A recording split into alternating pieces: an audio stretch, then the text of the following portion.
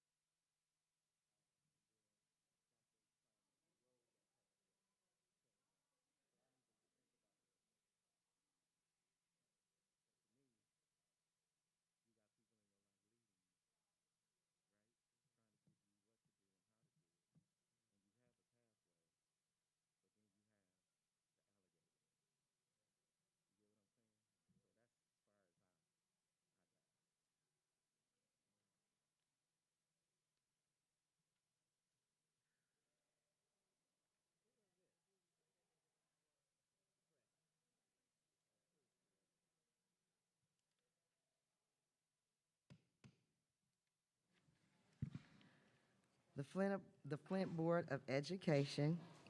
We will call this meeting to order. Today is Wednesday, October 12th, 2022. The time is now 6:31. Good evening. I would like to call the Flint Board of Education Committee of a Whole meeting to order at 6:31. Board members, as I call your name, please reply present for the record. Vice President Demolition. Present. Pastor Gilbert. Present. McIntyre. Hey, the speaker isn't on over here. McIntyre. Trustee McIntyre. Present. Secretary Booth. Ms. McNeil. And myself, Carol McIntosh, is present. Board members absent is Linda Booth. Board members, I ask that you limit your questions and comments to 2 minutes for 2 rounds. Stick to the agenda items so that we can get through the agenda and make it to our meeting. At this time, we'll take comments from the public. The board will now hear the comments. We ask that you state the reason for addressing the board, and that you limit your remarks to 3 minutes on matters within the authority of the board, and not address individuals by name. The presiding officer of the board shall have the right to limit the number of persons who may address the board on the same subject. Please state your name and address first before speaking. And at this time, we'll hear from Nick Custer. Good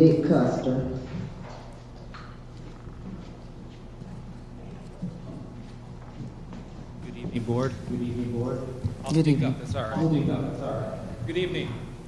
I am a lifelong resident of Crapo Street and the current Vice President of the Central Park Neighborhood Association. I am here to speak to action item 1118, the demolition and remediation of Central High School. I'm here to ask this board reconsider voting on this issue tonight for several reasons, not least of which is that the neighborhood association, the residents most directly affected by this demolition and long-term redevelopment of the site, have never been consulted, despite reaching out to every iteration of this board over the last 15 years.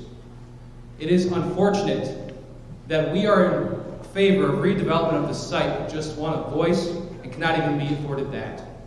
I'm asking that this board again move this vote to after the November election, also for the reason that a majority of your seats are up for election in this next term, and it is very, the timing is just, doesn't seem transparent, does not seem like you have the public's interest in mind. I understand this board currently has a surplus in their budget, and that may have influenced some of this thinking, but my understanding is that budget will continue through June of 2023, and there will be plenty of time to make this decision. I also do agree that Bernash is probably the most qualified bidder for this contract. What I don't understand is how you can move forward with a demolition plan with no publicly approved site plan. While I would support FCS redeveloping a high school for Flint, I don't support moving forward without a publicly approved, stated, or even moved forward plan in any way. I ask this board to please change your process to first share with the public what your plans are for the site before wholesale demolishing the 2 schools and the more than 100-foot chimney that currently exist on the site.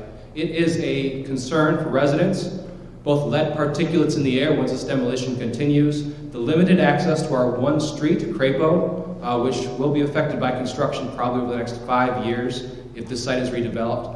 All we are asking is that you come and speak to the community about your plans and ask us what our input may be. We do have a neighborhood association meeting this Thursday at Walker Place at 6 p.m. and I would invite any of you to please attend and hear what the residents would like to do with the site before you move forward on any decision to demolish. Thank you. Next, we have Carrie Downs.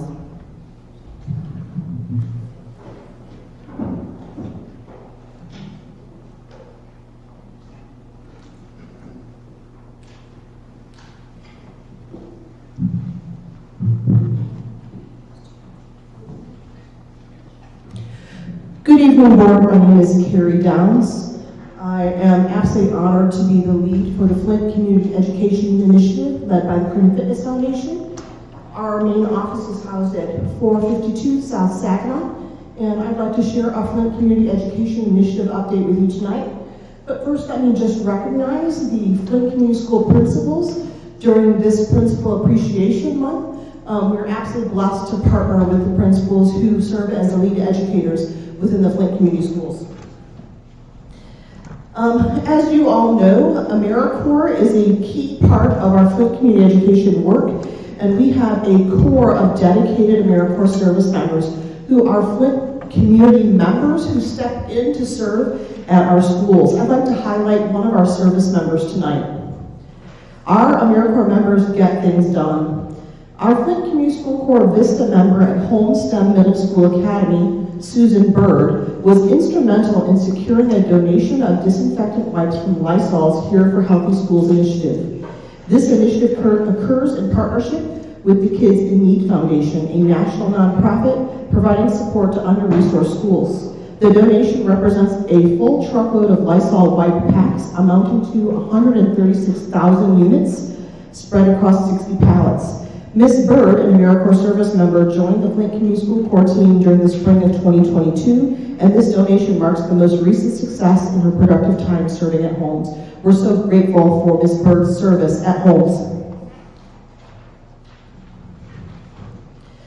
Additionally, I'd like to make sure that the Board of Education and any of the community members present today know that we host monthly partner meetings at every single one of the Flint community schools. These meetings are hosted by the community school director in collaboration with the principal, and it's the best opportunity for partners to connect with the schools if they're interested in providing programs, opportunities, or services. You can connect with your community school director by visiting our website, flintcommunityed.org. Also, we'd like to honor our community health workers who've been serving in the schools. Our community health workers serve on behalf of the Genesee Health Plan, alongside the community school directors at all of our school buildings. Community health workers connect families to valuable medical and public health resources, in addition to completing health assessments for families to identify key areas of support. The resulting data is disaggregated in a dashboard which is available on Flint CI's website for any partner to utilize. Again, it's de-identified, but partners could access that information on flintcommunityed.org. Additionally, we'd like to say thank you to the volunteers who served at Southwestern Classical Academy. The General Motors student team completed a wonderful service project to beautify the school courtyard and main entrance of Southwestern. Student volunteers worked to improve the irrigation system for the school's landscaping, and they planted 30 bushes at the front entrance. In addition, the community education team leveraged donations of mulch to supply the project. Thank you so much, Board. Also, so you know, I've handed Ms. Beard a handout. I know oftentimes you're looking for ways for community members to participate. We've gotten some fantastic results from our Success Mentoring program. This red card is that information if you'd like to share that with a partner or a community member who'd like to volunteer at the schools. Thank you so much. Josie Lucas.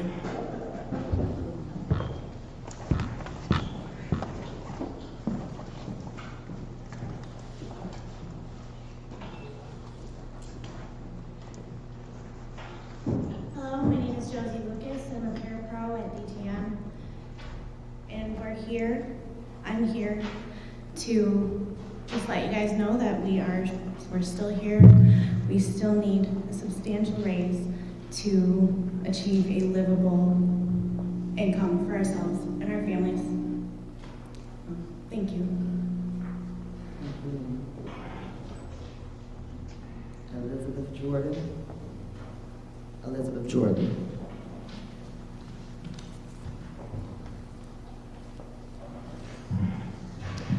Good evening, board members, and thank you for the opportunity to address you this evening. My name is Elizabeth Jordan, and I am a resident of the city of Flint.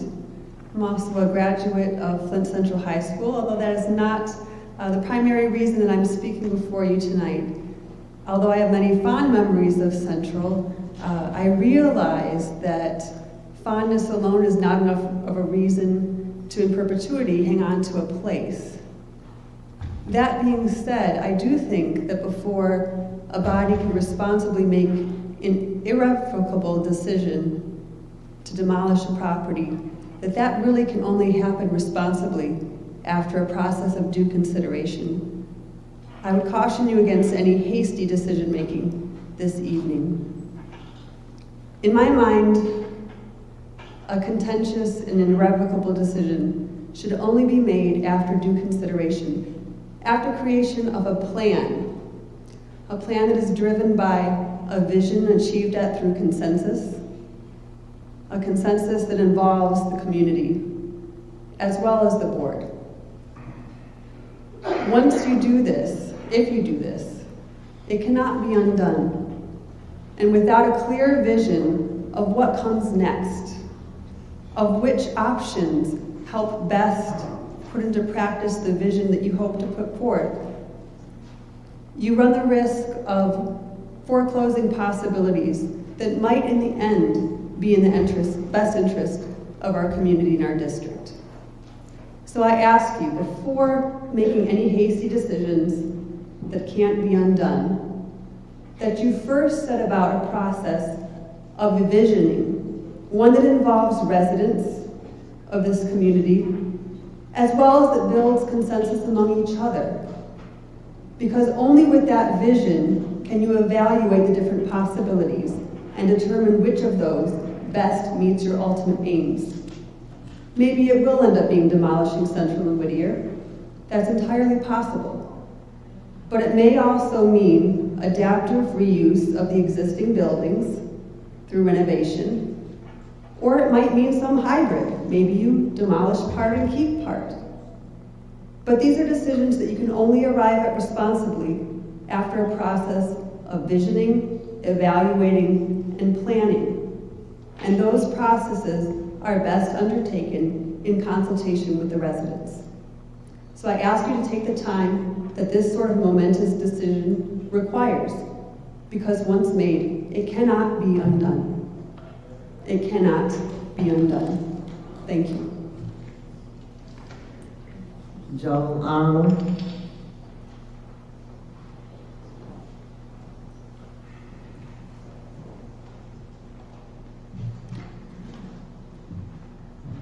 Good evening, school board.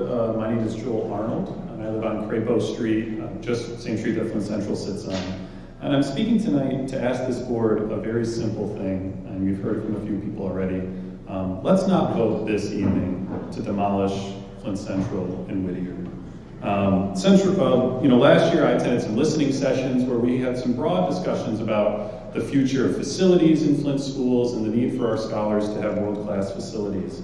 It's been my belief that two things can be true: that kids in Flint deserve the best facilities anywhere in the world, and that potentially adaptive reuse of some of our existing school buildings can be part of bringing those world-class facilities to our community.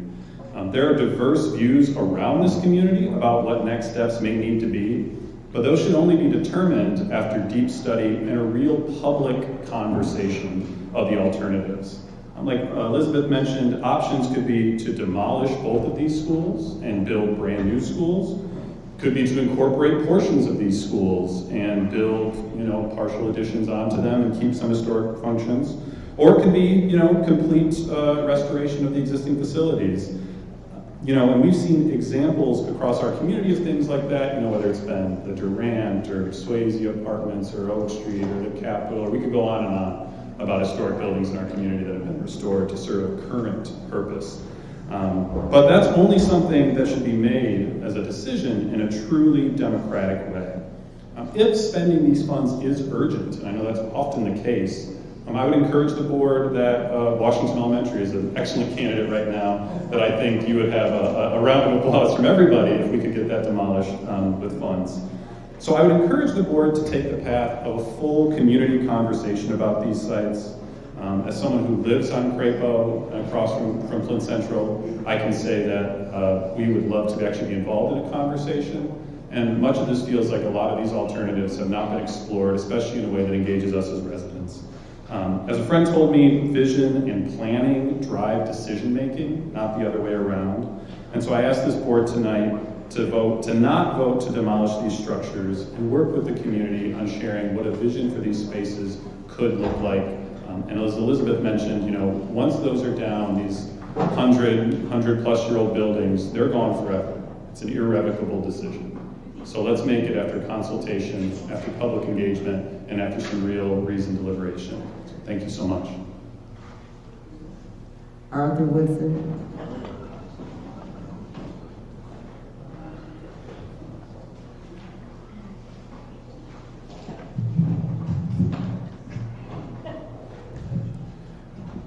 Arthur Woodson, this is funny to me. Y'all been having forums since COVID. Talking about MOUs, new high schools, demolishing high schools. You done had so many people in here from the cultural center area talking about how Central is an eyesore and you need to do something with it. Ms. Priestley, Councilwoman Priestley, she and I was talking. The land bank owned 67% of all the blighted property up in Flint. The county got $79 million in ARPA funds. We don't get a penny from that $16 million that we had to send over to the land bank to help them demolish all their property. But they got issues. They got issues with us. They put all that money after they sell that property in the county coffers. But Flint has not gave y'all one dime to tear down any of these schools, but they will give it to the county. They didn't give the school district one dime from their $99 million.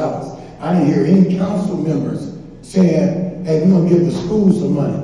Y'all have ESSER funds, and you have to use those soon. You have to hurry up and use them. Everybody knows that you all wanted to build a new high school over in the Central area. Come on, man. All this that's going on, what they're trying to do is wait it out so that they can put their people in there and do the schools the way that they want to do the schools, because they hoping that 5 slate pass through and they have somebody that they can, 4 votes, that can help not own all the schools, man. Don't play with me, man. We know what's going on. We know what's going on. Hurry up and sell that school tonight. Or demolish that school tonight. Hurry up and sell the rest of the schools. Because when they get in there, they're going to do something that we're not going to like. They already tried to take the school district back in 2013, along with our water department. But what happened, we got poisoned in April 25th, 2014, and it slowed down their takeover. So now they have a mayor. They're trying to get a slate in here so that they can take our city again. Don't let that happen. Demolish the school. Build a high school. Bring those 10,000 kids back when they shut down those 11 schools back in 2013. 8 of them was on the north side and 10,000 kids left our district. And now we're down to 3,000 with a $77 million budget. Tear those schools down so we can build our budget back up also. Thank you.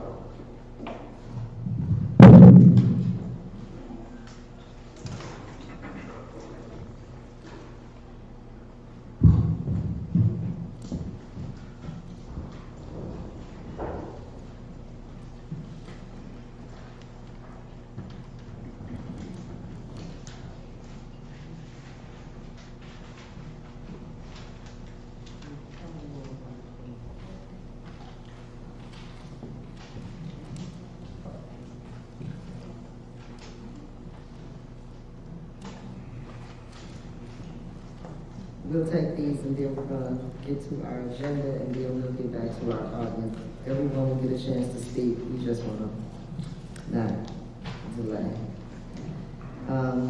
Ms. Camilla Johnson.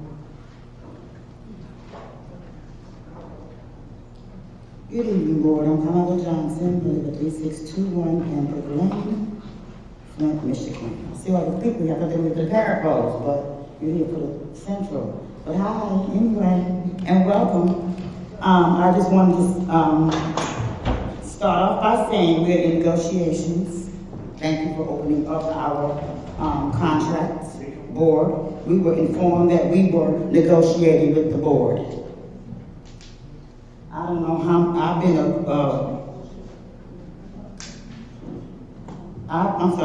a board union president, and I've been on the negotiation team for over 15 years. We've always negotiated with the district. However, we were told we were negotiating with the board, so here I am addressing the board once again. We have submitted 2 proposals, and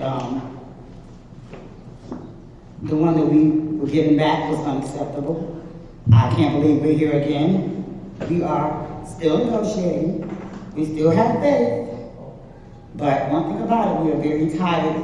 Our people are getting really, really tired.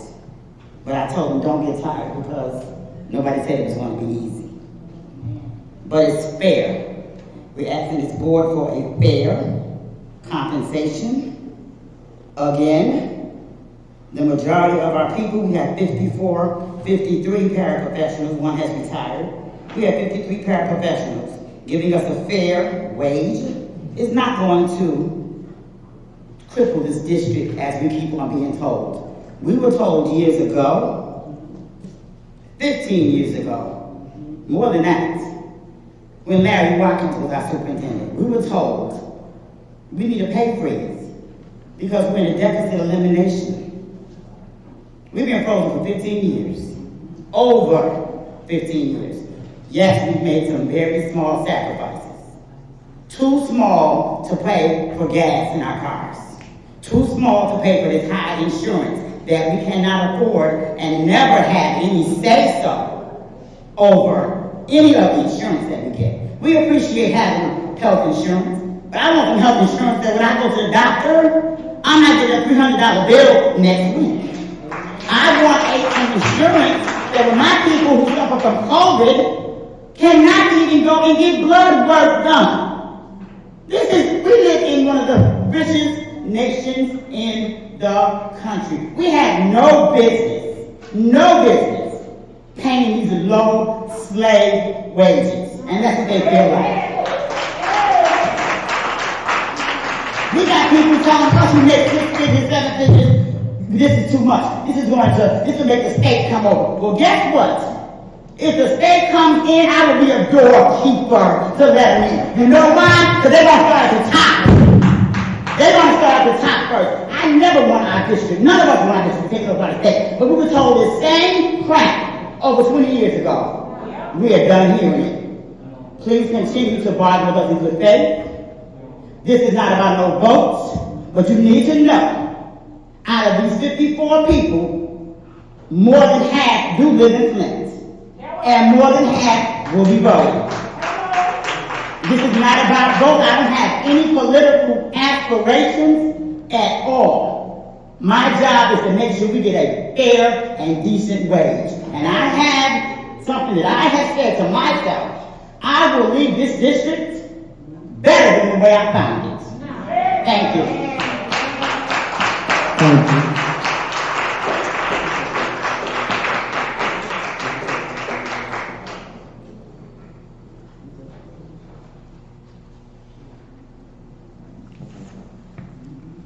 Kate Surface.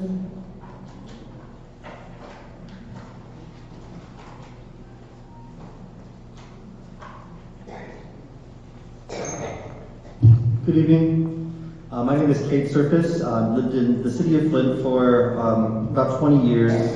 And I remember that the envy that I felt when my grandfather and uncles would proudly take me to Crapo Street to see their old schools. I know that for so many terrible reasons, my peers in Flint schools were not always offered the same privileges as I was, and I have, but their schools always seemed like palaces of learning, and their connection to a longer arc of our history was something that my 70s era suburban school a school that was built by and for people fleeing the adversity of Flint, including, I'm ashamed to say, my own family, that school could not offer. I am in agreement that our students, that my neighbors deserve schools that are secure, healthy, and of the highest quality. While we can and perhaps should offer new buildings, if we vote to lose Central, you will take away some things that you will not be able to provide again. Instead, we'll push forward a narrative that Flint and our history is unsalvageable, and it can only be made possible by destroying and ignoring the difficulties of our long and tumultuous history.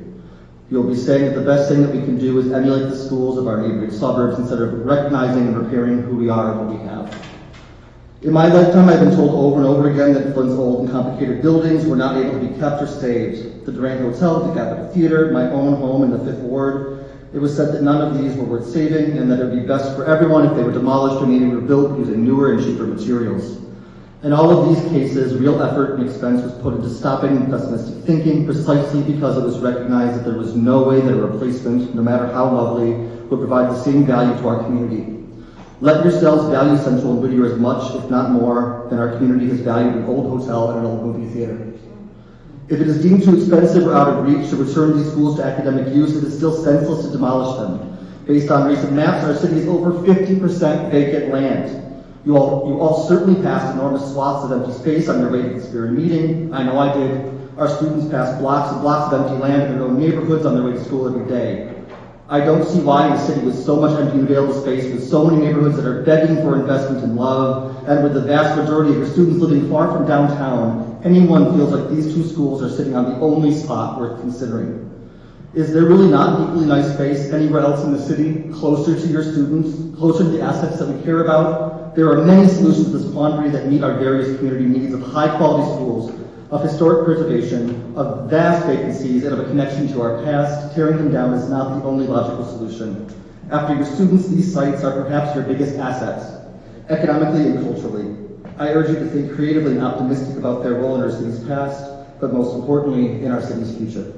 Thank you. Chaz Lowry.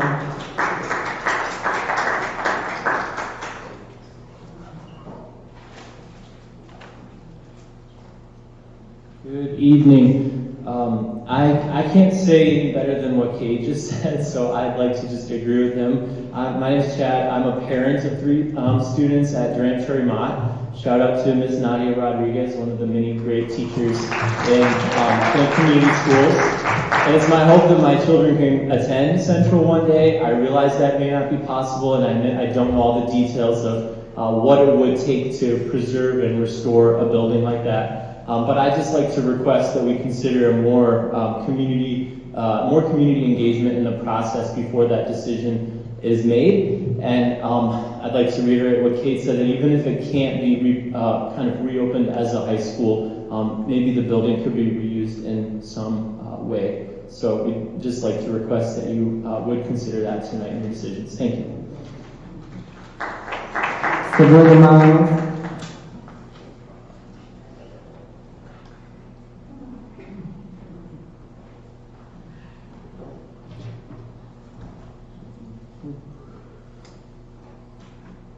Good evening, my name is Sabrina Miles.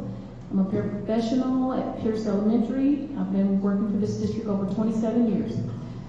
Tonight, I'd like to read to you the definition of oppression. Prolonged, cruel, or unjust treatment or control.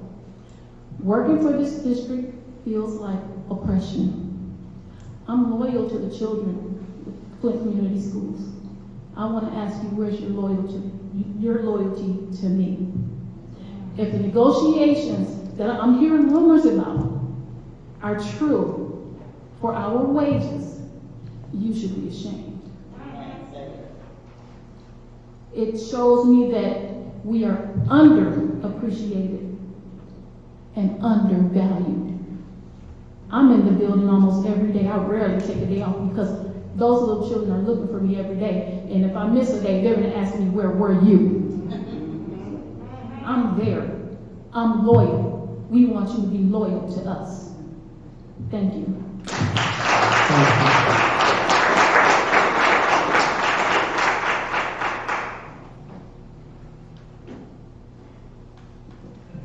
Thank you. Let's proceed with our agenda.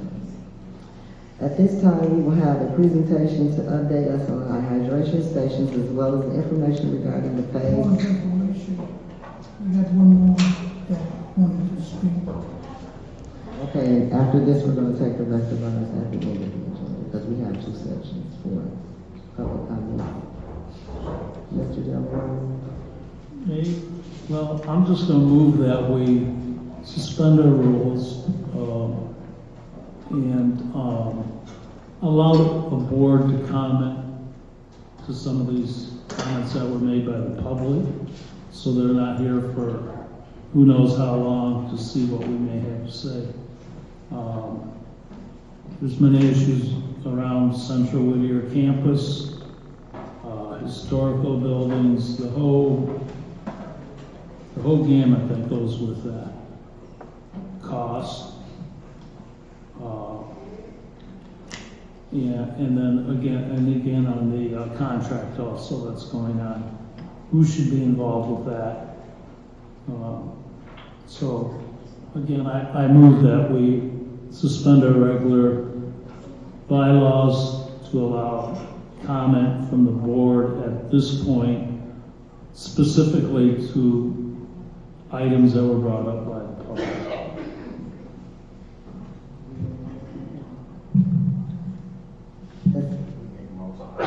Yes, there's a motion.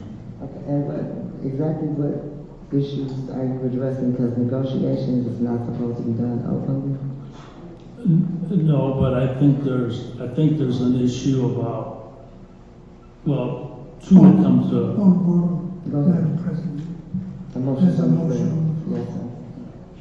Waiting for a second. Yeah. Then we can discuss. Did you ask for a second? Is there a second? Yes, I second the motion. Okay, it's been moved and properly seconded. Is there any discussion concerning the motion? Yes, so the intent of my motion is to simply, for the board members, to have an opportunity to comment on issues only that were brought up by the public. We don't want to get off into tangents or the agenda or anything like that, and address some of the issues that they brought up. Central contract with paraprofessionals, and I think there were some other things. We have a meeting going on tomorrow, one area.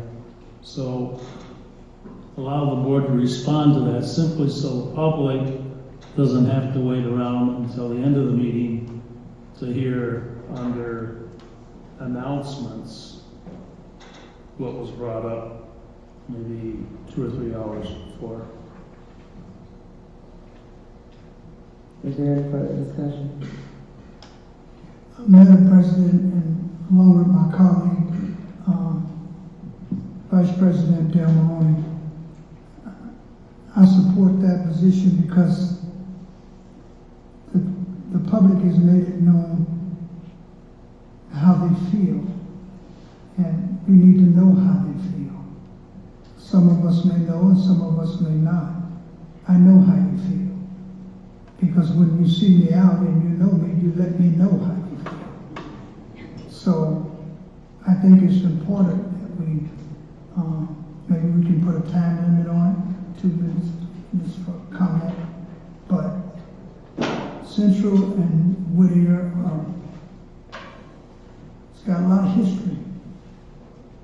It's probably got more history than every one of us in this room, because those buildings was probably, Central was built in 1919 or whatever.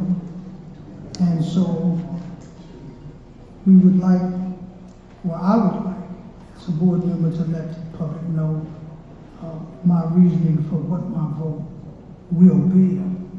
I think that's important, and I think it was Ms. Jordan said that, you know, myself personally, I'm not concerned about votes.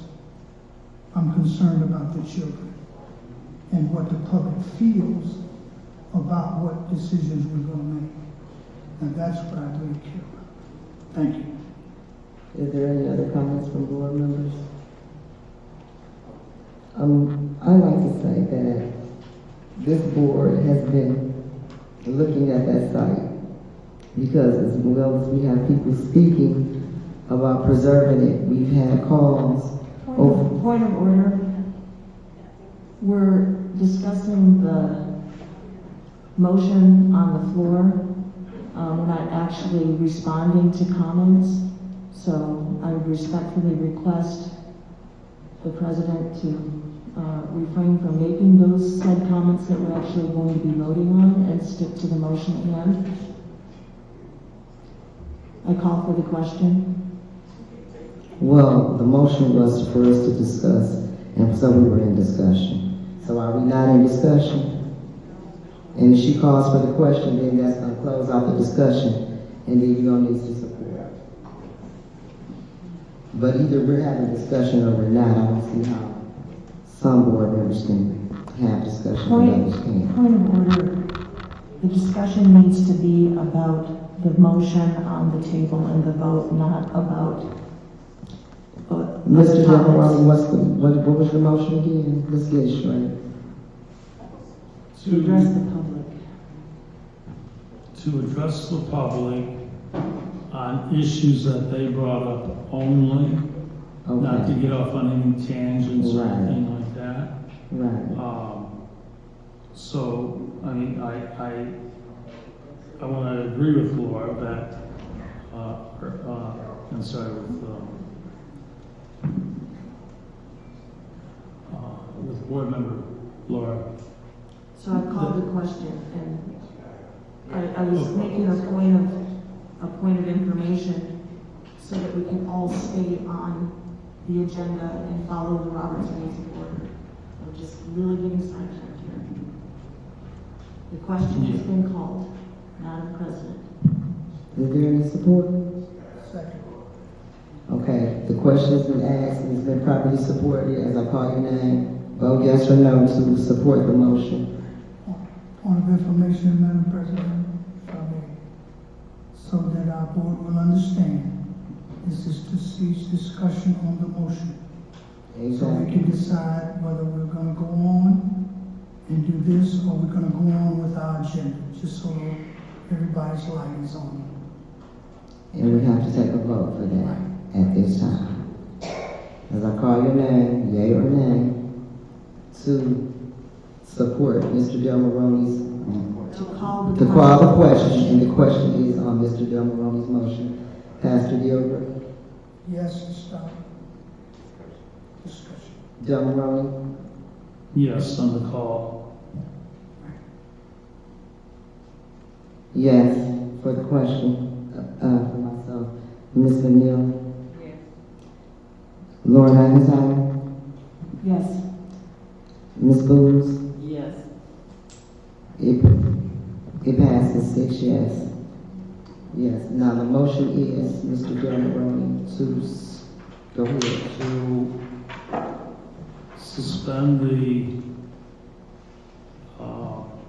To suspend our bylaws to allow for the board to respond to comments that have just been made by the public and to respond only to those comments. Okay. So now we have to vote on that, right? As I call your name, I'll be asking you yea to support the motion or nay not to support the motion. Pastor Gilbert? Yes. Mr. Del Moroni? Yes. Myself, Carol McIntosh, yes. Joyce McNeil? Yes. Laura McIntyre? Yes. Linda Booth? Yes. The motion passes 6 yes, no. Is there any board members that would like to address the public concerning the comments that were made? Stephen? Okay, we still have people to, and Stephen, we're asking for a 2-minute. Point of information, we didn't put a time limit on it. It was discussed, it was not put into the motion. If there's going to be a time Is there any other board members? Madam President. Yes, Pastor. By way of point of information, my colleague is correct. Once you suspend the rules, Yes. you see, Yes. now if we want to put a motion to put some limits on that, we can do that. But once you suspend the rules, then we have to be courteous and respectful of one another. And Gilbert and Del Maloney won't do all the talking. So, because we will do all the talking if we got to. We'll do that. Thank you. Are there any other board members that choose to address the topics that were discussed by the public? Laura McIntyre. Just a point of information, are those more people that want to speak? This is. Okay, I don't know, should we let them speak? Well, you asked for the question, you asked to suspend the Okay. rules, you just said let them speak, and you suspended the rules. So now, Laura McIntyre. So, I would like to address what's been brought up by the public, and I will keep this as short as possible and as germane as possible. So there's two things that I'd like to address. The first is the demolition of the central property, and the second is the wages for SEIU for the paraprofessionals. The first, we as a board have not gotten any communications from our board president since she, for lack of a better word, took office. Naturally. We have not gotten any emails, any communication. There have been no subcommittee meetings. The bylaws have not been followed. Procedure has not been Point of followed. information, this is not anything that the public has brought up. We said we were sticking to information and items that the public mentioned, not personal Point of attacks. information, this is germane to the topic. It is. No, it's not. It is. So we did not get an agenda until 5 o'clock Friday afternoon, which showed that there would be on this meeting the demolition or the talk to discuss the demolition. So you are as surprised as I am Point of that this is information. Point of information. You are off topic. I'm talking about central demolition. No, and you're that talking is agenda about, item. you're talking about, I haven't sent emails and was in a meeting. Now I'm talking about central agenda, the demolition central as an agenda item. That is what the public is talking about. I am addressing it. We were not informed. We were not, you think you weren't involved in the conversation? The community didn't have a conversation? The board didn't have a conversation. So as far as I'm concerned, this is an illegitimate agenda item. This was not brought up in any subcommittee. We've had no discussion. The community certainly hasn't any input, and you know how I feel about that. It's been on record for the 2 years I've been on the board that I value open transparency and having everything in an open meeting out to the public. So I am opposed to this even being an agenda item. I don't know where it came from. The question you need to ask as the public is who put it on here and why? Because it wasn't the board. This is not, the board acts as a whole.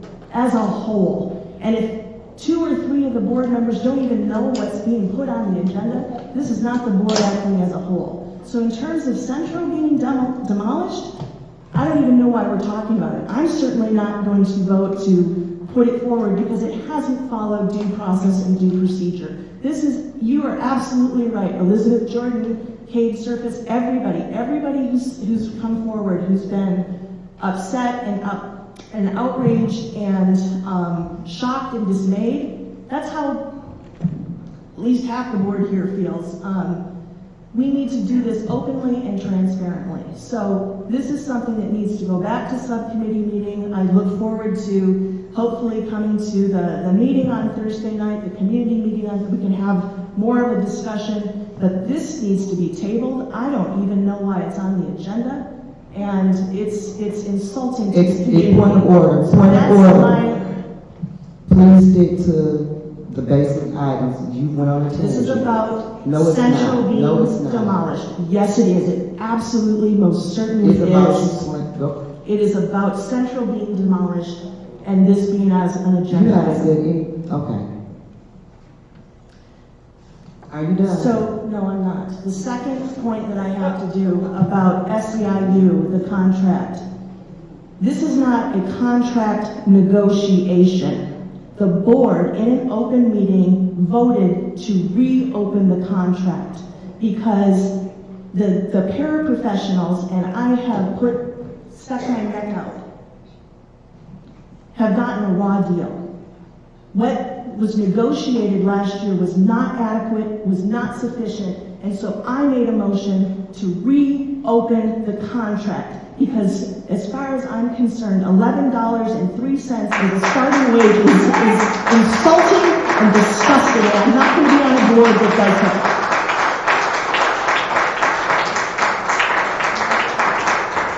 Now, I can tell you with absolute certainty that this board member, remember, we have to act as a body, and we have a negotiating team, which I am on the negotiating team, but I'm the only board member who's shown up to that.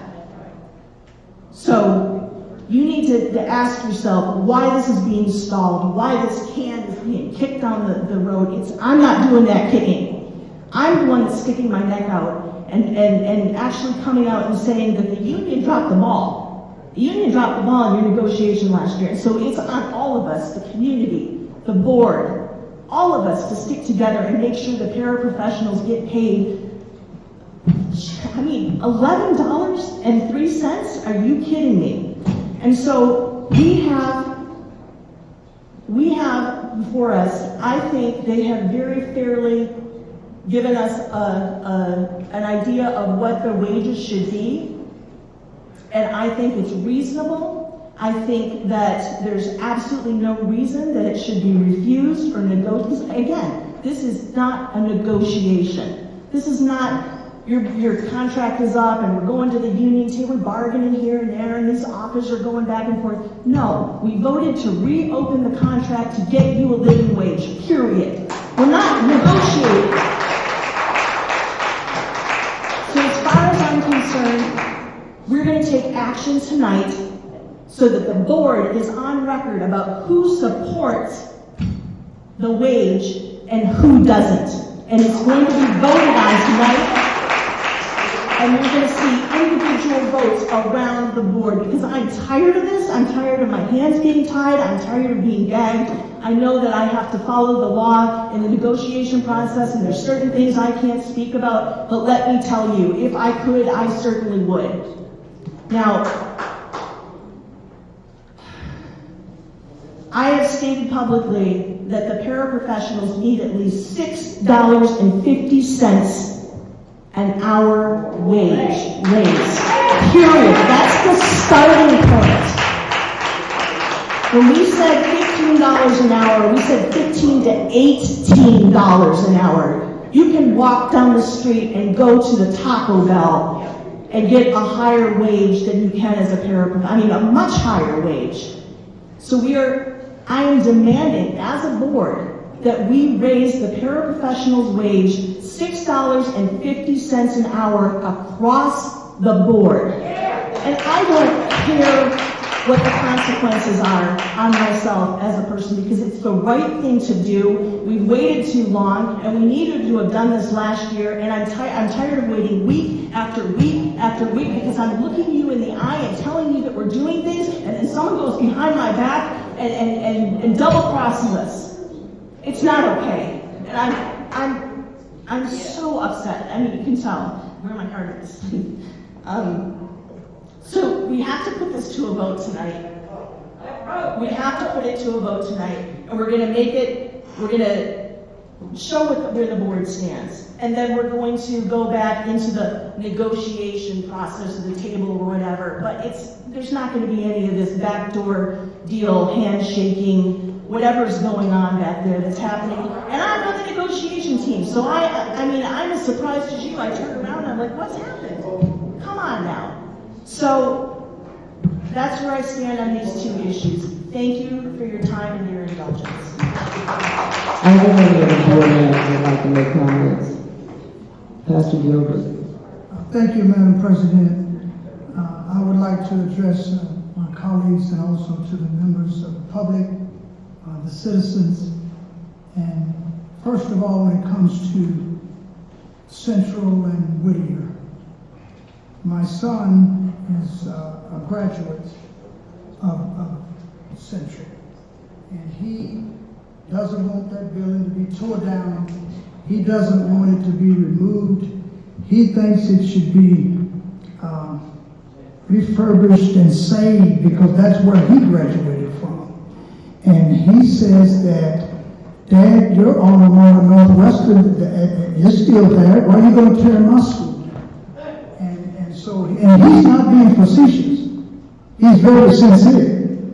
So I told him, I said, well, son, it sort of goes this way. He says, and you got to stop them from tearing the school down. That's what he told me. I said, well, son, first of all, I can't stop. I can hardly get you to cut the grass on the avenue, so what makes you think that I can stop somebody to do it from turning Central down? I said, that's a bold decision. That's what it will be. It won't be your dad's decision. I said, I will have a vote and I will vote. He said, well, when are you going to vote, Dad? I said, I'm not going to tell you. Watch on YouTube and we'll find out. And so, I think I understand how you feel about Central and what you want to see, especially for those that live over there in that area and have lived there a long time. But these are difficult decisions that have to be made. And I too believe that there is something afoot. I don't know what it is. I can't put my finger on it. And I have stopped trying to figure it all out because it'll come out. It will, sooner or later. The light's going to be shined on the darkness. But the children deserve the best that we can possibly afford to make sure that they get. And so I am for new schools. That's what I want to see. That's what I want to see. That's what I want to see as a board member. I don't know what that looks like. But I think it was one public comment that said that our children deserves the best for the best schools for the best students. And that's the way I look at it. And I think that our employees in the district that have made the greatest sacrifice ought to be rewarded the greatest. That's just the way I look at it. Maybe I'm a little older now and I look at things a little bit different. It's not about Gilbert. It's just not about me. It's about those that are coming behind me, that are still in the fire, in the work. And the parapros, I never understood what it meant. But the more that I inquired and asked and received phone calls and emails from former teachers, and they may have been parapros, I don't even know how they got my email, but they got it. And they let me know how they felt. I haven't forgotten that. And I think it is awfully sad that those that have made the greatest sacrifice, the longest sacrifice, thank you, they seem to be the ones to be the most mistreated.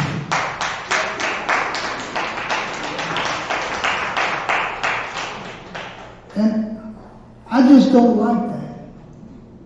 I just don't like it. I don't know what those negotiations will turn out to be, but I do know I'm on the negotiating team as well. But I do know this, that my granddaughter is a student at DTM in Mrs. Alexander Jones's class. As I guess she's a kindergarten or pre-K or whatever she is, I don't know.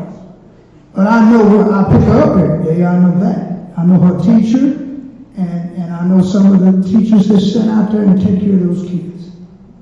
And those hall monitors or whatever they are. And I know the parapros are critical to our children's education. Because the parapros seem to be able to touch a space in our students' lives, especially at a young age, that even the teachers can't touch. I know about it. Because people have explained to me, they said, Pastor Gilbert, you don't know what we do. You think you know. So all that I'm saying is somehow or another it's connected. The schools, Central, Whittier, and the parapros. If I could, I'd give you $30 an hour. And I know you would take it. You deserve more than we can give you. But we have to do it openly, transparently. It has to be consistent. You deserve a raise. You deserve, I don't know, 15. If 15 is the place to start, then start there and move forward. I do agree with my colleague on that much. I don't know what that'll look like. 0 to 5 years, $16.50 an hour, $17.50. I don't know. But I do know that $11.28 an hour, with all that you do and have done for 15 years, is just unjust and it's unfair. You deserve better, and it's up to us as the board to make sure that it's done properly, it's done in a fiscal way, but it's done right. And who's to blame for this? I don't care who the blame is. We can fix it now, we can do better now, and we must do better. We can. So that's my position on the parapros. I know how important that you are to our children's lives. And then in closing, I would say that Central and Whittier, where they're at, with the library and the development over there, and the administration building being over there, the college culture area, whether we like it or not, it has a history in our city. That's just the way it is. And we need to be able to put our city front and center in every good way and positive way we possibly can. And if that means an education facility there on that property, if it's demolished or if it's not, and in my mind, the decision to demolish it or to leave it there and repair it in some way, which I don't think it can be done, but I'm a preacher, I'm not an engineer, I'm not an architect. I don't know about building products. So that's just my opinion. But what is going to work and what is right for our children and the teachers, the parapros, and their families?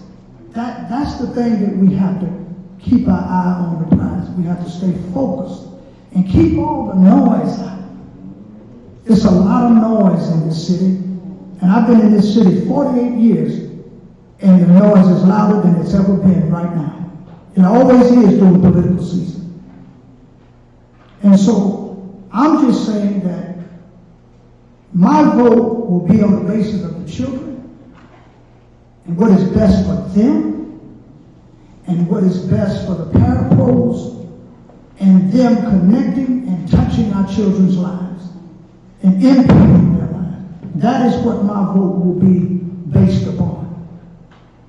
I will continue to repeat it. I shall repeat it everywhere I go.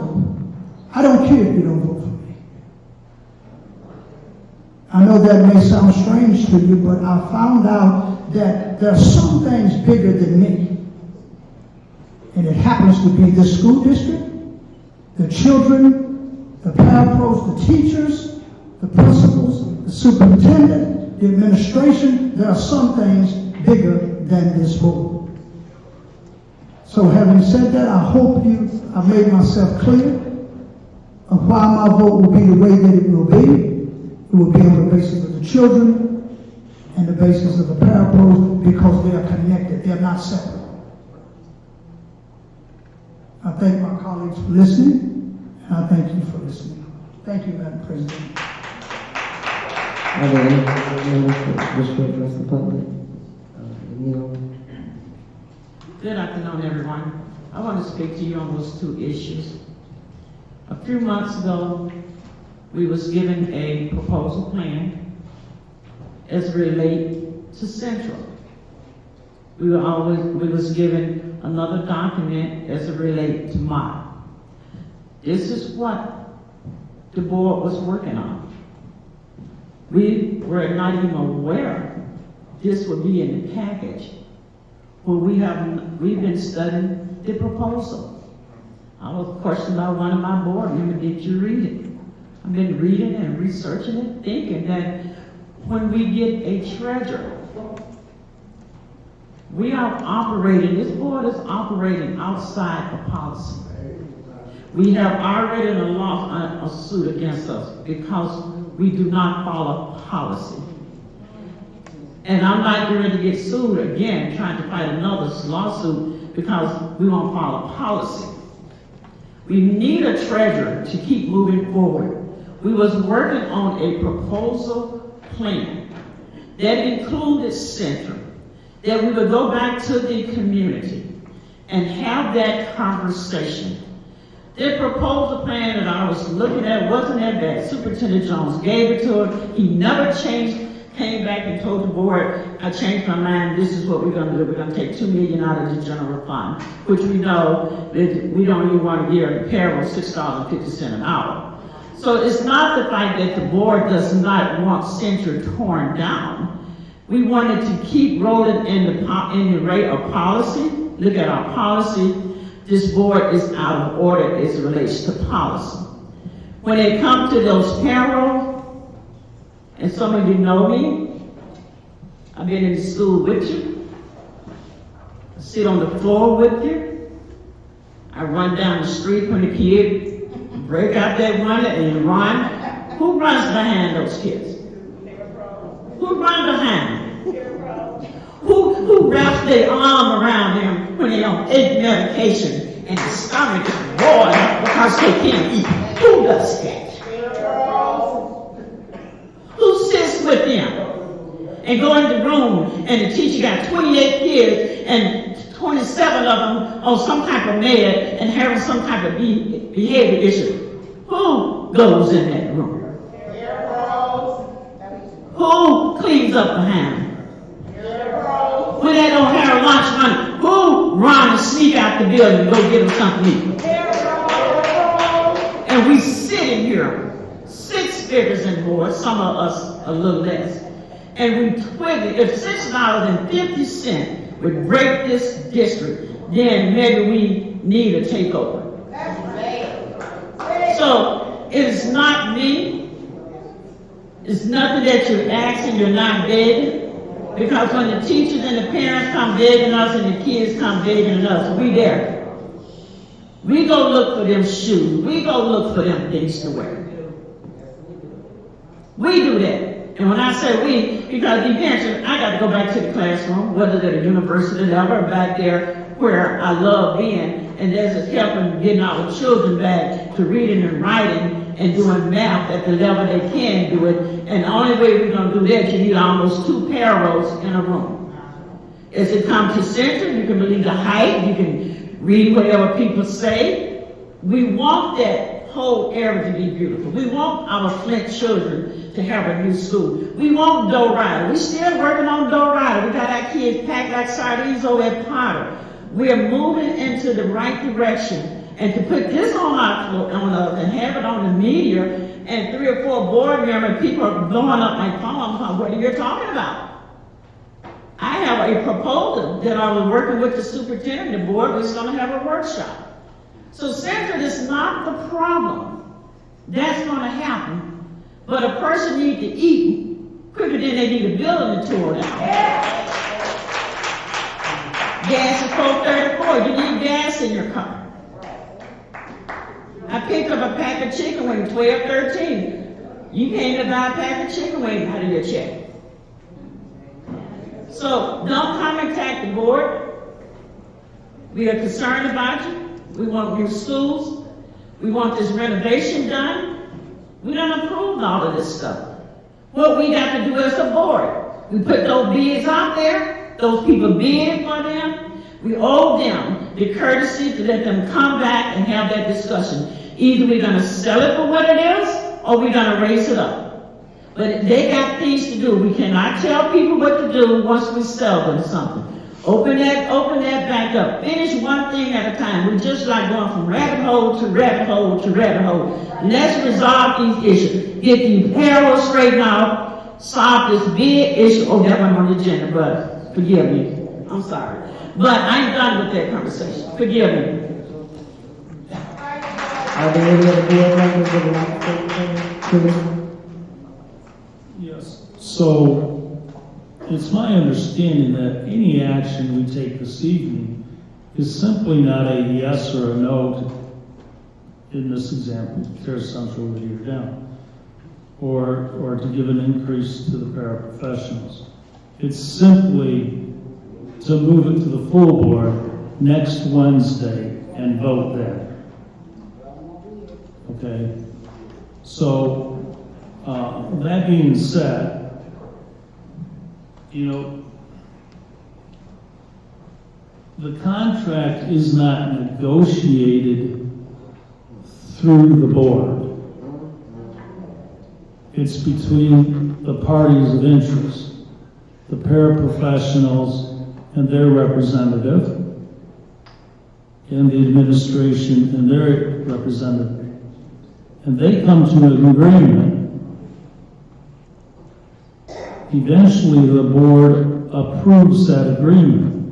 But before all that happens, the paraprofessionals get to vote on the very contract that was negotiated between the union, their representative, and the administration.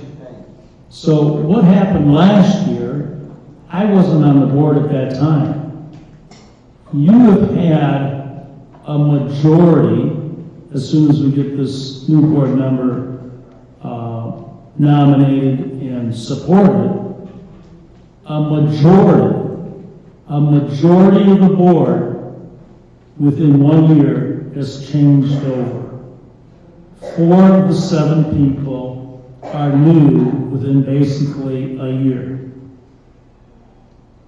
Now, all that being said, if it was a bad contract last year, if the wage amount from last year was not enough, not sufficient, not a living wage, there are many opportunities for that to be voted down. The union could have simply not accepted it. The administration could have not accepted it. The paraprofessionals could have said, no, we will not accept that contract. Union, go back to the table. This is what we need. Now keep in mind, when you open a contract up, or any part of it, in this case, it's a part of it, of the wages, you might end up receiving less money. Because the administration will, you know, I've been a union member for, almost 50 years, 1976. And I've always worn the union hat. In this position, though, I have to kind of move that hat a little bit. Because now I'm on the side, or in a position where I have to agree to the contract or not and cast my vote. I'm wondering why there is not a cost of living allowance in the contract. I mean, that's something, as a union official, I would want. That's something, as a member, I would want. So now in these times of high inflation, your wages would simply automatically adjust up. And when I worked under a contract, it was like that. Every 3 months, you would end up getting somewhat of a raise because inflation went up. So there are many opportunities by many people to simply say no to last year's contract. I'm not sure when the contract reopens, the full contract, but that should be simply one should consider. The administration in this part, and I will be asking for a total cost of the contract. Because when you say $6.50 an hour as a raise, there are many things that involve that. And it's not just $6.50 an hour, it includes when you go out on sick leave, when you take vacation time, it involves retirement and pension, and how much is contributed to that. So it's not just $6.50. So in my fiduciary duty here on the board, I'm going to be asking for the full cost of this new contract. I don't want to hear just $6.50 because I know it's not that amount. Unless you tell me, well, that's the full cost, $6.50 an hour, but I know it isn't, it can't be. Because it'll be different for different people at different levels. But I don't know how many paraprofessionals are at the lower rate right now. I'll be asking that question. Those questions need to be asked at the board. And for someone to say or infer that, well, we have to give them a living wage. And I say we have to maintain the district. Because when the money runs out, what job is there to go to? Because the district will be gone. It'll be taken over. There won't be any negotiations at that point. It'll be what they say. So, there are many questions to be asked. All have to be answered. I certainly believe the paraprofessionals are not being paid well enough. But at the same time, you get to a point where now we have the teachers in line. And I don't know who comes before us next. And I'm going to say the teachers don't get paid well enough.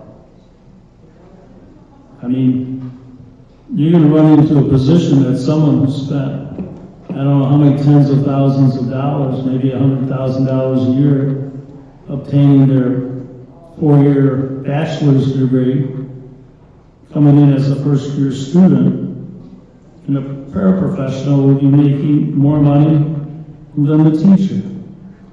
And I say that with all due respect to the paraprofessionals. But something's amiss here. And yes, you deserve more, but at the same time, we have to ask our question. We have to ask the question, can the district afford more? And I'll transition into Central Whittier. We've been told it will be near or at least $3 million to tear that campus down. Now that doesn't include asbestos or it does include asbestos, lead? Yeah, that's okay. Well, nonetheless, $3 million to tear Central down. Washington School should be much easier because it's burnt down, and sometimes you don't have to go through all that lead and asbestos abatement as stringent as you do with a structure that's still standing. Central, if any of you have looked at it, sometimes the building gets to the point where it's what's called functionally obsolete. There's too much cost to rehab it to what it was or what it should be now to make it viable. I think the facade, many people talk about that, might be worth saving. I've heard parts, keep part of the building, add on to it, whatever. I know when I first got on the board, I asked the question to get the cost to tear a building completely down, to rehab it, and then the third was to build new on the property. I don't know that we've gotten all those numbers, but if you look at Central and take time to drive around back there, you know, you've got an old welding building there. God knows what's in that building. I mean, we're talking about welding and what they used back in the 1930s and 40s. There's probably not a window that's not broken out. You'd be talking doors, heating, ventilation. You know, you got broken windows, you get water inside there, you got flooring. It would be an expensive project. I don't know the amount that it would cost. You know, can you save the facade and not use 3 stories? I don't know. Can you make it all handicap accessible? So those are the kind of questions. But, you know, the issue on Central too, I heard from people in the neighborhood there across the street. We used to call it East Village at one time. East Village magazine they had their offices there. There was a laundromat, a little grocery store. Very nice little community place to live. Many conveniences were there. Those things are gone now. But, so I've heard people that say tear it down, it's an eyesore. Others we've heard tonight, keep it up, all of it or part of it. I know we've torn historical buildings down back there. What was it? They were, I believe, the Durant homes back there behind Flint Institute of Music. They tore all those down but one. There's only one home back there now. Excuse me, you've suspended the bylaws. A lot of people are sitting here, including myself. You've just been repeating yourself over and over again. I think you said you were going to use 2 minutes, and that was almost an hour ago. So could we get to some point where we advance the meeting? Are you saying I've been talking for an hour? Almost. Me, myself. You more than anyone. Point of order. We're going to respect all the speakers. Everybody else had their hour, nobody said a word, so we suspended the bylaws. Go ahead, Mr. Dumbaroni, please don't be rude. So basically tonight we're not voting to tear anything down, keep anything up, rebuild anything, rehab it. It's a vote simply to move it to the meeting next week. And that's all I have to say. Ms. Bowles? Promise I'm gonna be brief. I'm not a big talker, I'm an action person. And I have attended Whittier way back when, and I ain't gonna say when because I can tell my age. But it was out of date then. And then later on, down the road, I ended up being a guest teacher at Whittier in 2004, actually. And my classroom was on the 4th floor. There were no elevators. They have a grain elevator, but it was for loading up furniture and books or materials to take from floor to floor. And the maintenance department used it, but there was no elevator to make it handicap accessible. The buildings are not handicap accessible. And they're old and out of date. Now I do support, I did get a lot of comments and calls from the community today. I mean, when the 6 o'clock news hit, it was on and popping. Even my home phone was ringing.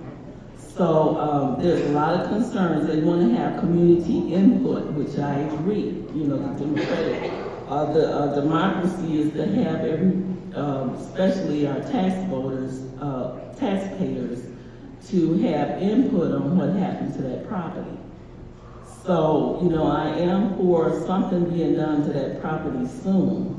and not to be delayed. I've only been on the board since March the 3rd, March 16th of this year. So I always let everybody know that. I wasn't here last year when a lot of this process probably should have been completed. A lot of things that we're doing now should have been, I feel, completed, or at least on its way and finalized. And also, I want to say to the parapros, I do support you 100%. You need an increase, because even working as a guest teacher, I didn't have a parapro, and I had like 30-something kids in the classroom.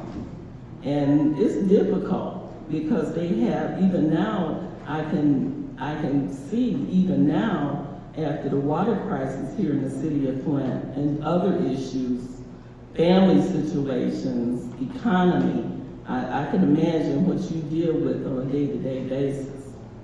So I'm here to support you 100%. I'm not on the negotiation committee, but I am on other committees. Okay, and thank you for coming out today.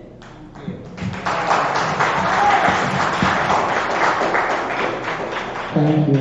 I'd just like to say, first of all, when we were voted in, when I was voted in for president the first time, the first thing I started trying to do was address Central in Whittier and to get a new school. And we discussed that extensively. We've looked at the money, and we didn't have the monies at the time.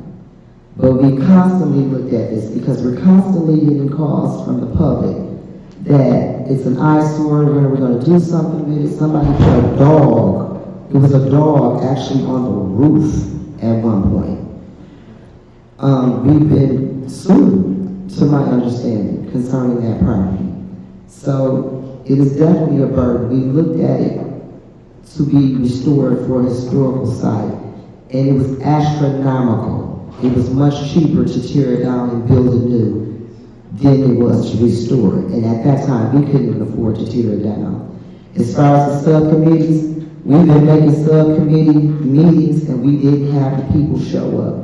As far as the negotiations for the parapros, or the negotiations, I was told that the negotiation was one day and it was the day before. And it could have been an honest mistake, but I'm letting you know what happened concerning the negotiations that I was supposed to be in. Thirdly, when we have people that are supposed to be negotiating in good faith say, I'm not even looking at the numbers, I don't care about the data, we're going to give them this, and not even looking at the money, and we have Ms. Tish Wolf over there truly looking into doing something feasible for our parapros, as well as keeping the district stabilized, because we don't want to tell you you're going to get $18 an hour next year and we're out of business. We want to pay you what we say we're going to pay you, and we want your community, your career to move forward in that agreement. We don't want to cripple the district promising something we don't have, but what I can tell you is if we would have had the help, the people we needed in that meeting Monday to discuss these building closings, then we could have saw where we could have had the extra dollars to give you better insurance and that money that you're talking about. But a negotiation is just that. We have to look at the money,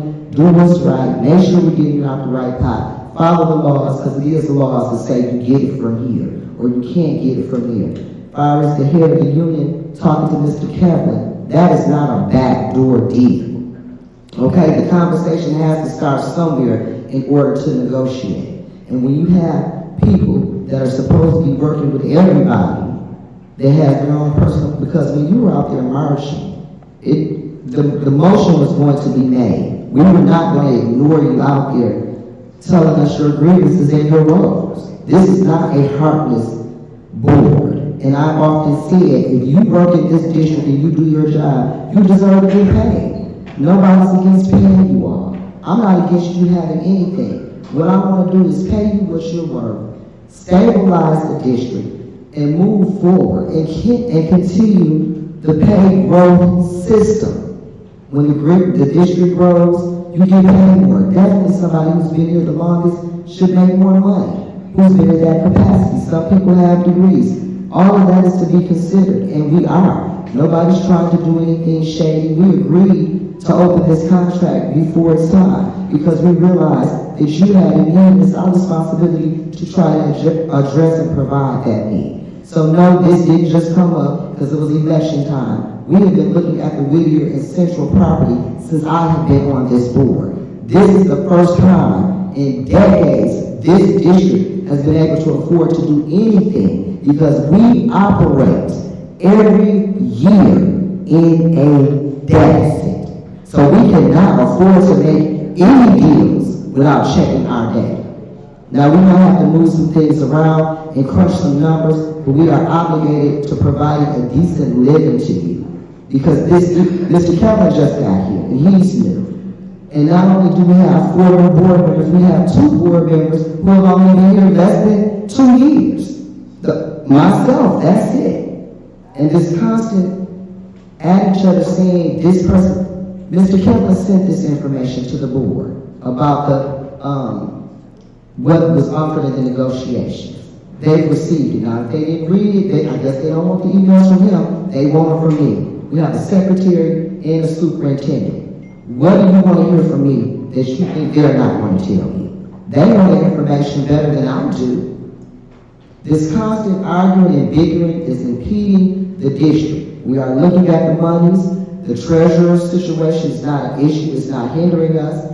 We are on top of our job and we are doing the work. If you don't come to the subcommittee meetings, no, you won't hear about it. And we have to put something on the agenda. This is what the people who showed up were working on. So we want it. Thank you.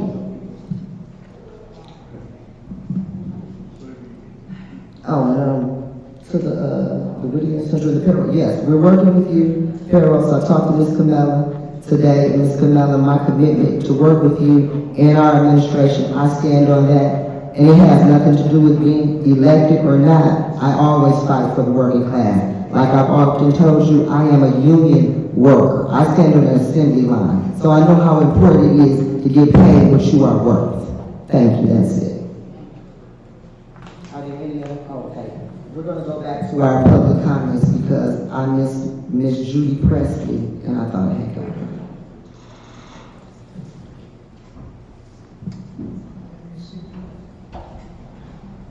Good afternoon, or evening now. My name is Judy Priestley. I live in Flint, lifelong resident for most of my life. I'm here to speak as representative of the fourth ward of the city, a place that holds Washington School. You're talking about tearing down the school that stands. What about a school that's already down? It's rubble. You got it up for sale, you got a bid, not taking action on it. What happens if it's sold? How long do they have before they tear it down? The fourth ward deserves better than this. And anybody who walks by that school should be ashamed of this board for allowing it to be like that for over a year. There's been at least 3 fires there. At least.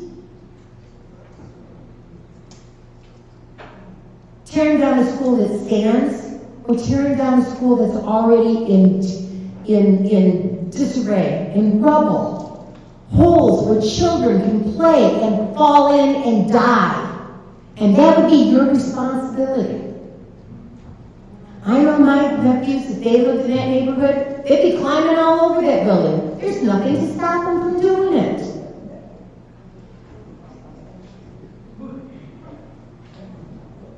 I care about this city. That's why I'm on the city council. You care about the city, or else you wouldn't be doing that. Because I know what it takes to be up there. And I know the abuse that you get from each other as well as members of community. But it's time to take care of your property. Washington School is your responsibility. Tear it down. Thank you.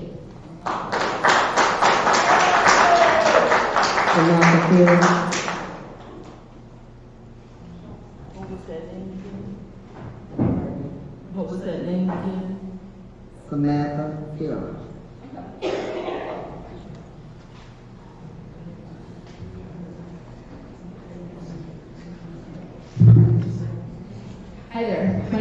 Samantha Farah, 2307 Calumet Street, Flint, Michigan.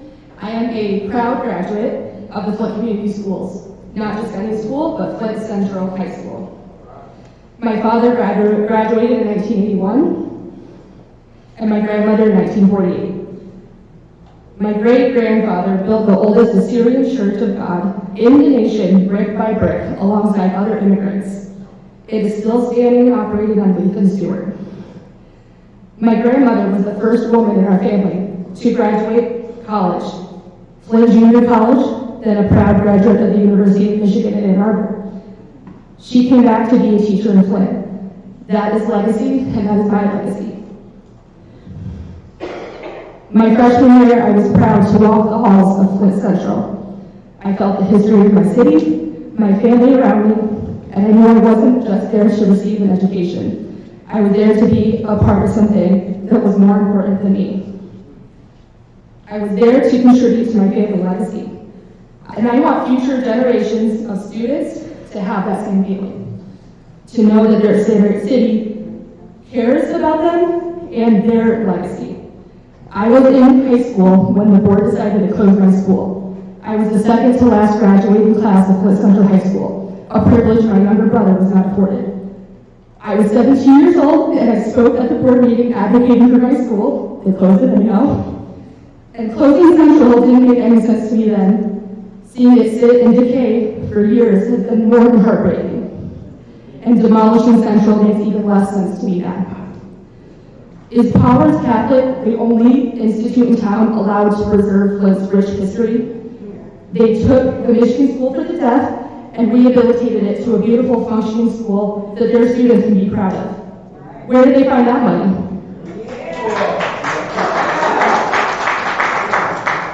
I want Flint to show this community and their students that they care about them, their history, and their legacy.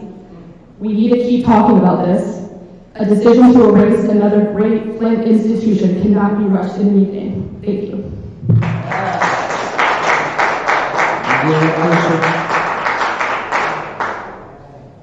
Gary Fisher.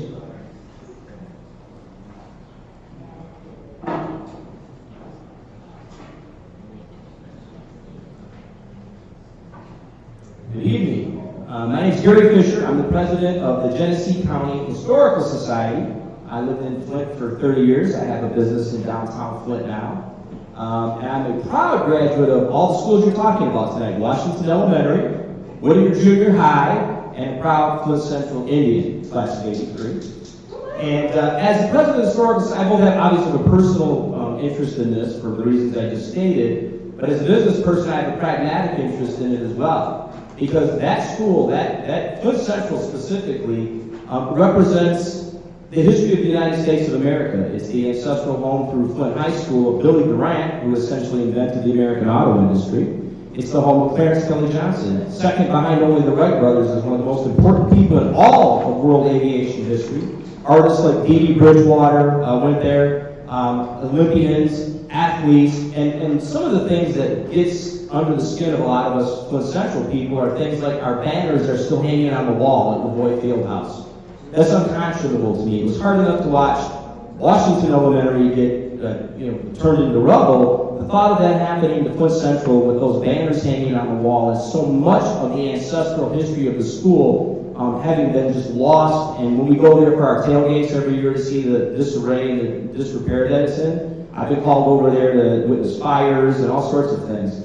And beyond that, it's the cultural history that we can offer to the kids in the schools. To let them know, and I tell people this whenever I speak about the Flint schools in my city, is that that's their history. That's their cultural heritage. That they need to understand what they are a part of and where they come from. And that a citadel, which is what I think of that school as being, that's provided so much to this country. Right across the board, Pulitzer Prize winner David Blaine wrote a seminal book about Frederick Douglass, just won the Pulitzer Prize for writing about 3 years ago. There's a Flint Central person. Arts, entertainment, movies, union movement, corporations, athletics, academics. Flint Central stands alone as one of the greatest institutions, not just in Flint history or Michigan history, but in all of American history. There's a reason people are so emotionally connected to this, and it's emotional on one side and pragmatic on the other. So I would encourage the board to do what I've heard mentioned tonight, and that's to consider both what the pragmatic thing is as well as what the right thing is. And sometimes they're the same thing, sometimes maybe they're not, but I think in this case they're very symmetrical. You've heard from the residents, they have an interest because they live there. You're hearing from someone right now who believes that it's a bigger story and it's a bigger cultural legacy than most of us have really considered. So I would encourage you and implore you to engage all of these audiences, all of these publics, all of the people who are a part of it, many of whom continue to live in Flint, some who have their kids in the Flint schools, and people from not only around the country, but around the world that are interested in the fate of the school, which makes them by default interested in the fate of our city and our community. And that's exactly what we want and need to be able to move this community forward. That's what built Flint. That's what propelled it into the country, the city that basically helped develop the arsenal of democracy, the union movement, the middle class, and I believe we can do it again if we all pull together. And I think I speak for lots of people around the world when I say, please consider all options before you decide to turn it into rubble and lose yet another rich piece of our cultural heritage. Thank you for the opportunity to speak.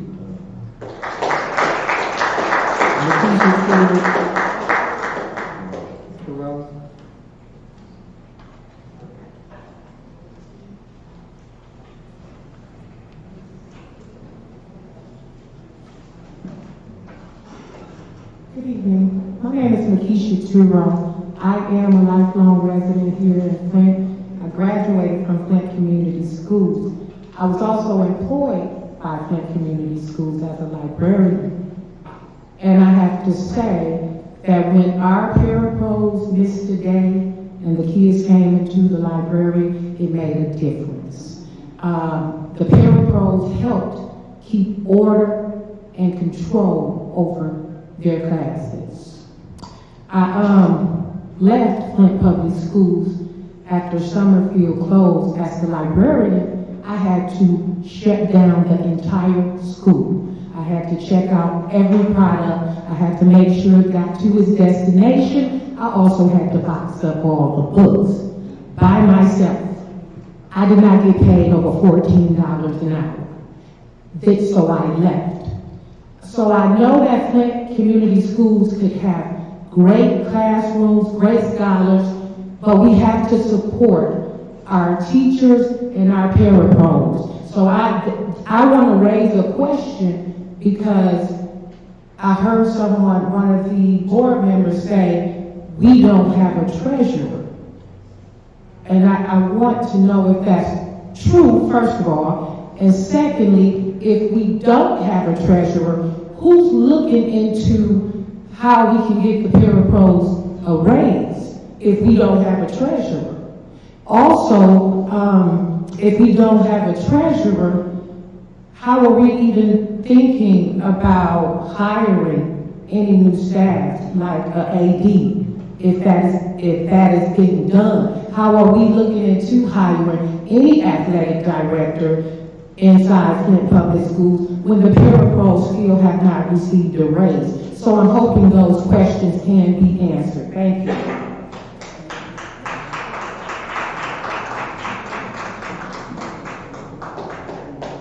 AC Lewis?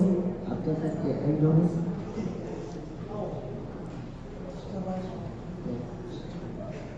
Last speaker. Good evening. My name is A.C. Dumas. I'm a lifelong resident of the city of Flint. Ms. Booth, I enjoyed you because I went to Leader. I know about Howard Hour. Y'all know who Howard Hour was? Y'all know who Mr. Robert was in the woodshed? I know history. I know on the north side of Flint, we don't have one functional school. What I care about Central being torn down and Weird being torn down is nothing. Tear it down. Build something new. I don't think history. Talking about history. What about our history? What about Northern? You don't remember what the Northern and Central? Maybe that was before some of y'all time. Now we don't have a Northern or North or Central. We got Raggedy Emerson School. Y'all know anything about Emerson? Yeah. How long has it been vacant? How long is the old Northern vacant and the new north of David.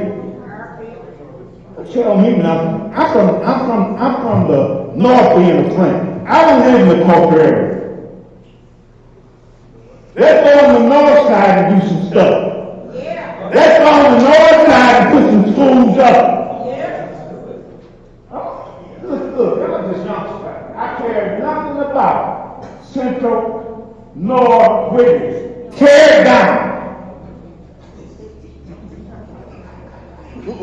Tear it down. Yes, it's election year, and I'm going to everybody I can out of office who got up and lied. If you lied and you hooked up with liars, I'm voting you out of office.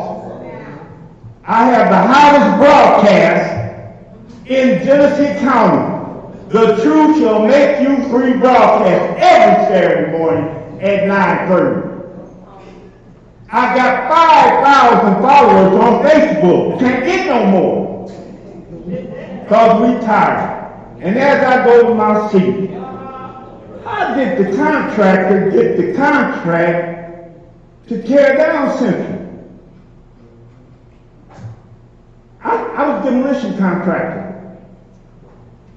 I didn't see the bids, the proposal, or maybe I missed it.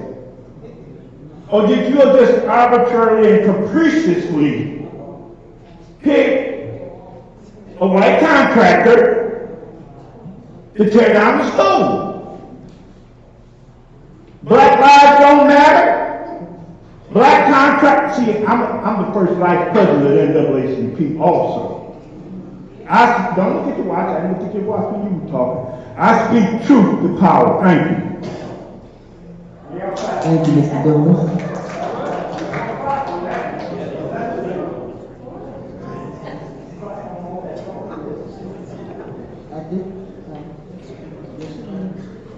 At this time, we will have a presentation to update us on the hydration station, as well as information regarding the Phase 1 National Science Foundation by Dr. Laura Sullivan. Please come to the stage.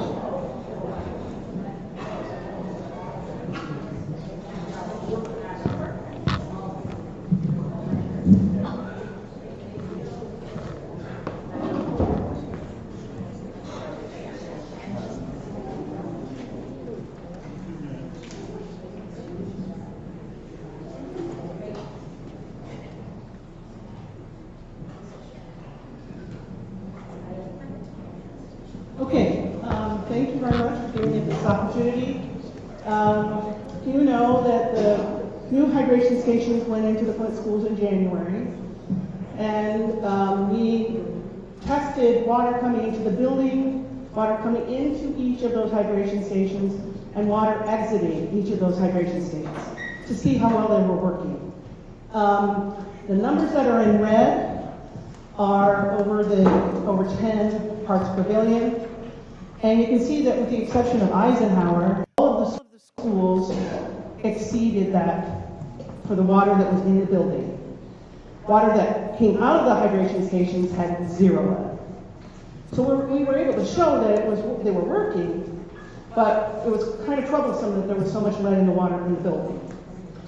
And so after 6 months, so that we gave them that much time to run, before we changed the filters, we repeated this. And the second time, this was all paid for by the University of Michigan, Ann Arbor, who is also working with me on this grant that I'm going to talk about in a moment. So here's how it looks now. And I use red arrows to indicate it's higher, and blue to indicate it's lower. And you can see that in many of those. Now these are averages and maximums, but in many cases, the maximum and average lead levels are lower. They're higher at Eisenhower, but you know, they were only 2 and now they're 4, so that's kind of a moot issue. So that all looks great, but again, we still have more than 10 parts per billion in the building. So we decided also to look at water coming into the school to see if it had lead in it. and that's the reason that we have lead in the building itself. And it didn't have any lead in it. So this is a little bit of a summary of what I just shared there. The quality of the water within the building is variable. Lead level of the water entering is non-detect, and so some place in the building lead is being added. High levels happen to be in the same places within each building. So just a reminder of how these hydration stations work. We have 3 barriers to toxic materials: activated carbon, which is kind of like what's in a Brita filter, and then a membrane, which is a smaller holes, so to speak, and then after that, ultraviolet light, in case there are any viruses or bacteria present. So this is brownout, measuring the water coming into the building, non-detectable lead. And yet, we still have a maximum level coming into a hydration station of 87 parts per billion. The average is about the same. Water leaving all of the hydration stations, in this case there's 4 in Brownell, is all at a non-detectable level of lead. Here's a map of Brownell School. The circles indicate the tests that were taken in January. The squares are the tests that we just took in July. A yellow marker indicates that it was less than 10 parts per billion. A red one indicates that it was more. And you can see near the gymnasium, it's consistently high. So what that means is this is an isolated situation that could be addressed. You could just stop taking water from that location because clearly something's adding lead. It's probably not lead pipe, it's probably lead solder, and a lot of it. But you know, you have plenty of other places that there are drinking fountains that we could use. Doyle Ryder. We did have a max of 170, now the maximum's only 26. Average is down, and there's half as many stations that exceed water, the water exceeds 10 parts per billion. Again, in the middle there, these levels are between 15 and 25 parts per billion, and they're consistent. Everywhere else, it's at close to non-detect. So again, this is a fixable problem. This is not a systemic problem, it's a location issue. Back in 2016, when the state finally moved to test water in schools, levels were hundreds and thousands of parts per billion. So the water coming in is better. The systemic water coming into the hydration stations is better, and thankfully, what we expected to be true, there's no detectable lead coming out of those drinking fountains. Here's a couple of other schools that just pulled the data. DTM, there's a location where in January the water had 180 parts per billion coming into the hydration station. It's still 98. ALA is building, you can see all of the hydration stations here. The water coming in is excessively high in lead. That's partly because when the state came through and replaced lead-bearing fixtures in the schools, they didn't do that here. So you might still have lead-bearing fixtures as well. But it's a fixable problem. So summary of that. Because there's a lot of instability, still in the system, I think it's wise for the school district to continue to change those filters every 6 months. And in the places where we're seeing high values, to evaluate the lead levels at those locations. I think it would be wise to consider doing something about those locations where there's lead in the water, shutting off those taps. My understanding is we might not be able to dig into those areas because of asbestos. Okay, leave it there, but just stop pulling water from that location. There's probably a lot of lead solder there. One of the questions the board asked and the teachers asked is how are these going to be monitored over time? And so Dr. Love at University of Michigan, Ann Arbor, and I wrote a grant to the National Science Foundation, a grant proposal, for a grant called the Civic Innovation Challenge.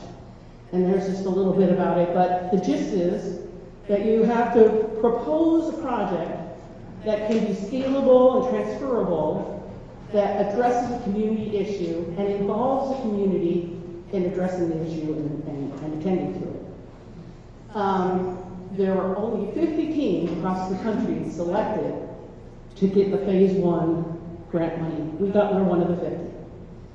Of those 50, 20 will be given $1 million to fully implement the idea. We're in good shape for perhaps getting that. This is a fast-paced program. Our phase 1 job started already. We couldn't start yet because it hadn't been before the board, but it started already. Started on October 1st. We have to be done with phase 1 by the end of February. That's a lot of work to do in a short period of time. I was prepared for that. I'm not teaching this semester so that I could work on that. Again, we've been delayed. End of February, we have to present our data, what we found, how successful we've been on phase 1 in order to be selected for phase 2. And for phase 2, that $1 million, we've got to address that. We've got to implement it in a year. So this isn't a situation where we can spend time talking. It's a situation where we have an opportunity to make a difference. What are we going to do? Well, the plan is for phase 1 to work with students at ALA, show them how to maintain and test water at these hydration stations, train them to be able to teach other students how, and demonstrate that we've done that. Long term, if we get this grant, this will be something that our students can do for our schools and present at other districts, because this issue is not just a Flint problem. It's all over the country. And our students have an opportunity to be leaders in addressing lead in schools. And we're on the brink of having the funding to be able to do that. I hope that we can continue to move in that direction. I hope that we have the superintendent's support. That's my presentation. Thank you.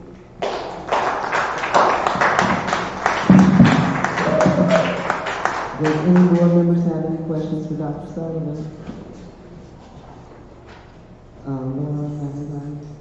Dr. Sullivan,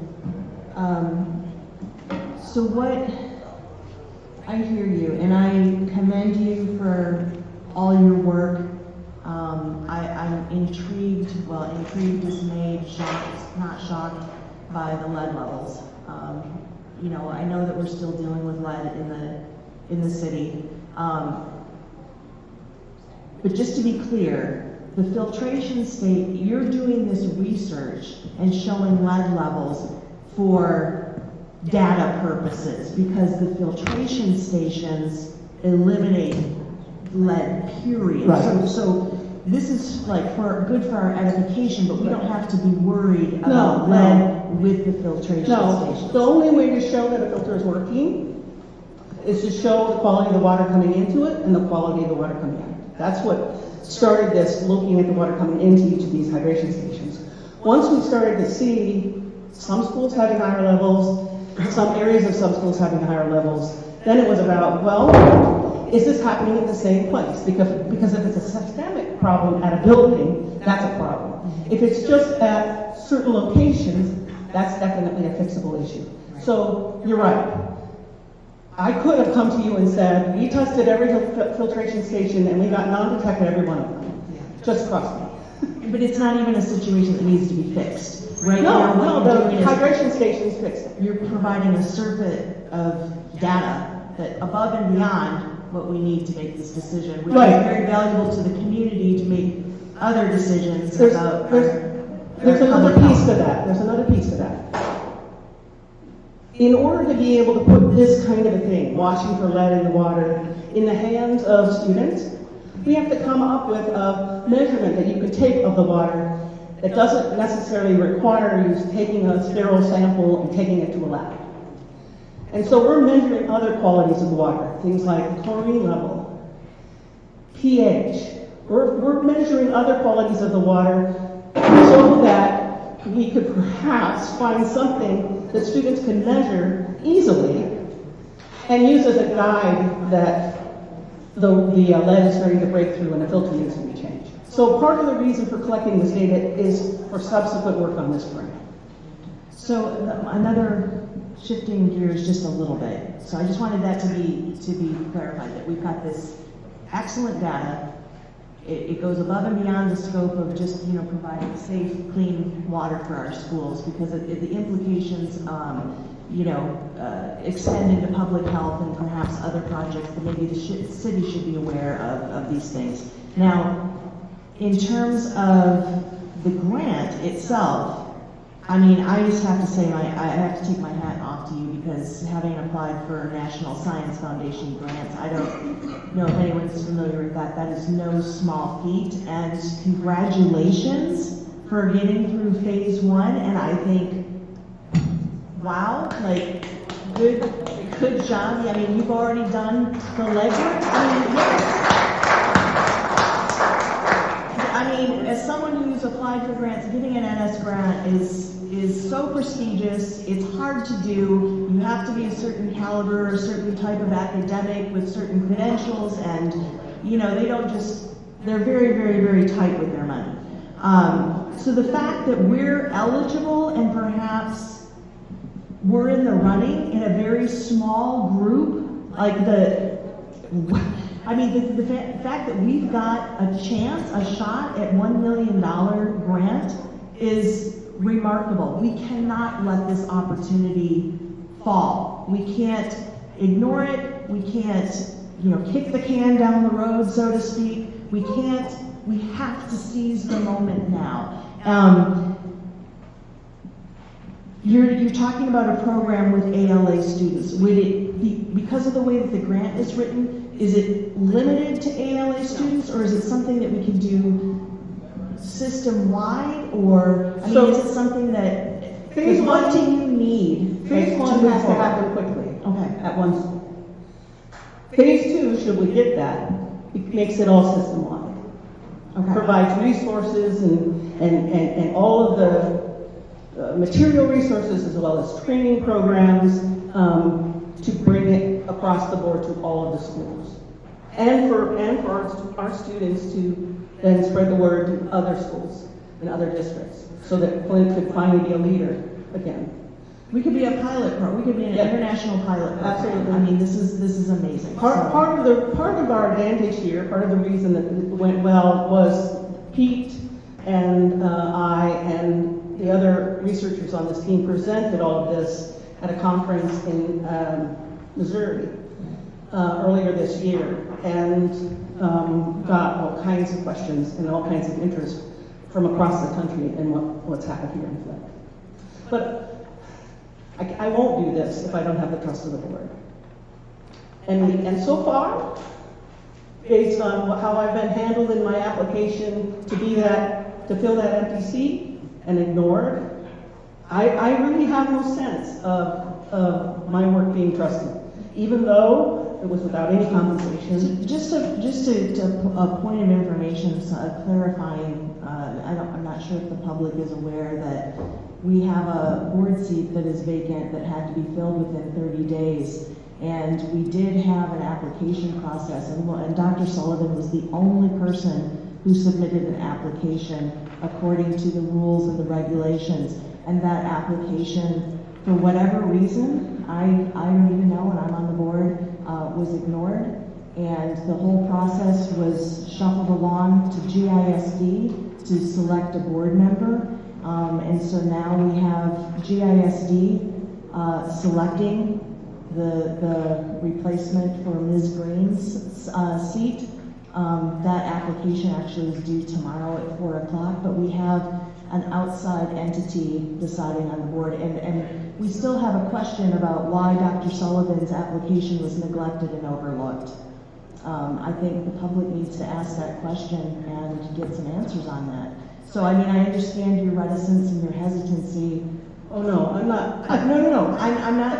I know you. You're not. It's not about, your ego and your person. What I'm saying is that in order to move forward, we have to be open and transparent with all of these processes. They're all interrelated, and I need the public to know, I need to be reassured that we're on the same page. We need to do this for our students. We need to do this for our community, and all of this, whatever's going on behind the scenes needs to stop. It really does. So what do we do now?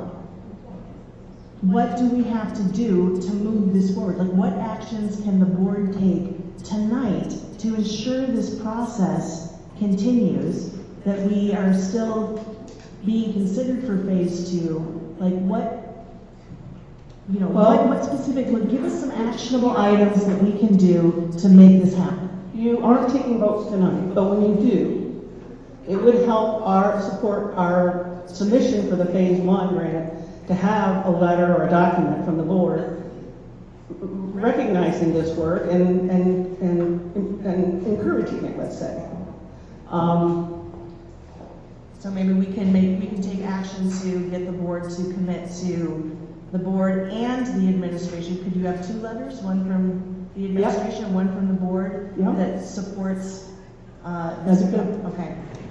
Because again, this National Science Foundation grant, I mean, you can go look it up, you can go Google like the process. I mean, we need to have all of our T's crossed and our I's dotted. This is it's a rigorous, peer-reviewed process and procedure that we can't mess up. So this isn't about one individual person or feelings or egos getting hurt. This is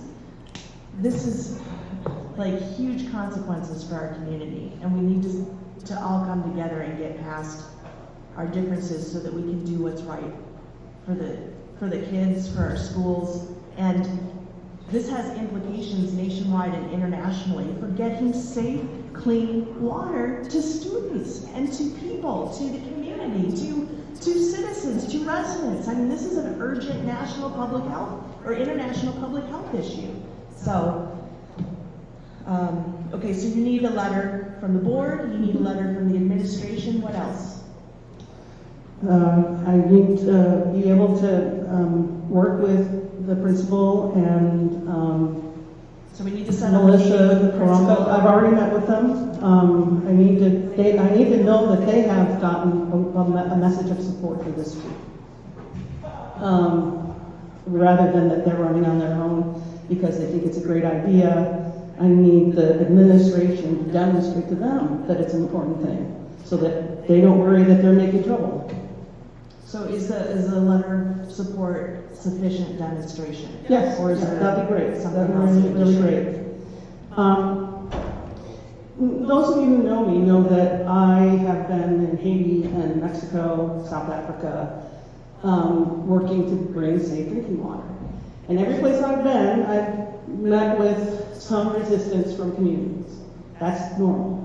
They don't have any reason to trust me until I demonstrate that I'm worthy of their trust. It's never taken so long to demonstrate that I really mean that I want to help, that I don't have an ulterior motive, that it's worth it. I mean, it's just the safety and health of children. So I think it'd be great if when things get out of hand, when tempers get flared up, I know everybody has said this, but I mean it. If we could just take a pause and think not only about the students in these schools, but about this community. Because the other thing that happens everywhere I go is that wealthy interests come into a community and they volunteer to pay for all the infrastructure that's necessary so that people can have safe drinking water. And then they start charging those people for the water. That's right. Every single time. It's called, or it has been called, privatization. It's got a bunch of new fancy names now too. But this school district cannot be reliant on an interest that wants to put in buildings on a for-profit basis. That is not acceptable if you want sustainability. That's right. This community needs to learn how to take care of itself, but it can't if those who are somewhat unaware of the real situations are taunting school board members who are trying to make that happen. That's the reason for this $1 million grant. We all need to be looking for ways to build up this city, this school district, so that it's not reliant on another interest that might at some point in time seek to profit from it. That's my less than 2-minute addition. Thank you.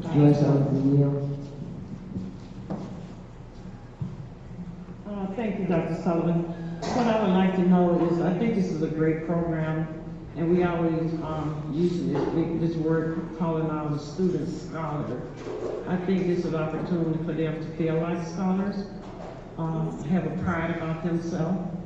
I can't think of no reason why superintendent or anyone else on the board would deprive the student to feel like a scholar and be able to take that experience, especially starting at ALA.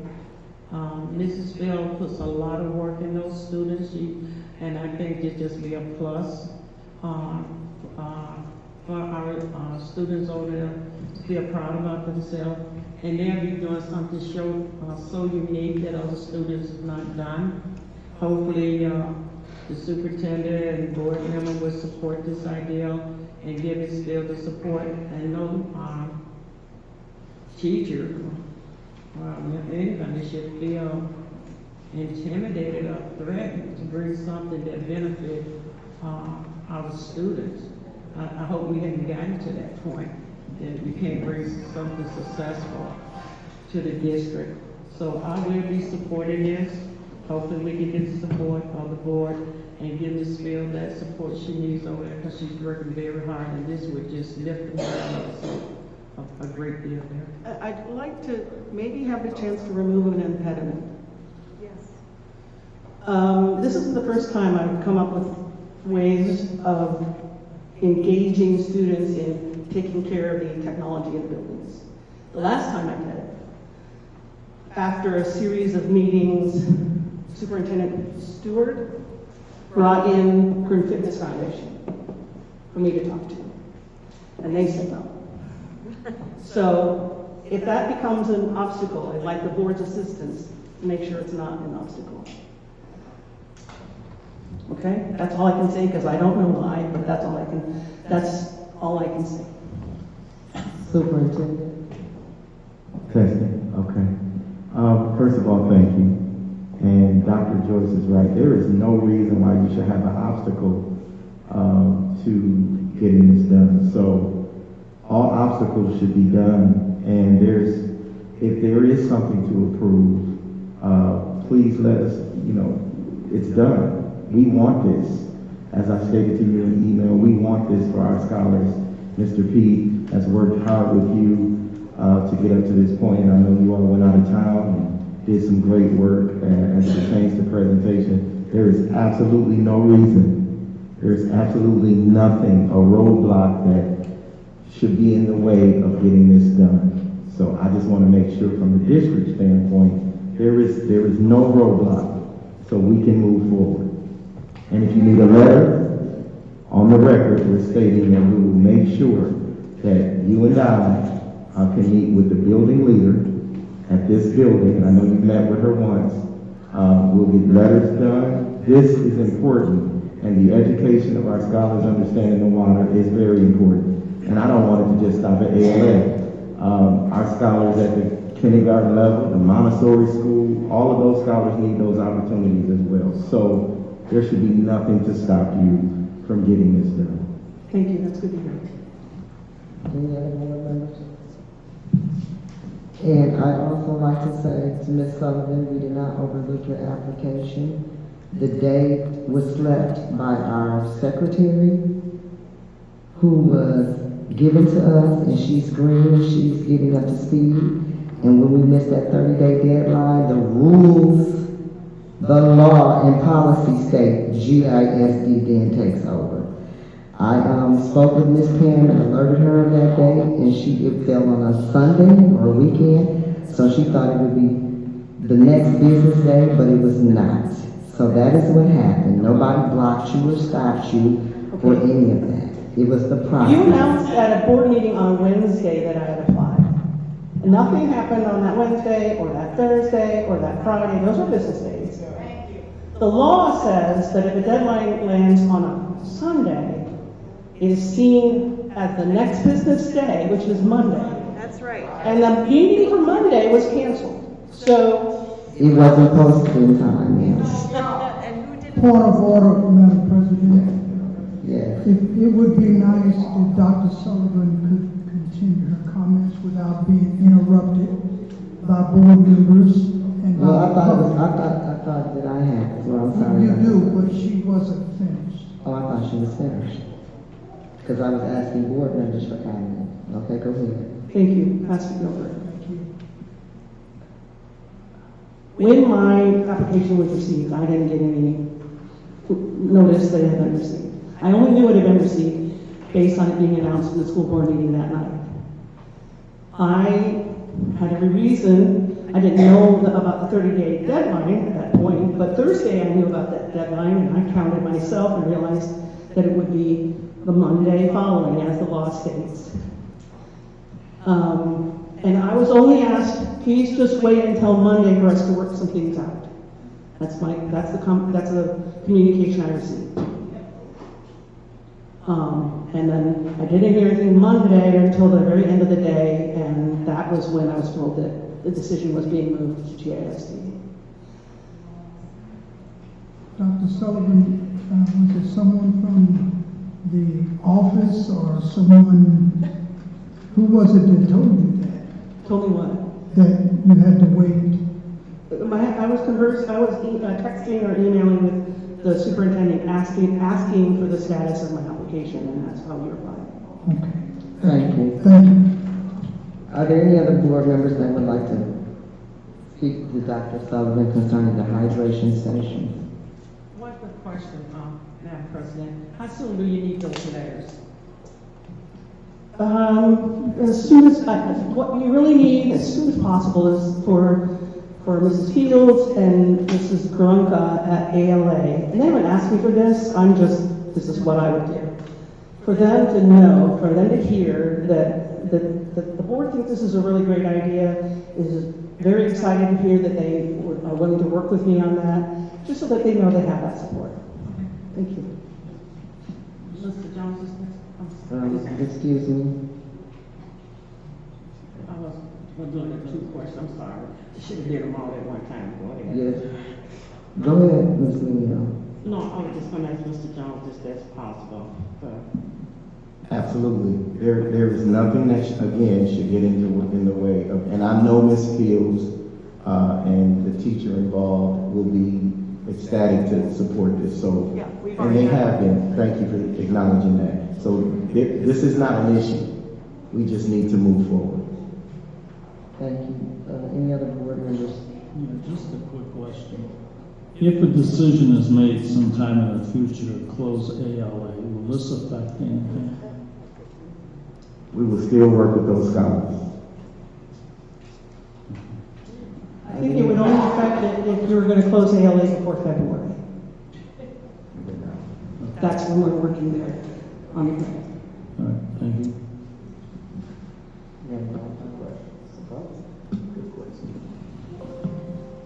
Are there any other board members that would like to make questions or comments? Ms. Miller? Yeah, the board member needs to take a break, and we're going to continue. Continue, okay. That's all I need to know. Dr. Sullivan, did you get your questions answered? Okay, thank you.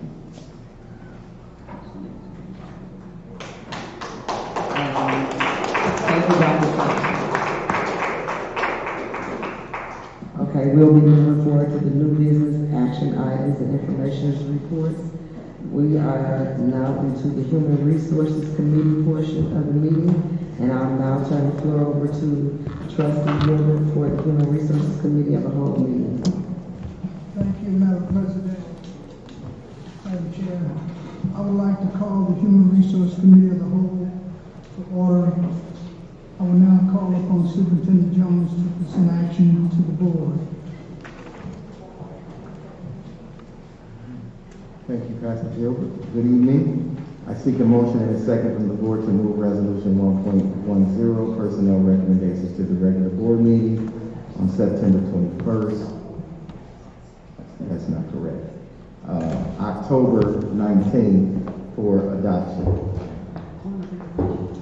It's been properly moved and seconded with the correction. I'm sorry.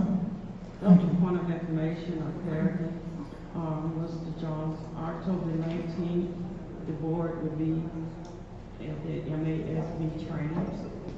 Correct, and I was going to try to address that when we got to that, but it is, you're right, I think it's something we're going to have to address because we won't have a quorum to have our board meeting on next Wednesday. And so the board is going to have to, based on the law, we've done some research, we have to have a regular board meeting before the month of October is out. So it has to be rescheduled. If we know today that the approval will happen for the MASB Annual Leadership Conference for board members to attend, happens. So if that is approved today, then we will have board members gone next Wednesday. You get what I'm saying, Dr. Joyce? Which would be what, like the 26th or something? The board will have to determine, what day will work. Yes, ma'am, it would have to be during the week of the 24th through the 28th. The last day you can do it is the 31st, which is a Monday. Which is Halloween, in case you have little ones that you're going to take trick or treating or anything, so I don't think that Monday would be good. Because we can make plans for their days. And Dr. George, I think you stopped us because we're asking to move things forward to that day, and we actually know that something is coming up, and we may not be here that day. Yeah, the public didn't know that. Yeah.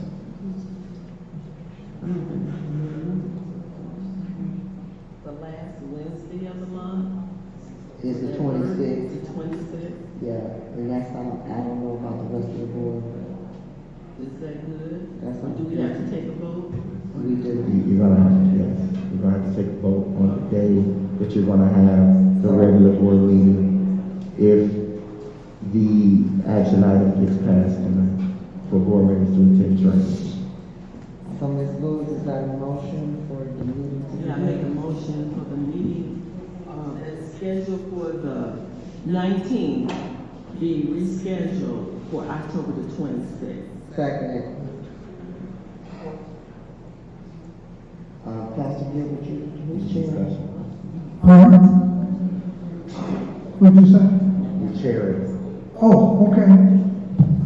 Who had the motion? Wait a minute. I made the motion. And I seconded the motion. Okay, it's been properly moved and seconded. Is there any further discussion? Same time? Yes, same time, most likely. And that's so we'll have a full board here.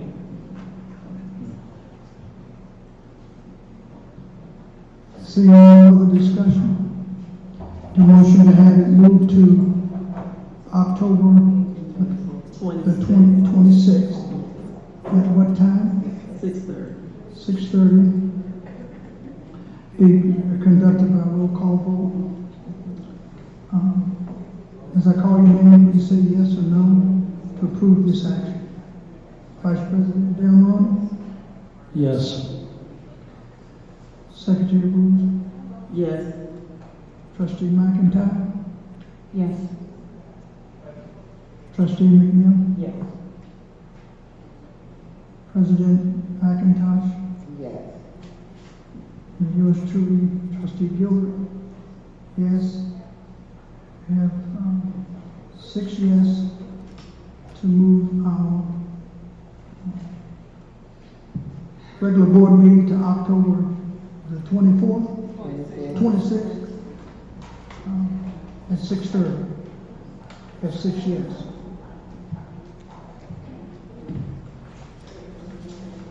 Okay, so moving forward, board members, I'll be recognizing a different date, which is the 26th, on the action item.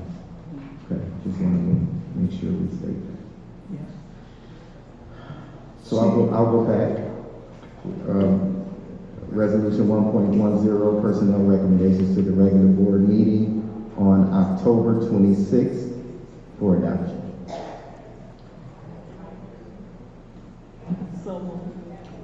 Been properly moved.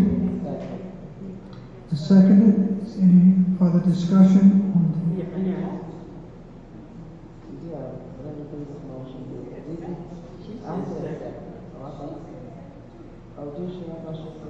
No, I said so moved.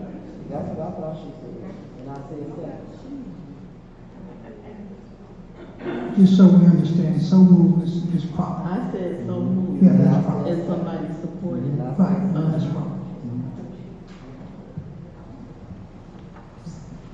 It's been properly moved and seconded. Is there any discussion? Dr. McDonald?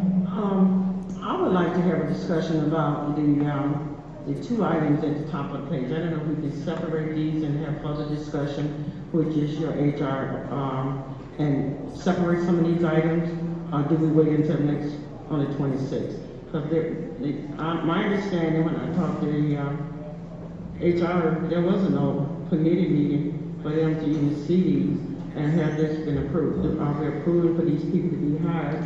And I would like to see the organization chart of why we do what we do. If it relates to policy, we need that organization chart as well. And that human capital, it has been presented to HR committee. Any further discussion? Trustee McIntyre? So, the HR subcommittee meeting was canceled or not held this past week because, according to you in an email, there wasn't anything on the agenda. And yet here we have an action item that's being brought forth to the committee of the whole meeting. And this is an action item. So I'm confused as to why we didn't have a subcommittee meeting if there was no action item when now there's an action item. So I object to this even being brought forth because there's been no discussion.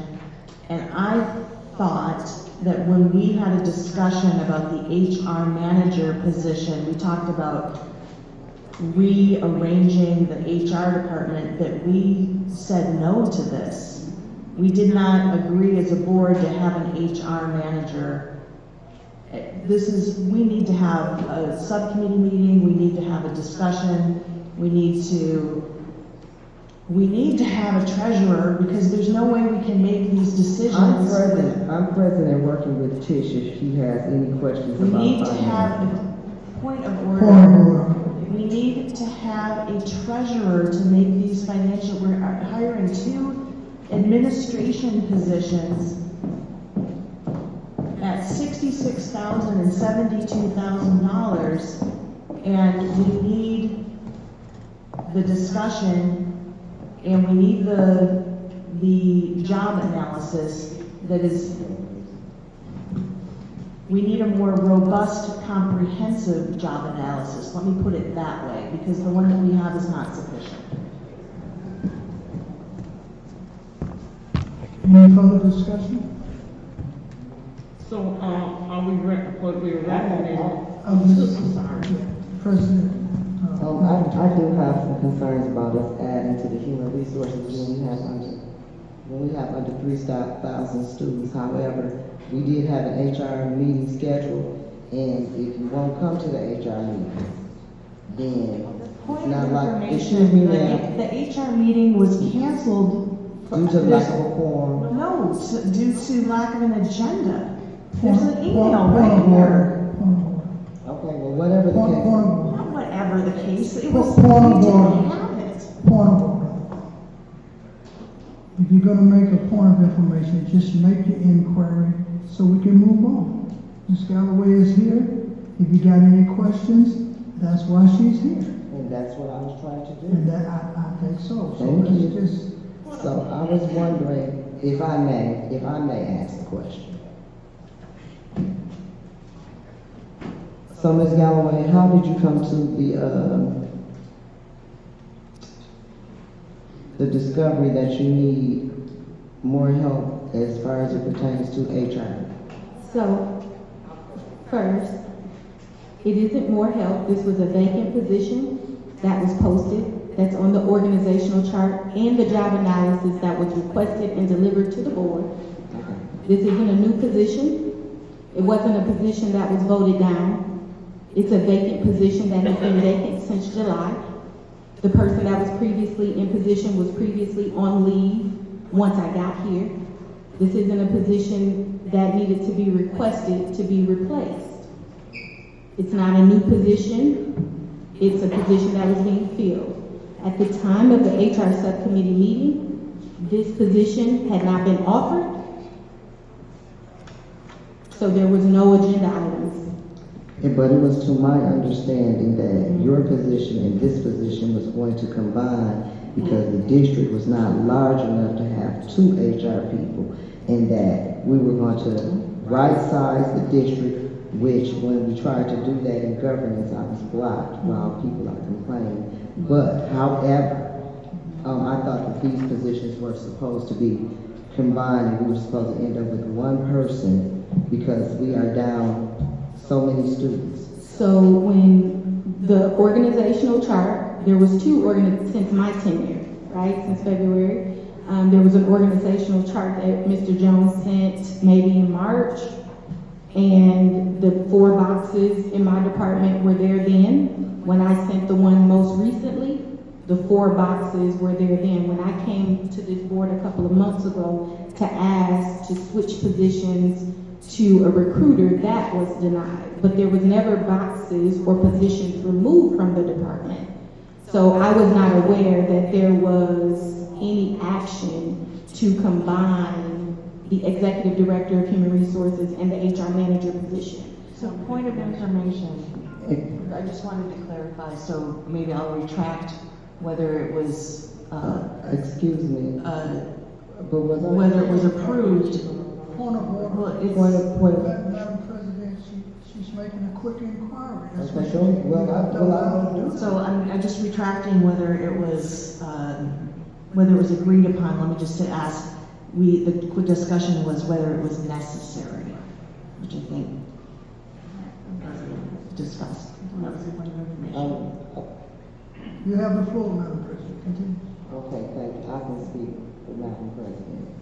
And we were talking about combining those 2 positions because we are down students.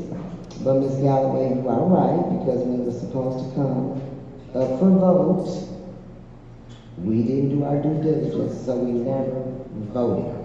So, Point of information. What was requested that an organization chart and a job analysis be presented to the board so the board can look at it, have a discussion, and to approve whether these items or openings was necessary. I received the package when I had, right after we came back from Muskegon via email, and I contacted the superintendent and I had questions about it, but I had COVID at that time. And so it never came back to HR because there is some question about the grant, the grant, you're changing this, you're changing that.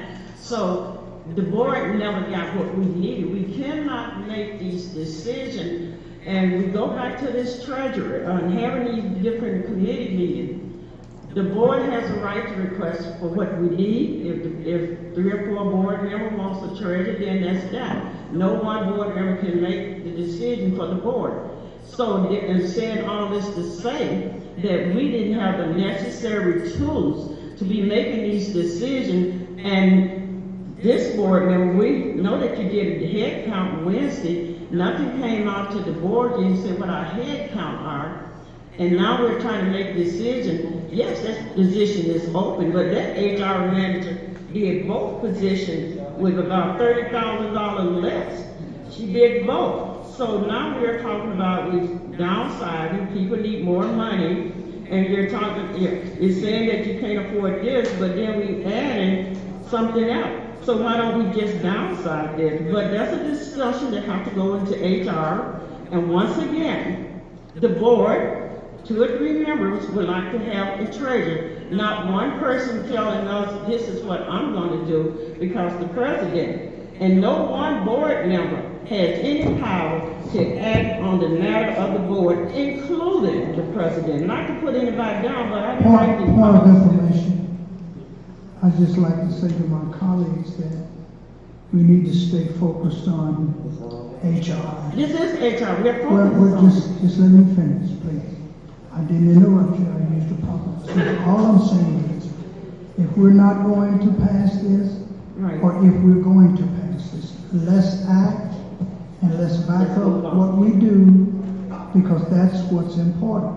Now, the only thing that I want to say on the behalf of the board is, my understanding, I don't recall any information about combining any administration positions except that the recruiter, that was a critical, I thought that was a critical piece within our district.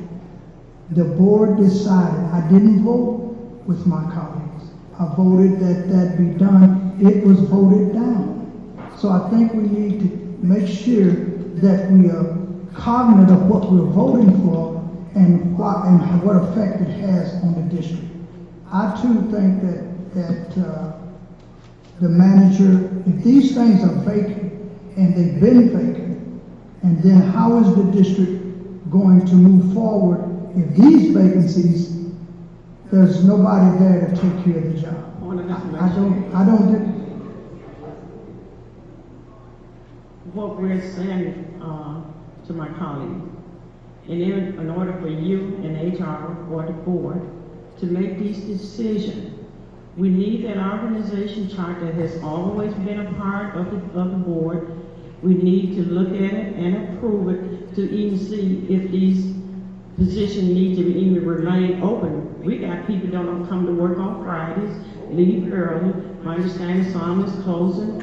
And so we got, we have to be more, look at what we really need to make these decisions. Not putting anybody down, it's policy. And we can't get mad at policy. And so therefore, I'm saying that we have had these conversations. We need to downsize. We've been talking about top heavy. We've been talking about top heavy. We've been talking about this organization chart. And not something just thrown together. I was going through when I had COVID. But it never came back to the board, to you. So when we have these subcommittees, you can line it up with policy. Then we can have a discussion. We're just talking about, we don't have a treasurer. We don't know where we're at in the beginning to the end. So that's where I'm at, and we can pass it or move it. I'm just one person. Madam President.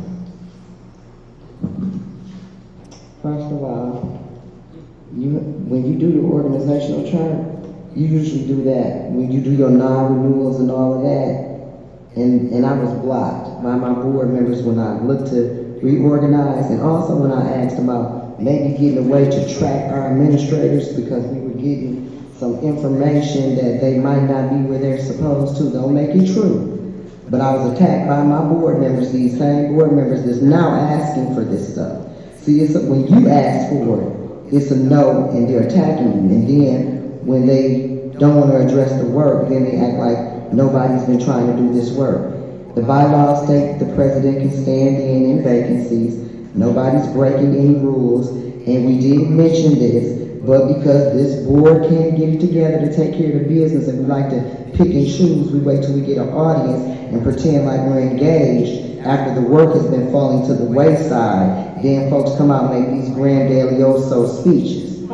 Excuse me, this work was addressed. Point of information. What is your point of information? That's a quick question. That's a quick question. I can make a statement. No, it's a quick inquiry. It's inquiry. And you don't get to interrupt nobody to make a statement. Trustee Gilbert is chairing this portion of the meeting. Well, I was recognized. I just said point of information. I just want to make this point. The budget was approved And that organization chart was not. Point of order. Ask a question. Right. And the question, I'm trying to make a statement to get to the question. And we got people in the audience now. Point of order, Madam President. I'm trying to make a statement to get to the question. Now, one thing that we have to do, that individual in the audience is not a board member. They have no authority up here. So let's just keep that in our mind.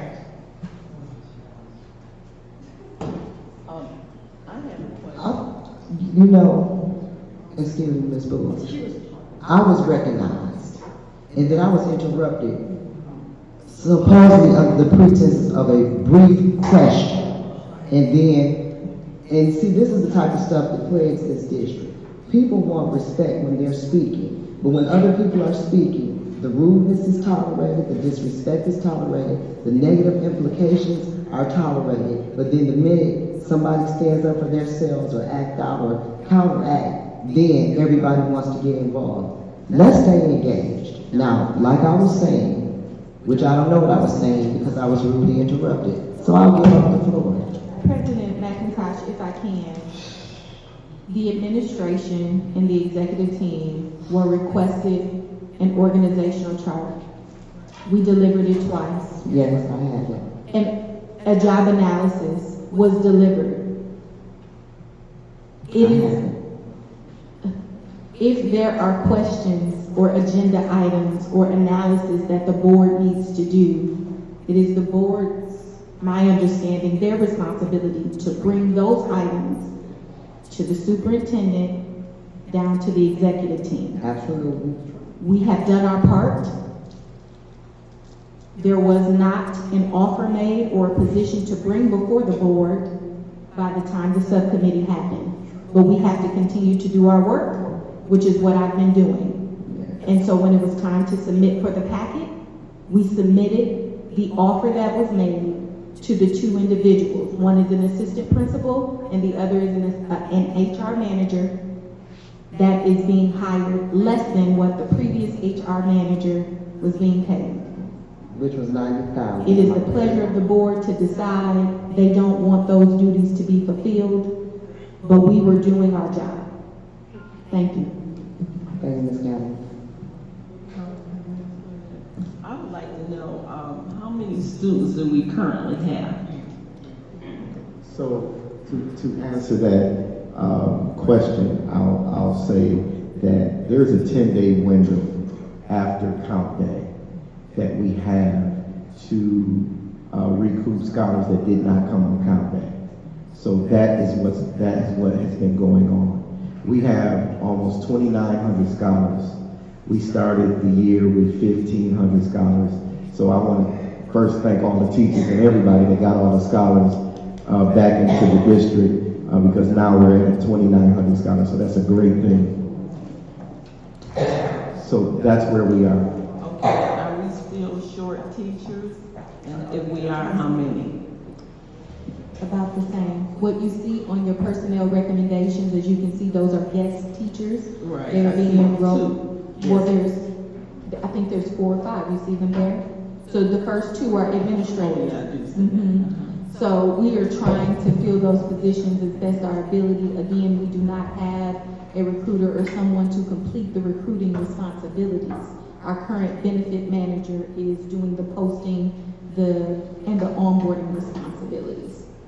But there are still quite a bit vacancies, and we are responsible to the teachers, the parapro vacancies, our central office vacancies, as well as the contracted staff, which is about the same amount of positions that the district has, Okay. if not more. And how many teachers are we short currently? Currently, we have about, I would still say about 42 vacancies in teaching.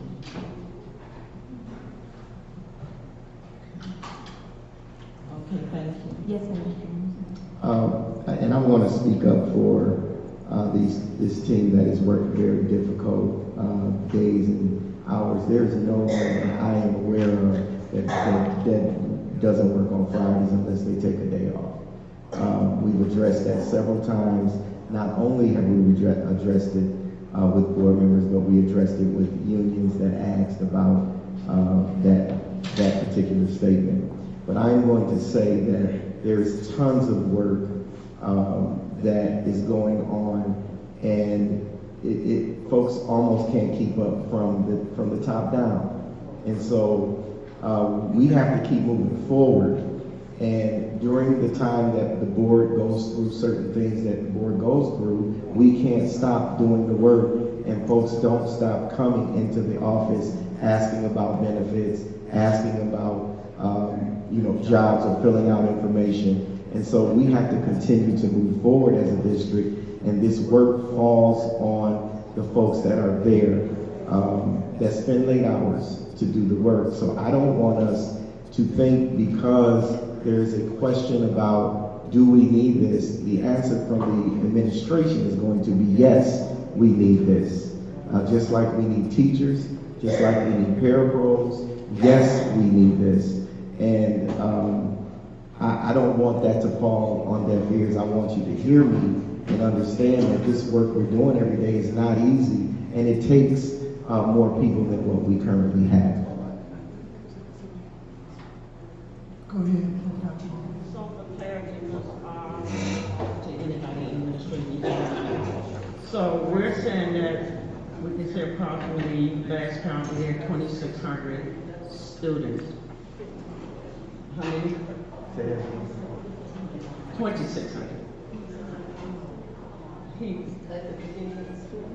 What's the count, Mr. Yes, Jones? okay. So we're at 2,900 scholars. Now, understand, every day there's somebody coming in, every day there's somebody deciding to leave. So when I give you that number, tomorrow that number could be 2,890. So I'm just telling you where we are. But understand, we budgeted for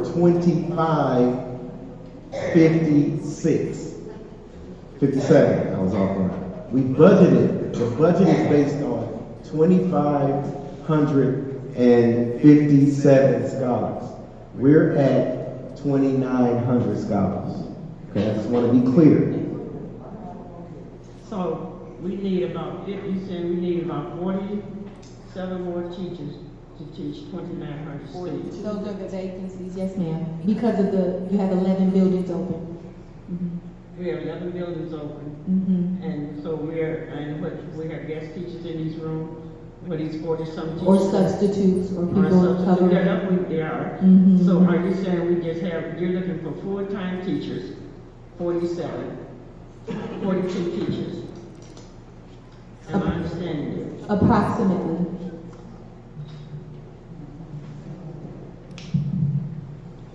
Once again, I just think we need to. Never mind, I keep it to myself. So I have a question. Now we're talking about adding 2 administrators that, okay, yeah, the jobs are already there, but we used to have 15,000 students as well, and we haven't shrunk our administration, and we haven't shrunk the top jobs. So how come when we're talking about how we need to have these jobs, we need to have this work done, and I'm not arguing with you, but where's the argument here about whether we can afford it or not?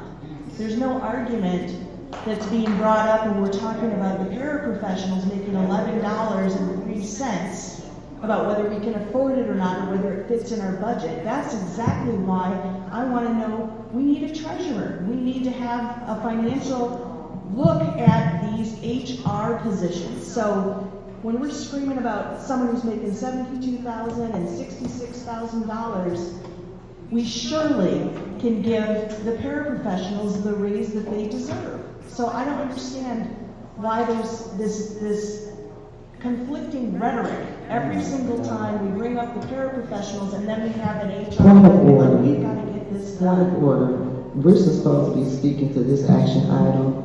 I am. Ms. Galloway has no control over what's going on with the parapros, and we're going to research Point of every order. job. Trustee Gilbert is chairing this section of the meeting. And point of order still.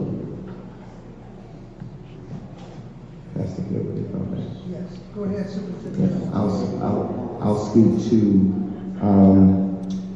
we have been reorganizing. We have placed positions at central office in grants. We have got permission. So because you see a landscape of workers doesn't mean that they're all in the general fund. We have been moving things around to support the work that we have and to. Yes. You want me? Okay.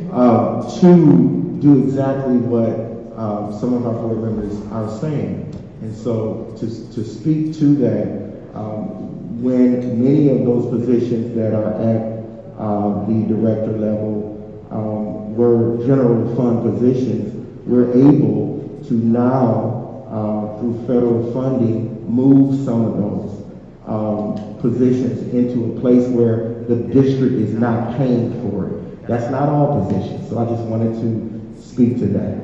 So can I ask a question, Trustee Gilbert? Yes. May I? May I ask in response to? I have my hand. It's a quick inquiry. Let her ask a question. Can you give us a breakdown of how much the two administrator positions are grant funded and how much comes out of the general fund? If you're asking about these two positions, these two positions are not grant funded. I was speaking in terms of positions in the central office that we've been moving around, like the assistant These two superintendent. positions are general fund. Yes, of course, yes. I was trying to answer the overall general question about why haven't things shifted at a higher level, and the answer is things have shifted, and we have discussed that with the board about shifting that is taking place, including in some, even our assistant superintendent. So I just want to make sure. Discuss giving the paraprofessionals a raise, and that still hasn't happened. So, with all due respect, we talk about a lot of things. Okay. With all due respect, when it was time to right-size the district with the administrators, when we had that pink slip meeting that was railroaded, and people busted up the quorum because they didn't get the vote they wanted and refused to do the heavy lifting and passed what they wanted to pass, and gave people 1,000% markup, $61,000 for somebody to get paid to not come to work. We could have gave the payrolls that money. You was the treasurer at the time, you let that slide. So now today, that she's not on the books, we need a treasurer. You just admitted you're not gonna look at the data. So the treasurer looks at data. The treasurer right-sizes the district when those items are before you, because we should have looked at these things. Like I said, we have 2,700 students, 2,900 students now. So when the pink slips came up, and we knew we only had 3,200 students at the time, 31, that was the time to look at how many employees we had. I've been saying that I felt like we were top heavy, and that's why we asked for the organizational chart. I was one of the first people to ask for it, so we can see who we were hiring and what their functions were. We were also supposed to have a conversation about closing the buildings, which would have helped us with this top-heavy issue. Then we could have had true numbers. But again, if it don't benefit certain people, and if they can't grandstand and showboat, they don't show up, then they come to these meetings pointing fingers at everybody else. We, the board, missed the opportunity to right-size with Petty Betty and Petty Fred. No, I'm done with that. Dr. L. I just want to share this. When they was talking about pink slip, the superintendent, HR person, board, we was in a meeting, because we had the ESSA 3 funds, Mr. Jones, the superintendent, said that we did not have to pink slip because we were working out of the ESSA 3 funds. We had Sikowski, we all looked at things, and we understood that we was working out of the ESSA 3 funds. The question that I'm asking, that this salary was allocated, am I not out of ESSA 3, am I correct?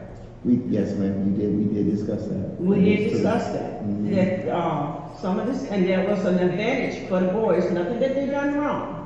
This was a great opportunity, and it wasn't nothing done wrong because we could go into ESSA 3. This is what the money was done to help us. That's how we got out of the red into the green. That's how we got to where we was at. And that's why when I look at this chart here that we was looking at, and we asked for this when we were approving the budget, because it's helped us understand which direction this district is going. This right here is allocated funds that included some, and correct me when I get wrong, some of the teachers and some of the salary, and if you look at your S3 guidelines, they can do this. They can legally, you know, they actually do this. Am I correct? We absolutely are doing things. And that is why we keep talking about this pinky slip. And that was a blessing. Nobody had to be laid off because based on the information you gave us, we was in good standing. In the past, we were laying people off trying to rob Peter to pay Paul. But the S3 allowed us not to do. Point of order. Continue. That's all I'm just trying to get clarity here, so that the public can understand. But the thing that just because we have these extra funds, my concern is, could we? Because you said this person is down to 72,000, the other person was 90, but the other person was here for 25 years. So this person coming in at 72. We still need to look at how do we downsize, because we're still in the red on the operational. But I just want to know there's nothing downpowered on you. We're just trying to understand something. And if this board, and they always have had a chairperson, a treasurer, if this is what this board desires, and it'll get us to move forward, then give the board their desire, not one person. It ain't always been. You can get a lot of things done. We can have our workshop. This was explained to us during the treasurer, doing finance on the treasurer, and I kept my paper and I kept my document. It's inside of yours, but you won't be able to see it. But this is, and maybe assistant superintendent can explain it to you. This is all I'm trying to say. We can downsize a little bit, look at where we're at, and see how we can allocate these funds better. But that is why we didn't teach them, because under the direction of the superintendent, that we didn't need to, and so Kelsey always said, we had these funds, and it's got us out of the red into the green. And we still under the superintendent. He's still saying that same thing. I don't know what he's saying, I just know what he said again. Superintendent Jones, you got anything to add? Again, yes, and thank you for all your comments. I just want to ensure the board that when we did discuss the not having staff members back, there was no reason. We were also discussing what we're going to do with schools. We still have not had that discussion. When we talk about right sizing, I don't want us to get into a habit of not getting the supports we need to move the district forward because we need to right size. We still have to do the work that is in front of us.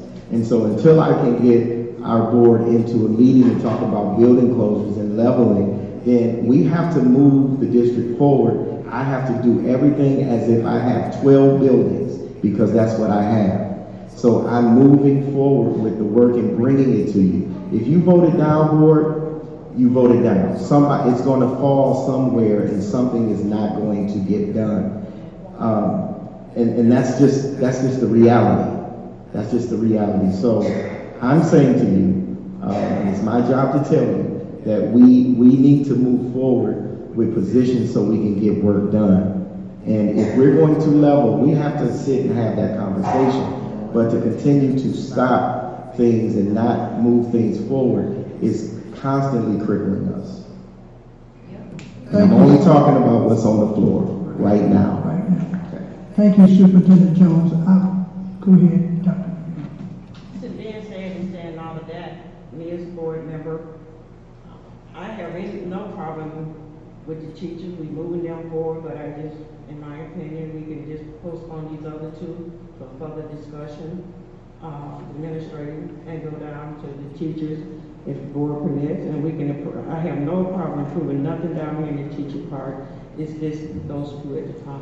That's all I was trying to make my point on. So I will say, is there a reason why we would not want to give a school an assistant principal? Yes. How many students in that school?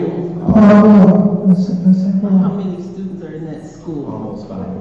How much? Almost 500. 500? Almost. Almost 500, exactly. I would, go ahead. John, do all these schools have an assistant principal? Is it a certain number of students? And excuse me, I just want to say this too, Mr. Jones, don't get me wrong. And I understand the role of assistant principal, because sometimes a principal can spend the whole day with 1 or 2 students, and you do need an assistant principal. But what I'm trying to understand is, are you trying to get assistant principal in all schools? We know DTM is a challenging school, and DTM does need, when I thought about DTM, is this DTM? Yeah. Okay, yeah. So if they got 500, close to 500. When was the last time they had assistant principal there? Is that the lady that passed? Yes, ma'am. Oh, okay. I see what you're saying right now. Okay. Sorry about that. Strike that off the record, what I just said about removing. I'm sorry. I understand now. Okay, thank you. I would like to make some comments as well. The one thing that I look at about this HR manager position is that it was Ms. Galloway before you got here. As I recall, there was much trepidation about this interim HR director before you got here. And this individual was trying to do all of this work. And this individual was on edge within this district. This individual did not feel that the board had any confidence in their ability, and a few other things. And the reason I know this is because I had a conversation with her personally. That's how come I know. There was no buffer between the two of us. So now we're at the point where we have these vacancies within the district. We're trying to move the district forward. When we have our meetings, sometimes we don't have a quorum or what have you. We have to cancel. And then we have other things that come up. And I always say, no work in, no work out. And if we don't meet, if we don't make these decisions, if we don't have these discussions at these committee meetings, then this is what happens. We go past 9 o'clock. Because when we get here, and then I remember for all the time that I've been on board, and I agree with my colleagues, I don't like what you call them, walk-ons, lay-ons, or whatever they are at the last minute. I don't like those. Well, Ms. Galloway and I are trying not for that to ever happen anymore, because the board has made a point that they're uncomfortable with it. And they have a legitimate reason for saying that. But at the same time, what are we going to do with our school board? I mean, what are we going to do with our district? The HR, I mean, where is the deficit? Where is the hole if the HR manager is not there? Either Ms. Galloway got to do the work, and I try not to talk about people's pay. 6 figures, 3 figures, 10 figures. That I found that out. That's a bad deal when you go talking about people's money. You're going to get yourself in a lot of trouble. So I'm just saying, who does the work for the district? That's the question. Who does it? Now, if it's no combination of the job, which my understanding that it will not be, it's a box that's been there and it's been empty. Is that correct? That's correct. Since we passed 9 o'clock, we might as well just slow the train down and let's deal with it. I mean, this is what we need to do. And whatever our colleagues' questions they have, then we try to get them done. I don't want to call for a question, but some of these things are legitimate. But at the same time, what do we do with our district? How do we want our district to look? How do we want to move it forward? How do we get there if we don't put competent people in place without some suspicion of some sort that Gilbert got the person he wanted, or Miss Galloway got the person she wanted, or Chris got the person he wanted? Why do we have to be so suspicious of everything? I mean, I'm confused. Somebody please help me. Go ahead. Here, but what we're saying, it's not pointing fingers, it's just what makes me to make decisions and help us. And under you're the chairman of HR, have you looked at the organization chart and the job analysis that were put forth?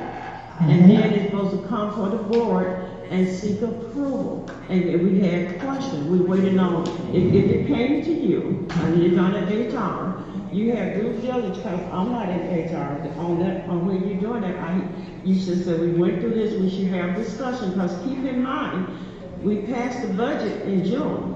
And normally when we pass that budget in June, the chart follows it. Those two items follow.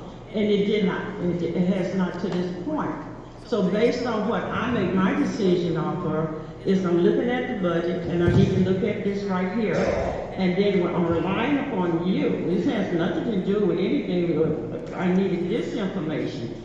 So then we can have good dialogue and conversation, not throwing fingers at everybody, and when I was here and all of that, that doesn't mean nothing. But this is what would be important, because each board member has the same power. And if this will help us, and if the board say we need the treasurer, then this will help us, then that helps us. And that's all we're saying. Point of information too. So do you have it, could you give that to us and have that discussion and bring it before the board? We can have that discussion. I'll make sure of that. But the point of information I want to Trustee McNeil is, Trustee McNeil, that you have in your hand, where did that originate from? Mr. Jones sent it to me when I was out, right after we came from Muskegon, and I was reviewing it because I had COVID and I couldn't come to the meeting. In my understanding, he sent it to everybody. Am I correct, Mr. Jones? Yes, ma'am. He sent it to everybody. That's what I'm saying. And then I began to look at it and compare it to the last one that we had. And then I noticed a lot of changing and shifting, and finally we blended and something was added. So normally you would have bring that back. I think President McIntyre had the old one, and she was talking about the same thing. You know, we're looking for this organization chart.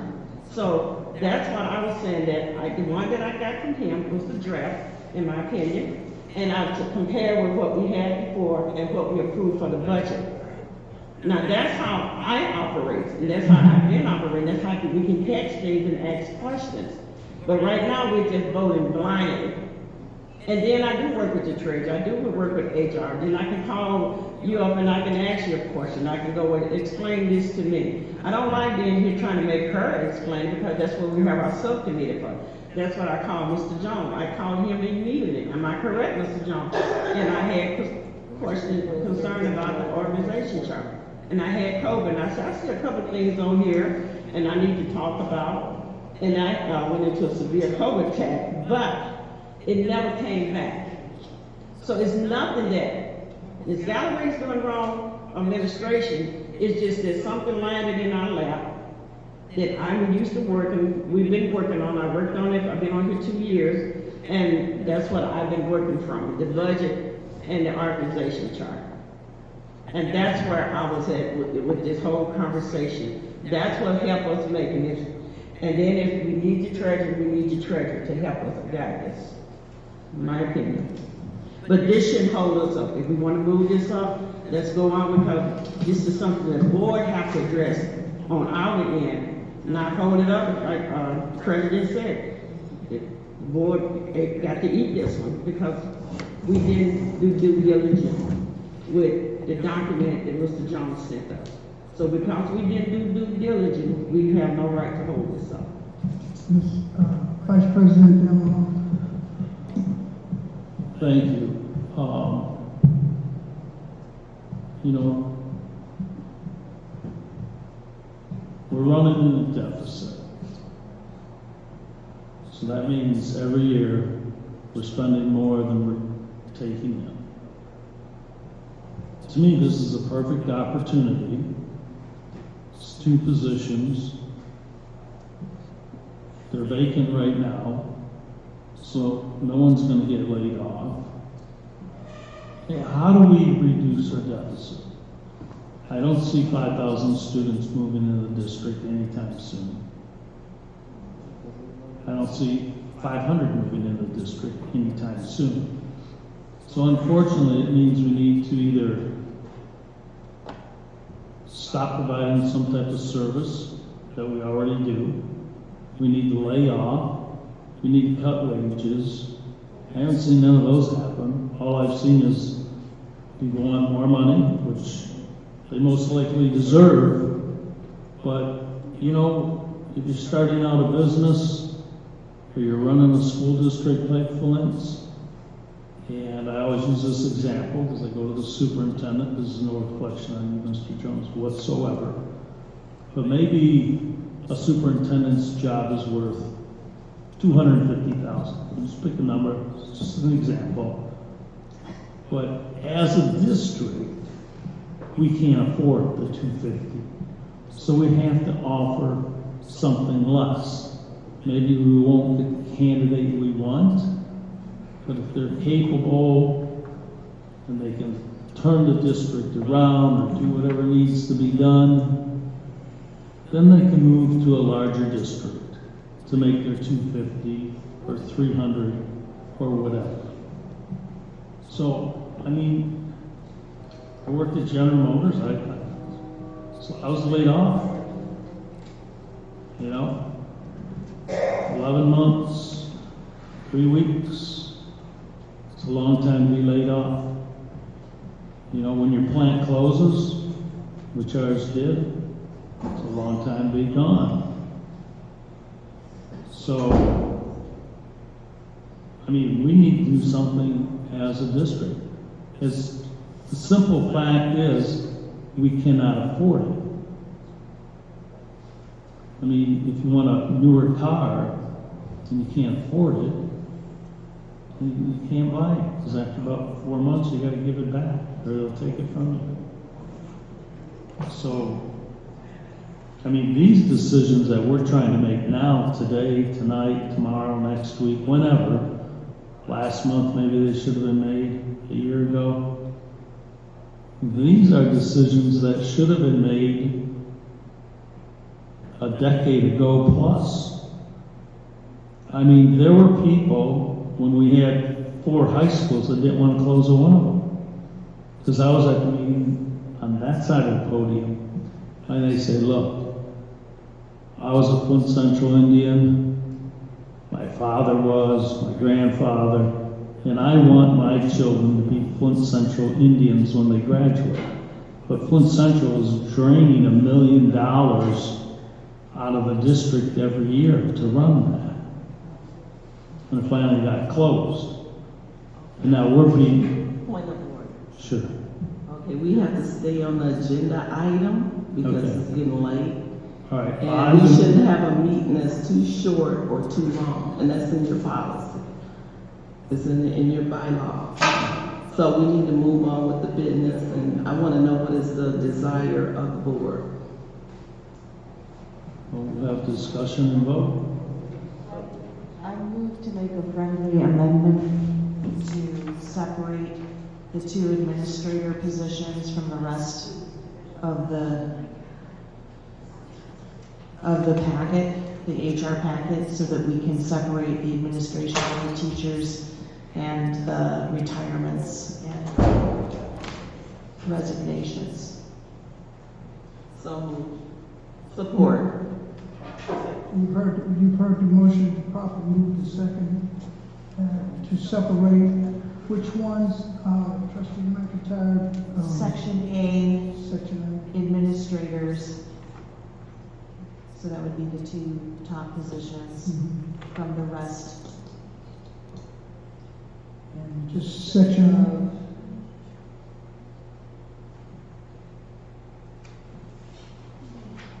Yes. section, okay. Well, Section A under administrators, because it's not clear whether section A includes teachers and professionals. So just the administrator section of section A, just to separate that so we can vote on that separate. Heard the motion and properly moved and seconded to separate section A, the two top under administration, under the HR section.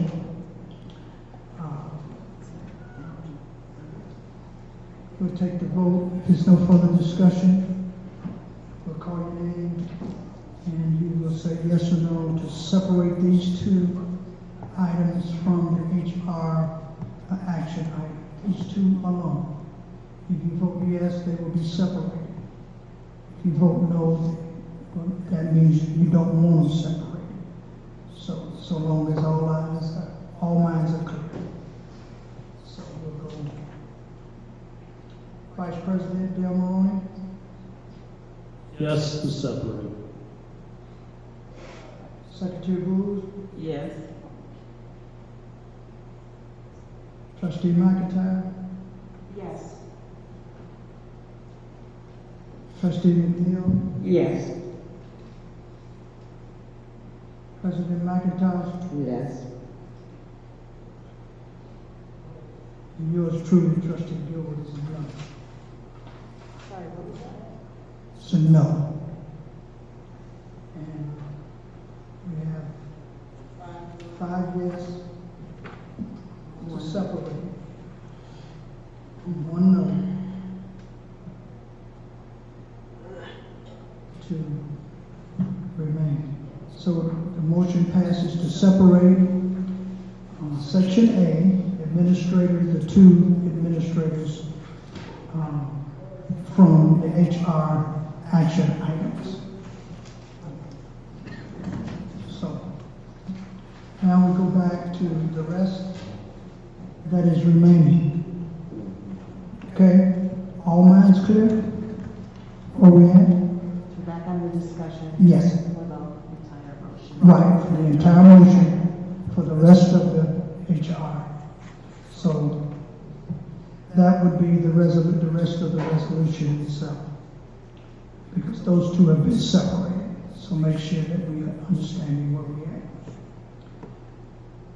So the motion would be to move the rest of the HR department and recommendation, personnel direction, to the regular board meeting for the October 25th to 26th. Man, I keep saying Point of information. yes. So we're voting to just separate them. We're not voting to leave anything behind, are we? Because I had stepped up for a minute. But when you ever use for a point of order, when you separate them, they go to whatever next meeting it follows, whether that's subcommittee or if you want to do it now, you can do it now. No, I'm asking, the motion was to just separate the items, right? Yes, that's what it was. Okay. Point of information, my understanding of separating them is that they'll be separated from, say, the master resolution. That's what it is. But we're still going to vote on them Yes, today. you can still vote on it today. Vote to move it forward. Right. You Okay. can do that. Or not. Right. You know, it's up to the board to decide. I'm just wanted to make sure I wasn't voting something down and I was voting to separate, but it still had the opportunity to move. Okay.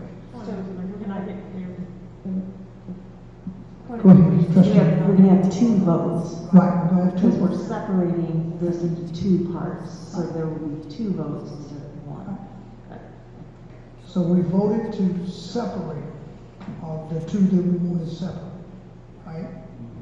And the rest of the recommendations have to be moved to the regular board meeting if that is the desire of the board. Yes, So I Trustee. want to be clear, so even though we're separating, we're not saying we're not eliminating it. It's just that we're gonna have a little bit more discussion, and it can be at a later time or before the next meeting. Or we have to make a decision on that, right? when you separate, you can separate it to the next meeting, or you can make your vote tonight. It's up to us because we separate. Okay. So we can decide what we want to do. You see, now how do you want to take care of that first and then move on to the rest? Or do you want to move on to the rest and come back? I guess we didn't clear. My understanding, after we had all these dialogues and understood that we needed, because the board messed up, this is on the board, because we didn't do due diligence, that this was going through. That's what my understanding is. So you thought, Trustee McNeil, that by separating, they would move on to the regular board meeting on the 26th? Is that what you're thinking? I think we need to get clear why we separated, because I thought in my last discussion, my last statement was, okay, I understood what was being said and why we were doing what we were doing. And because we did not, do what we need to do as a board. And then I understand that particular person at DTM, they had an AP, and that AP passed not there, that we could move forward on the AP part, but we'll let that go. Well, we have to understand that when you take the vote, Yeah. that those that voted to separate, Okay. they have their purpose and position as to why they want to do it. Okay. I voted no, so my position is I didn't want to separate, but I lost. Okay. So now it's up to our colleagues to let you know why they voted the way that they did to separate. Oh, we can move it. Okay, I'm done. Vice President Demolition. Point of information. If we have 5 items before us, as an example, and we want to take 2 to separate them out, it's simply saying we don't want the vote on the 2 to be a vote of 5. So we separate it out, we vote on the 3, and then we come back immediately and vote for the 2. Because otherwise, you might get this whole thing failing because people don't want this. Okay.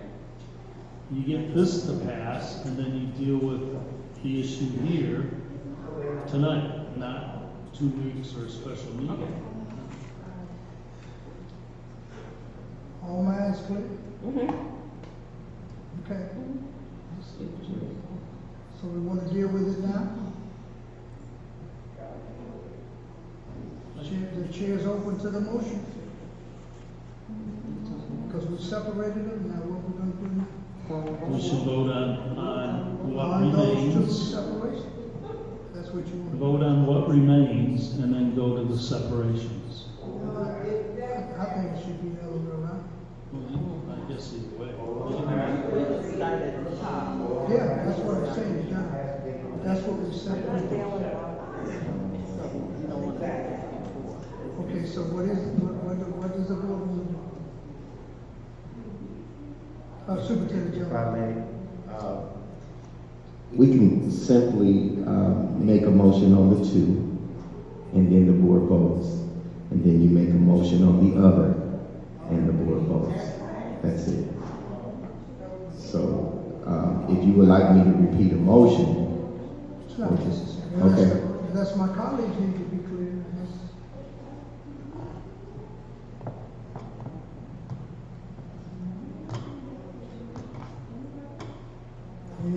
Anything else on the separation? That's what we're voting for first, the separation. Yes. Oh my God. We voted to separate. Okay, so are we going to vote with the rest of the recommendation? I can't hear you. I would think now, if we've already voted to separate it, I would think now is the time to start deciding on the items that we separate. That's what I thought. Well, that's what we need to do. Go ahead. You're the chair, sir. All right, so we're next to items, section A, 2 top administrators under the HR department. The chair will entertain a motion so we can discuss it. If that's what you choose to do. Superintendent. So I seek a motion and a second from the board to move resolution 1.10 part A, which is the administrators, to the regular board meeting on October 26th. You've heard the motion, it's been properly moved and seconded. Any further discussion? It's a motion, it has to be motion, has to be so moved and then seconded. What? I second. Yeah, she seconded. She moved it and she seconded. See?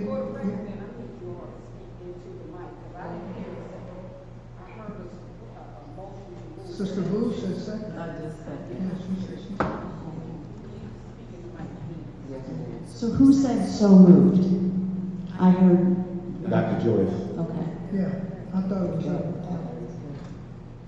Trustee McIntyre, you might need to turn it off. No, I heard perfectly well. She said I support instead of so moved. So we need a so moved and then we need a second. That's how the Robert's Rules of Orders go. I can hear perfectly fine. It's just no one's doing what they're supposed to do. You're chairing this subsection, so. Now, where we at? The vote. The vote, thank you. Is any further to take the vote? I'll take the vote. We done had discussion, thank you. And so, Vice President Demolition? Yes, to separate, no, not to, whatever. To move it forward. It's to move it forward. I'm sorry, okay. Yes, sir. Help me out. To move it to next week's regular board. October 26th. October. Thank you. Thank you. Thank you. Thank you. Thank you. My vote to move it forward is no, because I'm gonna vote no when it gets moved forward. Secretary Booth? Yes.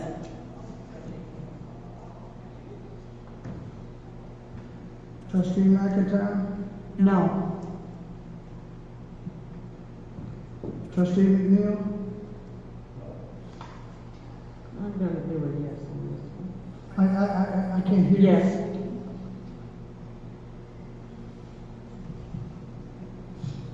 President McIntosh? I'm gonna vote yes. I'm gonna like to see those two separate. So since they're not, yes, because we need an assistant principal with 500 students. For point of order. I'm sorry, yes. We're taking a vote. Yeah, Already yes. said, thank you.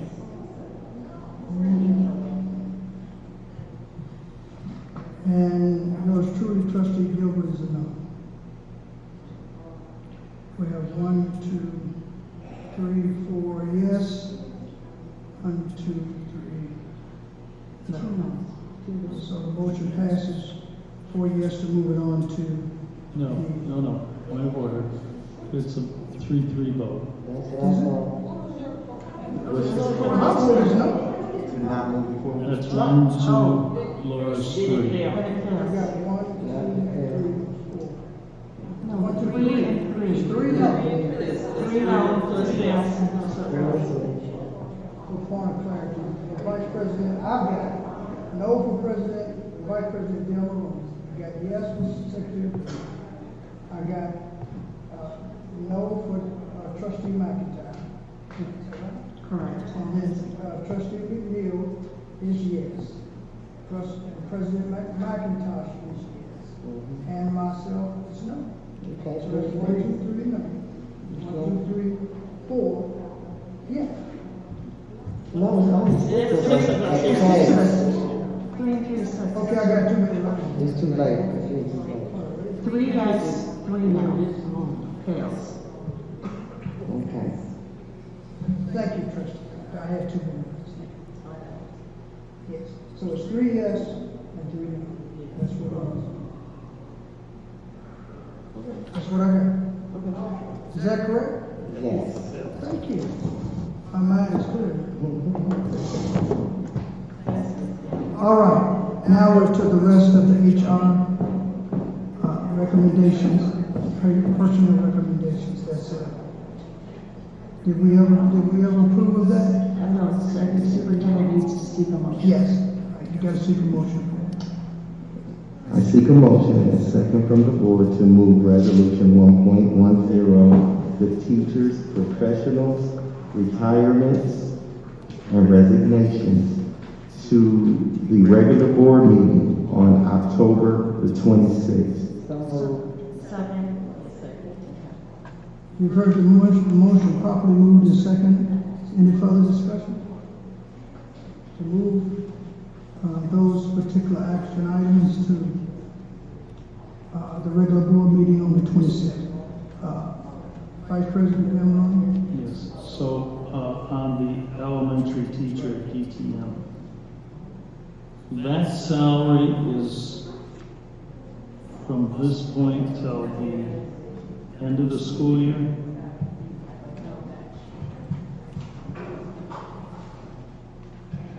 The salary, is that from this point till the end of the school, from September 19th? You're talking about the teacher salary? Yes. Yes, it would be their salary. Yes.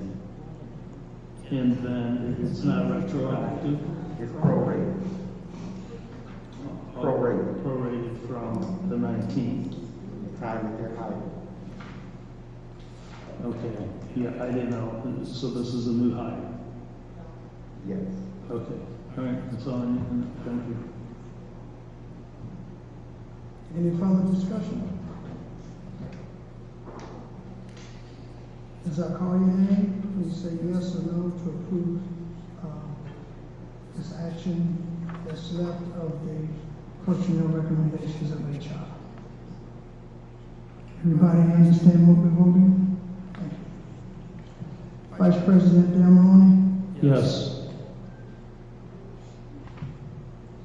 Secretary Bruce? Yes. Trustee McIntyre? Yes. Trustee McNeil? Yes. President McIntosh? Yes. Yours truly, Gilbert, yes.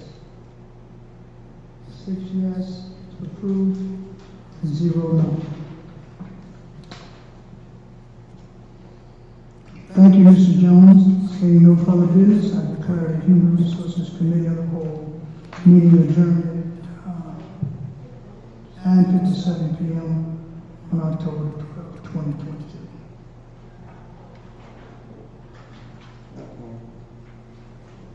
I now turn the floor over to President McIntosh for Finance and Operations Committee of the whole portion of the agenda.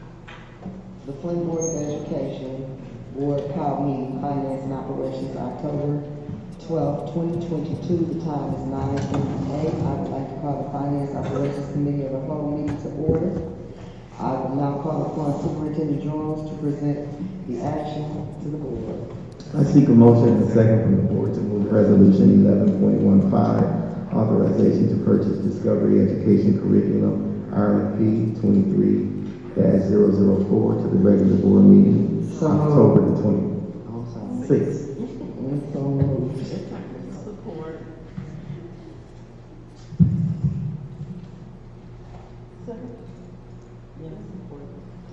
Oh, I'm sorry. Oh, I'm chair. You guys support.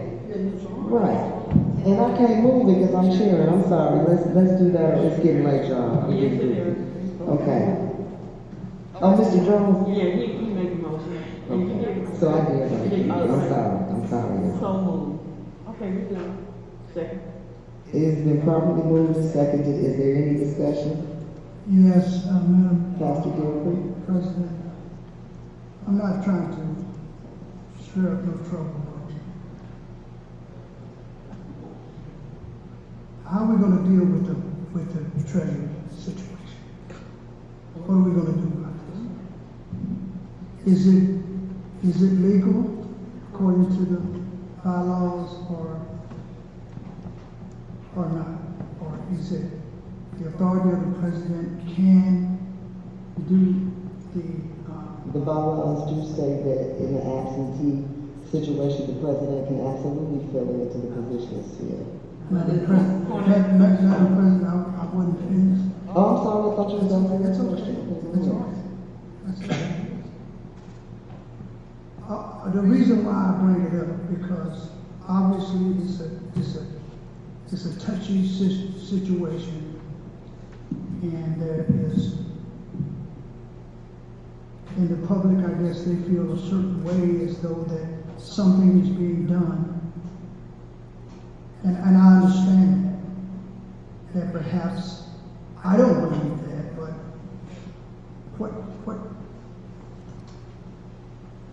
what are we gonna do about that?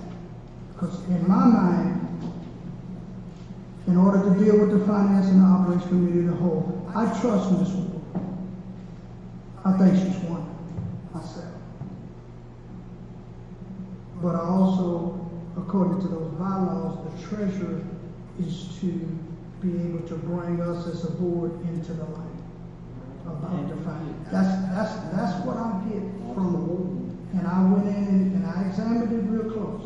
So the reason why I'm bringing it up at the beginning, because I'm not going to stay here very much longer. I'm going to be here. And it's a big elephant in the room. We got to do something about it. Point of information. At this point, I agree with my colleague, and we do need a treasurer. I would like to make a motion. It is 5 or 6 of us here. Nobody can steal nothing from nobody. We just need a treasurer so we can go back to doing the way we was doing, moving, operating in the way they were supposed to be. We have 2 board members here. They can do that. I would like to make a motion that Laura McIntyre be the treasurer. I support that. She hasn't done anything wrong.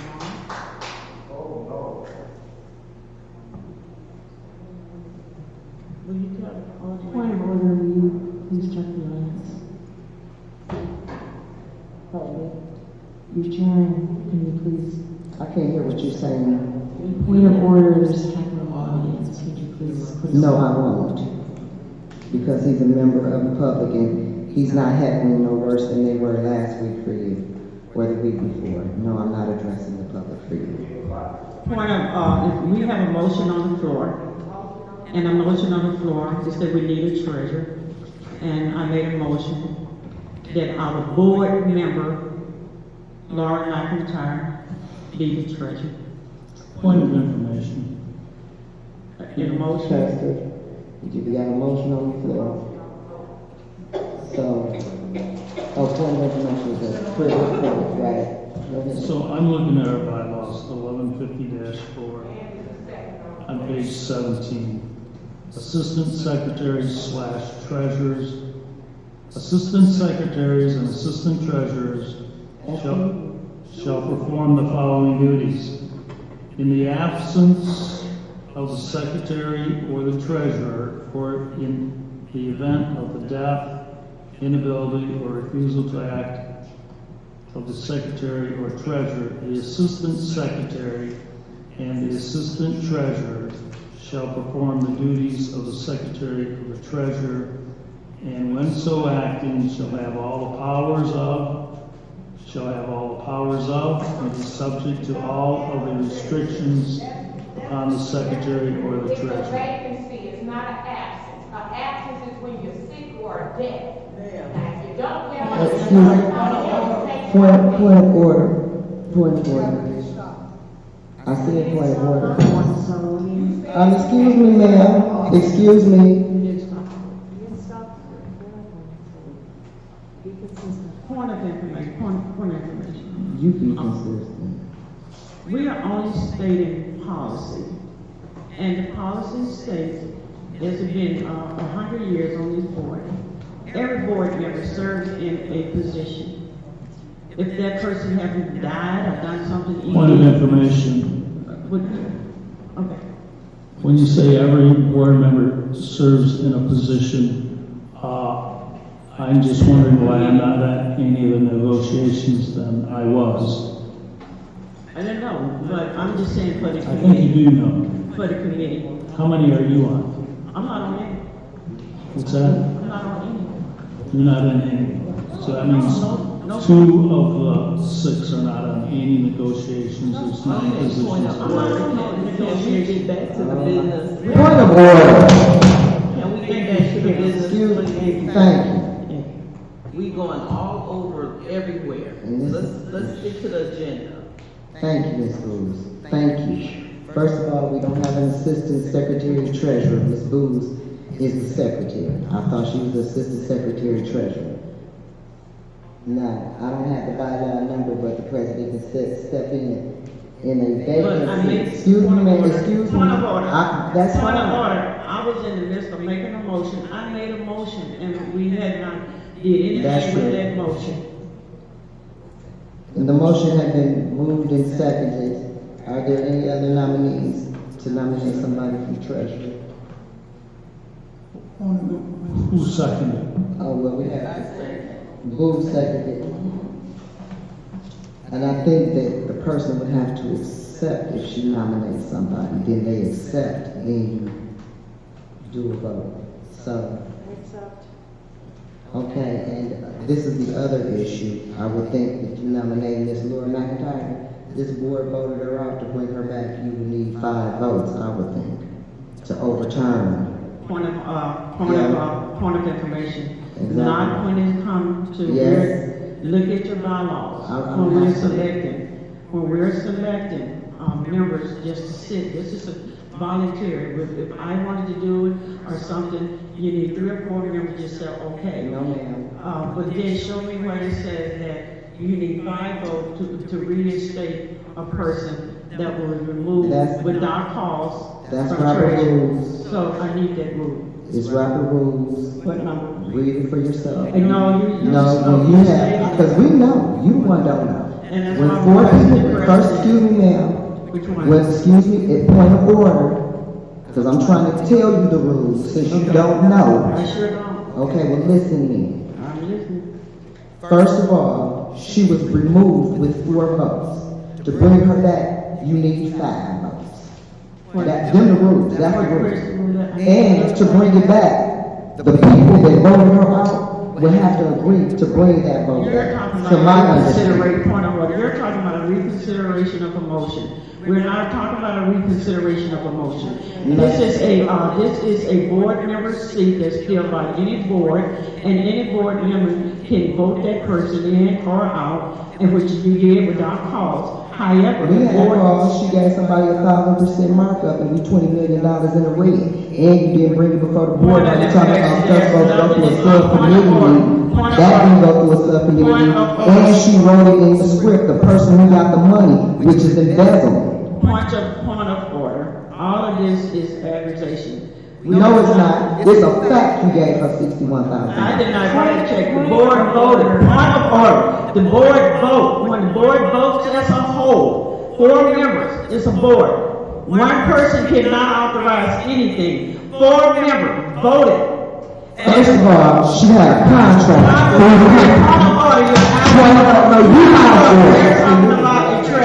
And you're right, I'm getting you on point. I'm getting you on point with your treasurer because you said she didn't do anything wrong. She gave out $61,000 when it was a contract saying she gets $50 per day with a cap of $6,100. A lot of power. It's not about power, it's about your peace, and we're not going to let you misappropriate funds. You're unfit to chair this You're meeting. unfit. You got caught lying on the board Unfit until to she chair got last this week. meeting. I'm not going to go through this point of order. Point of order, let's get back to the agenda and the motion. I'm not going to argue with you, ladies. Call the question. Hold on. I think I said a point of order. I think I said a point of order, Ms. McIntyre. No, you need to follow the rules or you get stuck. We need to have this lady and take a vote to get you out of here. No turning it out. Remember that? Take a vote. Who you talking to? You said you were gonna have a vote to get. Okay, then be quiet. Okay, shut up. Don't tell me to shut up. You're out of order. You're right. Excuse me.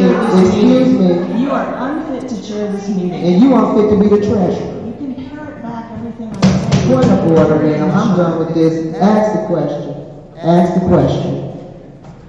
And I also nominate Pastor Gilbert for treasurer. Okay, he declined. So I asked the question, as I call your name, I'm going to take a roll call vote. Linda Booth. Yes. Laura McIntyre. Yes. Joyce McNeil. Yes. Carol McIntosh, no. Chris Maroney. No. Alan Gilbert. The motion fails. And I'll stand in as treasurer like I've been doing. Or will you appeal the motion to the chair? You cannot stand in. There's a motion on the floor. I appeal the motion of the chair. Support. Point of order. You need 5 votes, you don't have. No, That's not how it works now. You counted the vote failed. If the board wants to make another motion, they have a right to do that. But there's no appeal because the vote was taken, the board acted. And so we're gonna be railroaded and go No, around and around. it's just that whatever. Point of information, she made the proclamation that she was, point of information, she made the proclamation that she was. Point of information is a question. I appealed the motion of. You didn't ask a question, that's not a point of information, that's you being disorderly as usual. Point of order. Before we move on, can we just get the roll call of the vote? Yes. Whether it passed or not? And the vote failed 3-3. Thank you. And point of information, are you making a statement that you're gonna be a treasurer, then the board will have to vote on that. You just can't say this is what I'm gonna do. I can sit here until we get somebody. We have a new member coming. Well, we can nominate somebody else if you want, but we're gonna do this, what we're gonna do is stick to the agenda. At the end of the meeting, if you wanna get a treasurer, we can do that, but you're not gonna railroad this meeting and not address these agenda So items. that's what I'm appealing, the decision of the chair to make a decision to be the treasurer, to stand with the chair. I'm appealing the decision of the chair. There is a motion on the floor. It wasn't a decision of the chair, the board voted. I'm appealing a decision of the chair to appoint herself as acting treasurer in the interim where there's not a treasurer. Support. Okay, I guess the motion, I don't know what. Point of order. I don't even know. I don't what see it means. any of this on the agenda. Me either, and I don't see this being legal, but if they don't get their way, you know, they hold the district hostage. We don't have a treasurer. We did. We didn't have a treasurer when you were the treasurer. You didn't even know we was 20 million in the red. You're unfit to chair this meeting. Point of order. Let's get back to the agenda. Thank you. There's a motion on the floor. So, do we have an appeal on the floor, and what is the action of the appeal? And I don't even understand the point of this, other than to waste time. You don't even know what you're doing. The decision of The appeal was that, appeal the decision for you as the president or the chair to sit in treasurer. But there has to be a second to that. It was a second. Okay, I just wanted to make sure. That's all. So it's been moved and seconded. Any discussion? Yep.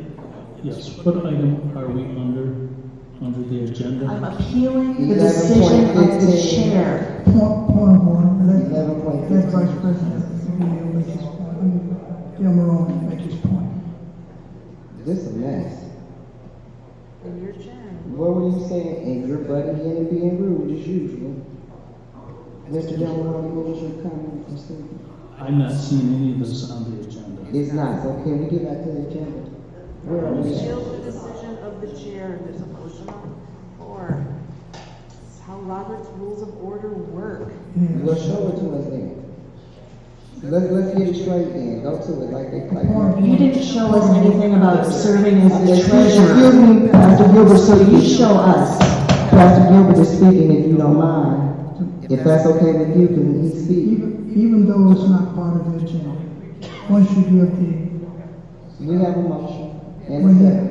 so it would be in order once she gets the floor to make her motion, then we have to vote on the motion, then we go back to the agenda. That's what we have to do. Go ahead, So this is totally board decision.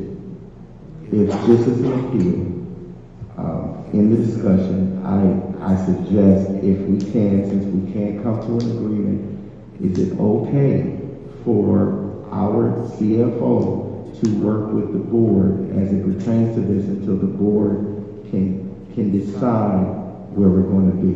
That's a suggestion. You don't, it's up to the board, but we have to continue doing business. And my problem with that is once we include the whole board and don't get 4 members, which we will not get because somebody didn't get their way, the business will be railroaded and we will be right back here where we are. You're talking about yourself. Is there any other discussion? There's a motion on the floor. We're in discussion right now, right? Okay, that's what I thought we were in discussion. Is it okay if we discuss it? Do we have your permission? Thank you. Are there any other comments from the board?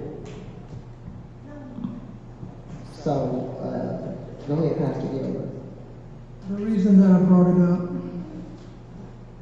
was so this would be made part of the record. Because if the bylaw says one thing and we're interpreting and misinterpreting, or we're leaving out something. Vice President Del Maroney, he's read a part. I read the same thing that he read out loud to all of us. If the board can operate and be legal by state statute, revised school code and state statute, as the president of the Flint Community School Board and District, that the business of the district be done. If that be the case, that you can operate in that sphere, then my only problem is, where is the check and balance on behalf of the taxpayers' dollars? And if that is to be the case, and it should be, under the revised school code, that the district maintain a solvency. So we have to have data, we have to have numbers, we have to have a report of some type. And that's my reason for bringing it up, because it's a lack of transparency. That's what it is, in my opinion. Not that you cannot serve. I believe perhaps you can, but we got to do more than just you as the president being there, and then no report, no treasurer, no, even though I trust Ms. Wolf, we still have that responsibility. That is my point. And Ms. Wolf is going to bring the numbers and answer your financial questions if you would give her an opportunity. That she's here to present this to the full board, openly and in transparency. The work that's been being done and the financials to go with the work. Is there any other comments or questions from the board? Point of information now. Once again, this board for the last 2 years and years before operated on a board treasurer. Everything moves smoothly. Everything works well when we have a board treasurer and a committee, finance committee. And if you're going to change the bylaw, we just can't change these bylaws and give people what we want them to have. And if the bylaw says one thing, we want to do another thing. I'm just saying, if the bylaw says contracts of 1 year, then you just can't go, I'm going to give you 3. If the bylaw says we have a board, we have always operated under those policies. And then somewhere we found out to get people to get their way, to get what you want, and there's a line in there that said without cost. And then that's what the person will remove without cost. It didn't say with cost. This is not on the agenda. But Can we it don't have to be on the agenda agenda? because we're talking about a trade. That's what We voted her made a down. motion to talk about. Right, and we trade. voted her down, so why are you back today? Because Chris Demaroni, I'm not Chris Demaroni, Trustee Gilbert brought the subject back up. He brought it back to the table. But like I said, We're already at this meeting. Can we get to the business? She appealed and we're in discussion, and now if you want to close the discussion, the appeal has to be. Is there any further discussion? And I don't even know what her appeal is. Her appeal is that As the chair, so vote yay for, I don't know, and vote nay for. Y'all should be chair, you can repeat it. While you're wasting time saying those smart antics, just repeat your motion. I appeal the decision of the chair to appoint herself as the acting treasurer. And she has support, right? Support. So as I call your name, vote if you don't want anybody to sit in that position until we get somebody. Well, That's what you just said. No, I didn't. She appealed me filling in until we get someone. That's what she's appealing. That's the appeal. So when I call your name, Ms. Booth? No. No to remove me or no to? No to, Her saying, you saying as president of the trade. Yes to the appeal. Okay. yes. Yes to, we're appealing the decision. Yes. Yes. Yes to appeal the decision. Okay, Laura McIntyre? Yes. Joyce McNeil? Yes. Carol McIntosh, no. Christy Almironi? No. Pastor Gilbert? No. Okay, the motion fails. I'll stand in until we come together as a board and get something conducive and satisfactory for the entire. For the record, I want to state that we are now not. here we go. She didn't get her way.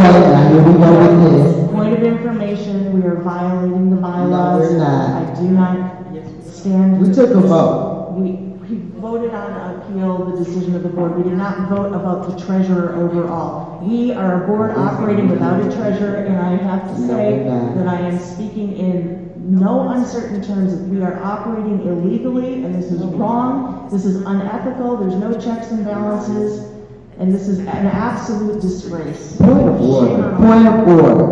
Point of order. This is the problem, because if we could get you to be truthful and quit trying to be self-serving, you know. I don't see how there's anything I'm not going to argue with about you. asking questions about Okay, we took the vote. We're moving on. We took the vote. You didn't get your way. We're moving on. Back to the agenda. It's about the law and about policy. We're not pressure on the Board of Education. Excuse me, ma'am. We got a problem here. Because you lost the vote. We gave you all your votes, all your appeals. You lost. Can you live with that so we can take care of the district business? Thank you. District business is Excuse me, ma'am, because one more outburst and we're going to be taking a vote should we remove you, because we want to do our due diligence. Point of order. We do need a financial meeting where we can come together under government. Okay, excuse me, point of order. Point of order. I didn't recognize you first. Point of order. What we're going to do is get back to the agenda, and all these things that you want to address that are not on the agenda will come at the end, like we discussed prior to. Because you see this is what. No, we're not violating anything. It says at the beginning to stick to the agenda. Point of order is in reference to the agenda. Point of order. I'd like to make a motion. That's not in reference to the agenda. Is it an agenda item? I'd like to make a motion. At the end. That we move the financial operation committee of a whole. You cannot take the floor by making a point of order. And that's what they do. I just said I made a You just took over like y'all do. You made a point of order and then you made a point of order. It's tolerated from that side. Point of order, that's what I asked for. And you didn't have the proper position. And a point of order, that means somebody's violating, not you take over the conversation and run with it. Point of order. Point of order, nothing. We sticking to the agenda. You don't have a violation. Your point of order is invalid, ma'am. And at this point, you're being disruptive. Point of order. Thank you. We're going to get back to the agenda. Now, where are we on the agenda? Authorization to, where were we at as far as the business goes? Okay. Is there any discussion concerning action item 11.15, authorization to purchase Discovery Education Curriculum RFP for 23-004? Yes. Yes. So for this action item, I still maintain that we can't make any decisions as a board without a treasurer, and so I move that we move the Finance and Operations Committee as a whole back to subcommittee, because we have not had a finance subcommittee meeting as of yet. And we need to have these things go through subcommittee in order to discuss them and move them forward. We are in violation of our bylaws and state law. So I move that we move these action items that to a subcommittee before we move them forward. Are you gonna show up once we make those meetings? There's a motion on the floor. Do I get a second? Second. Point of order. You're not chair. President. She made There's the a motion motion. and it's seconded. Yes, but you can't ask for a second. I'm just pointing out the way She the can do meeting whatever used she to be likes. run. You can't do this. She can do whatever she likes. She, right, so be quiet. Just call for, if it's been properly moved and seconded. Is there any discussion from the board? Seeing there is no discussion, a vote is necessary for, I don't know what it is this time. She wants to, what, can you repeat your motion now? So we can know what we're voting on? Because we're gonna take a roll call vote. I made it very clearly, I stated it twice, to move the Finance and Operations Committee of the Whole back to the subcommittee before we move it forward to the board. We need to have a treasurer. Okay, thank you, we heard your motion. You said you At didn't this- hear, so then you asked me to. At this time, we'll take a roll call vote. We already had discussion, we just had discussion and they didn't say nothing. So we now go to the roll call vote, right? And when I call your name, we're gonna take a roll call vote. Say yes, to go back to a subcommittee, or no to move forward. Ms. Booth? Yes. Laura McIntyre? Yes. Joyce McNeil? Yes. Carol McIntosh, no. Chris Del Barone? No at this point. Pastor Gilbert? The motion fails. Can we please move forward with the district business? Thank you. At this time, seeing there is no further discussion, I seek a motion to move resolution number 11.15, authorization to purchase Discovery Education Curriculum, RFP, to the regular meeting for adoption. It will be conducted by a roll call vote. As I call your name, please say yes or no. Is there a problem, sir? Yeah, I'm sorry. I'm sorry. We were just getting clarity. Am I not? No, they, Pastor Gilbert. Yes. Chris Del Barone. Yes, on the purchase. Linda Booth. Yes. Laura McIntyre. Yes.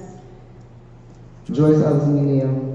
We're gonna level from 15, right? Yes. Yes. And myself, yes. The motion passes 6 yes, none opposed. Next, we'll be moving on. Mr. Jones. I seek a motion and second from the board to move resolution 11.16, authorization to purchase Sentinel Telephone Management System to the regular board meeting on October 26th for adoption. Second. It has been properly moved and seconded. Is there any discussion? Yes. Again, I object to the fact that we are moving subcommittee meeting action items forward without having a subcommittee meeting and without having a treasurer. So I'm going to have to vote no on the rest of these.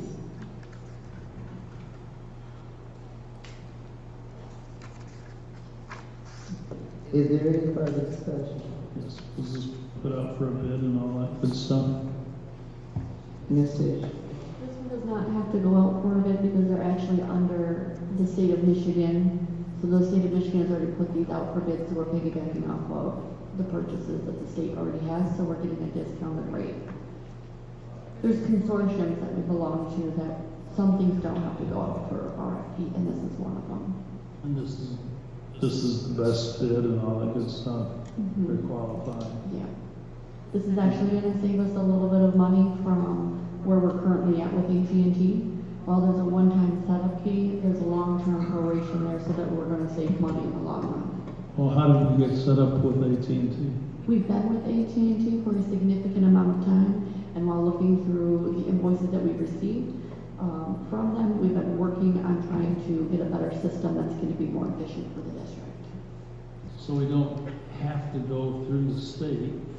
We can find our own vendor. I mean, that is a true statement. You get a better deal when you do it this way. Okay, but we didn't do it for AT&T. We don't know Huh? I don't know what they did when they went along with AT&T. AT&T is also part of that state bid, so that is one of the other vendors you could utilize for the. So there's more than one vendor that is recommended by the state. It's like pulling teeth.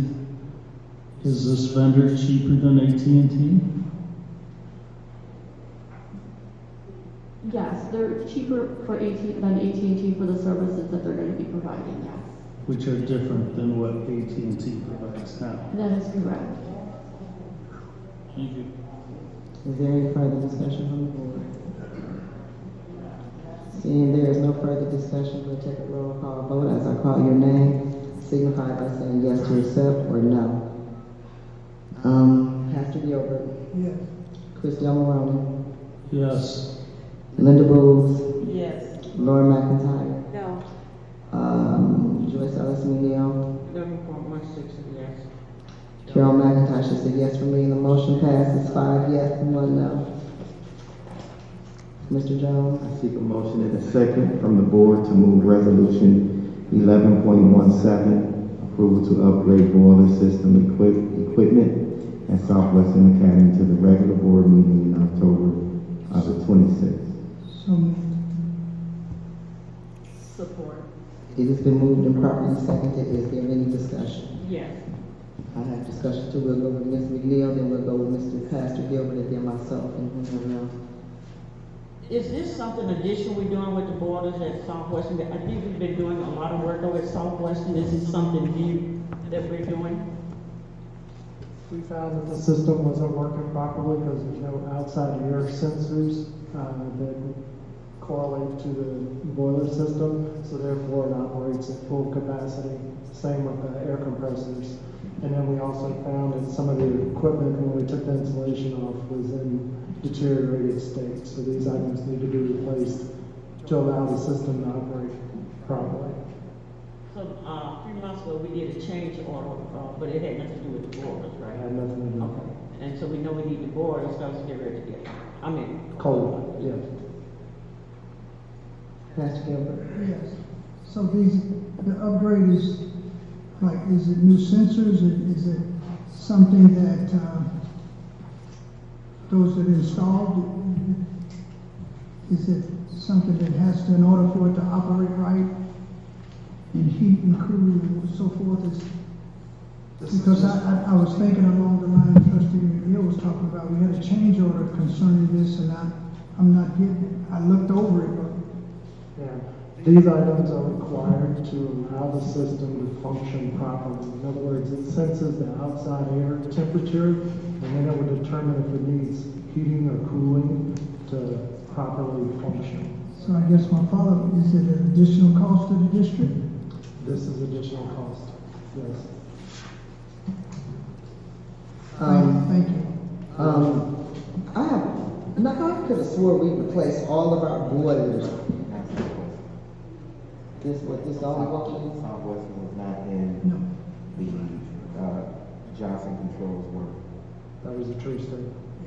I can tell you why it wasn't. Because I'm gonna be honest now. So we didn't do no heating work over at Southwestern. Is that? I'm just making sure, because I know I voted on something pertaining to Southwestern getting heat for our students. We did do work on the systems at Southwest. But we didn't do boiler work. What work did we do over there? I need to know now, in case something else pops up. I need to ask this question. What have we done at Southwestern? Because it seems like I voted on this boiler situation on several occasions. You are correct. We did do boiler work, and it was earlier this year. I want to say it was March, April time frame that we put this through as an RFP. I had to bid it out. This is coming up from my understanding of my conversations with Pete, so Chris is going to have to step in where I'm wrong here because I'm not a facility director. So before they speak, let me say this.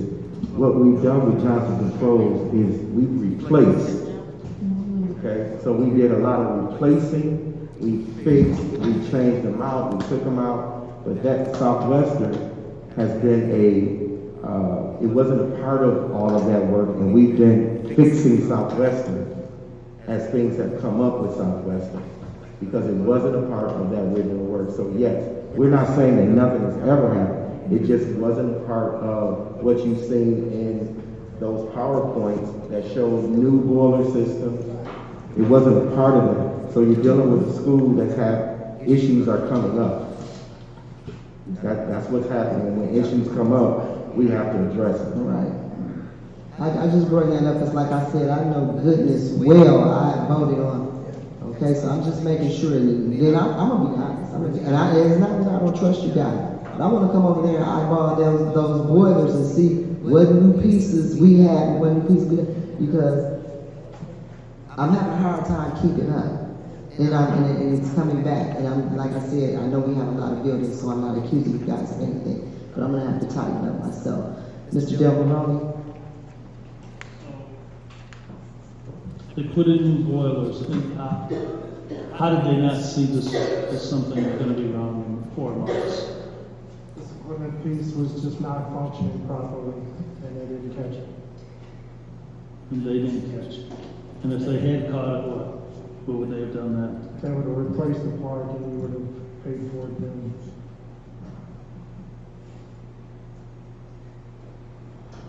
Well, let me say this, as we get ready to close Southwestern one day, let's limit our expenses there as best as we can. I mean, if they're already there, I mean, if I take an engine to get rebuilt on my automobile, I would think they might change the plugs and some wires and not just rebuild it and say, okay, oh, sorry, but you needed some oil. I mean, you know, the truth, nothing but the truth, and the whole truth. What all is wrong with the system, and let's fix it. Don't keep coming back to nickel and diming stuff. We're going to run in with Southwestern, as with many of our schools now. We're going to be, is it a sensor like how we control the air conditioning right now in here? Because it's like no air is moving except some fan. It's warm in here. I mean, what is going on? I mean, I don't even understand. I'm sorry. I just do not get it. We're going to fix Southwestern up, and then it's going to be time to close it. I just want to say this. I understand what you're saying, Mr. Delmaroni. My only concern is for to get wintertime when we have students in that building. Because when I saw this, that was my initial concern. But sometimes you find yourself with your back against the wall, and we live in Michigan, and I can't. I want to say no, I do, because I feel like Johnson Control should have addressed this and looking at this, and they came in and millions and millions. But our babies are in that building, so that leaves me in a predicament to have to tighten up as a board member, Ms. McNeil, and then Pastor Gilbert again. And I agree with Karen McIntosh. However, keep in mind that I think it was with the previous superintendent. They did not put air conditioning over there. They took the air conditioning from Burnell and they stuck them over to Southwestern. They did not do a, if my understanding, like the other schools. So we knew that Southwestern did not get the same work done because there was up in the air situation. But right now, as usual, those are human beings over there.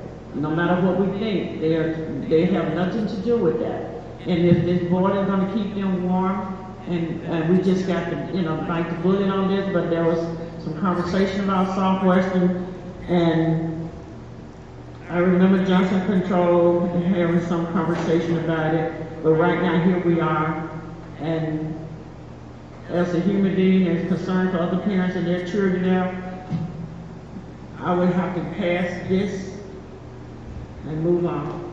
All right, Pastor Gilbert, and then Mr. Delmaroni. I was just saying, is it, when was these installed? This year or last year? These boilers, they was installed this year? No installation in Southwest, so that was at Potter and whatever.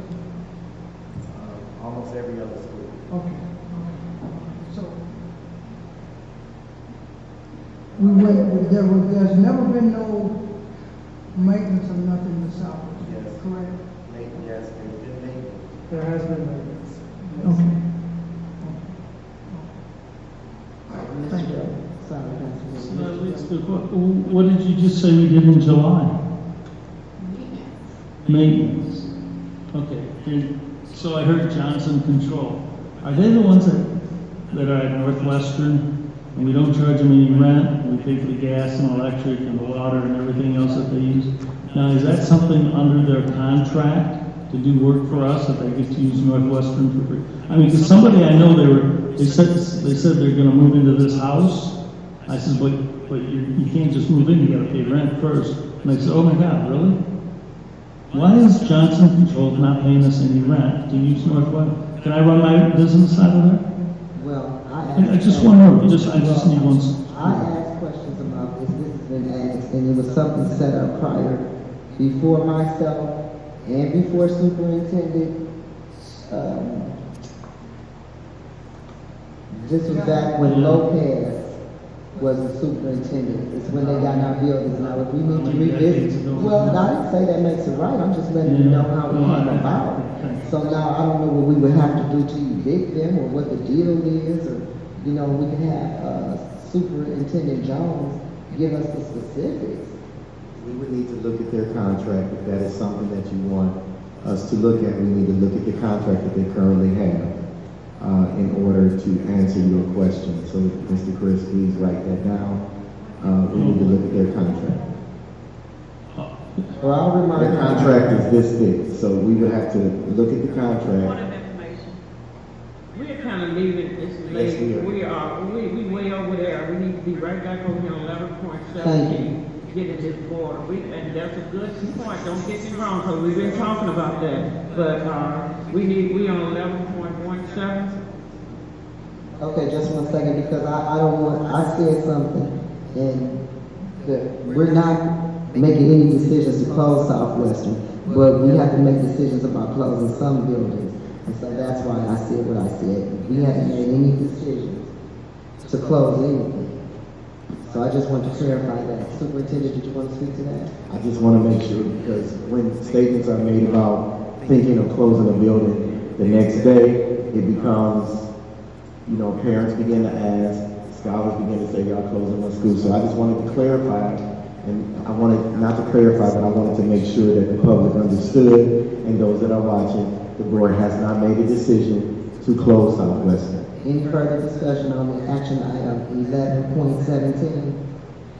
Seeing there is no further discussion, I am going to call for the roll call vote. As I call your name, say yes to pass or no. Pastor Gilbert. Yes. Del Maroney. Yes. Linda Booth. Yes. Laura McIntyre. Yes. Joyce Ellison Neal. Yes. Carol McIntosh, so yes for me. The motion passes, 6 yes, none opposed. Mr. Jones? I seek a motion and a second from the board to move resolution 11.18, approval of Flint Central Campus demolition asbestos remediation to the regular meeting, October 26th. Any discussion? Pastor Gilbert? Oh, we didn't have a so moved and all that, I'm sorry. So it's been moved and properly supported. Pastor Gilbert for discussion. Superintendent Jones and to whoever's on the RFP committee, how many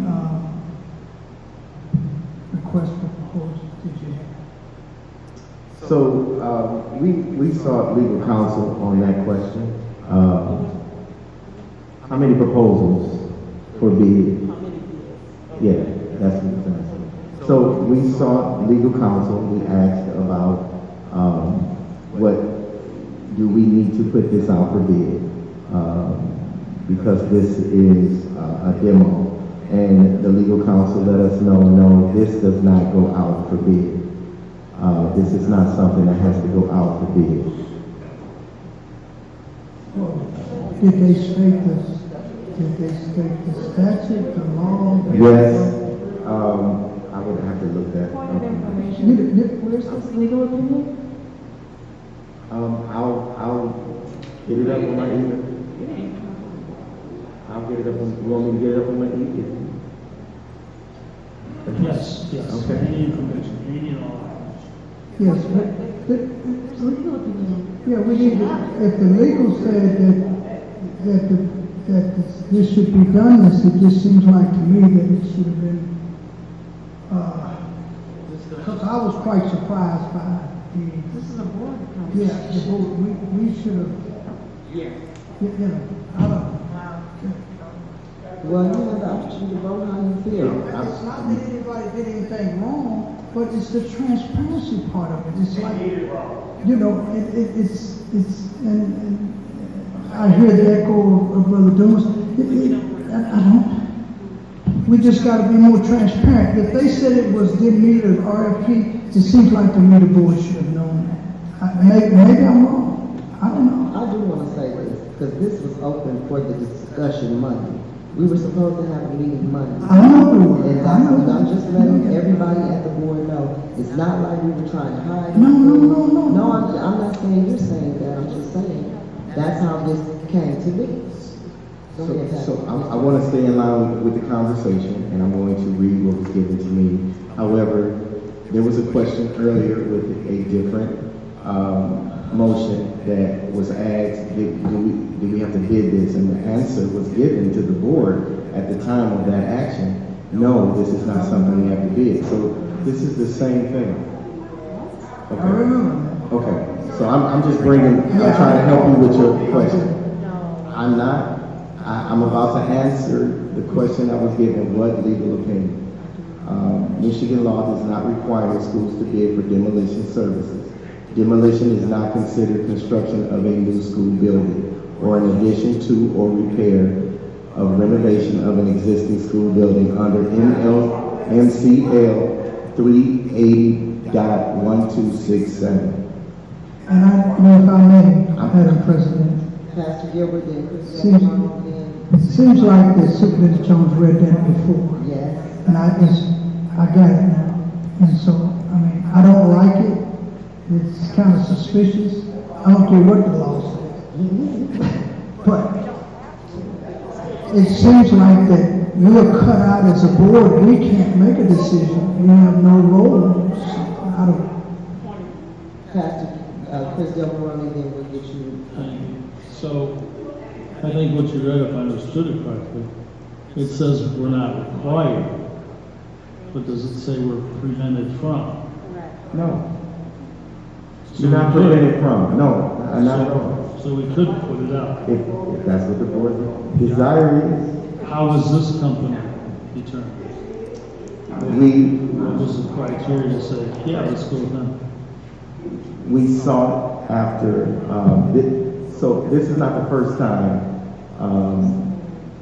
the district has tried to this is not the first time the district has tried to demo, okay? And so what we did is we went back to the company that the district was using before and asked them about the demo. That's what we did. This will come out of general funds? This is. Washington, did we ask them to, I mean, maybe we could have gotten a better deal if they do Washington and Central at the same time? We did not ask about any other of our vacant properties as it pertains to the work we're trying to move forward for this particular property. Okay. The reason why we chose demo for this property is because we plan to do something with the property. So,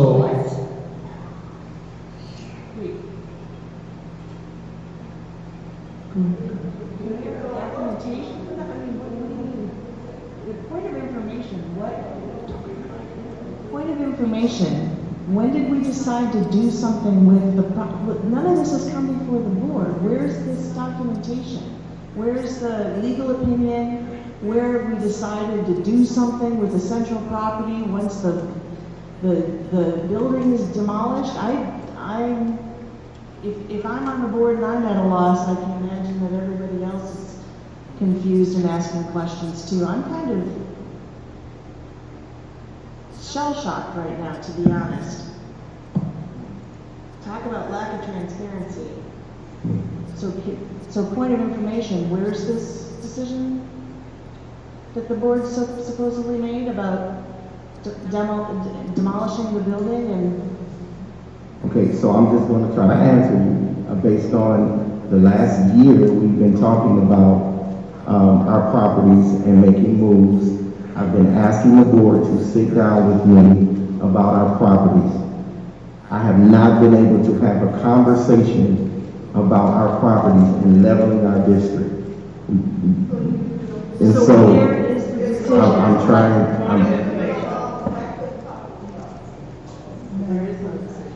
Yeah, we made a decision. We didn't have the money at the time. We decided to tear it down because it was a store. We couldn't fix it up to be a store. When we were selling the property, as the board, only the board can make these decisions that we're making now. When we were selling the property, we kept what we was gonna keep out. Then we, Mr. Jones went back as it related to Central, but there was gonna work with Mott, and we got the proposal to do the $200 million grant as it relates to Central and 3 new schools. That as far as we went with Central, we was working on a proposal plan. We passed a strategic plan. We put out there the building that we wanted to sell and those buildings that we wanted to keep. And there's 2 important buildings. The one was Northwestern, which we're waiting on getting what it's gonna cost to do what some of the things that we had talked about doing. And there was 4 or 5 board members there. And we went on to talk about Central. Within the next month, Mr. Jones put together a proposal plan to go to the Mott Foundation to get $200 million. And that's when we was going to start there working with the Central. There was none of the discussion that we select a company that we bids are by the board. We got to take back control of this district by policy. There was nothing brought before this board, and here we are on Channel 12, on the news, and the media is looking at us and setting us up as though we're doing something don't want it. It was agreed upon, and the board was waiting on to have the workshop and have these discussions as it relates to the proposal, as it relates to Central and 3 new schools. I will not be supporting this. I don't have to sit here till midnight and go back and forth because this is something, this is why we talk about finance. This right here. And if anybody knew about this, I can guarantee you 3 board members was clueless about this being on the agenda. I'm sitting here breaking my neck out reading the proposal plan that Mr. Jones sent to each board member, going through all of this, and you already have made a decision today, and you want us to make a decision, take $2 million some out of general fund to tear down a building when we said that the Mount Foundation had a $200 million grant that we be talking about every year that was gonna put that on the table. Now we got this. And I'm going to say this, the north side, they want something too. Third, we don't even have a school over there. And that's what that proposal plan was to do. Give us 3 new schools, tear down Central, go back and revitalize Northwestern, and put a school over there in that 3rd ward. That was some of the discussion we had. Now, if you ain't been at the meetings or lost the notes, I got them. Do we have any money from Mott? Do we have any 200? Did Mott give us some money? Oh, okay. Mr. Demolition? I think I still have the floor if I can. Over the weekend, I had an opportunity to talk with Congressman Dan Kildee, and he's indicated that there might be some money coming down the pipeline from Washington to deal with schools. Now, he didn't give me a time frame, but if I understood them correctly, it's passed the House. If they can get it through the Senate, the President will sign it. But my question was specifically that communities like Flint, Detroit, Benton Harbor, they just don't have the money to tear all the facilities down that need to be torn down. To question the financer, how long can our district continue running in the deficit we are with the money, with the, I'll say, from the general fund or the cash reserves? One other question. Are we in the red in general fund now? Or is it in operation with the red? Operational, we're in the So we're red. not in the red in general fund. I know that. That's what I'm asking. How long can we run in the red, year to year? We shouldn't run in the red in any capacity. I know we shouldn't, but we do. But I Yeah. can't give you like a timeline or a time frame because it's a continually moving target. Every time we meet in the board, every time a decision is made, money is being spent in some capacity. Sometimes it's coming from grant, sometimes it's coming from general fund.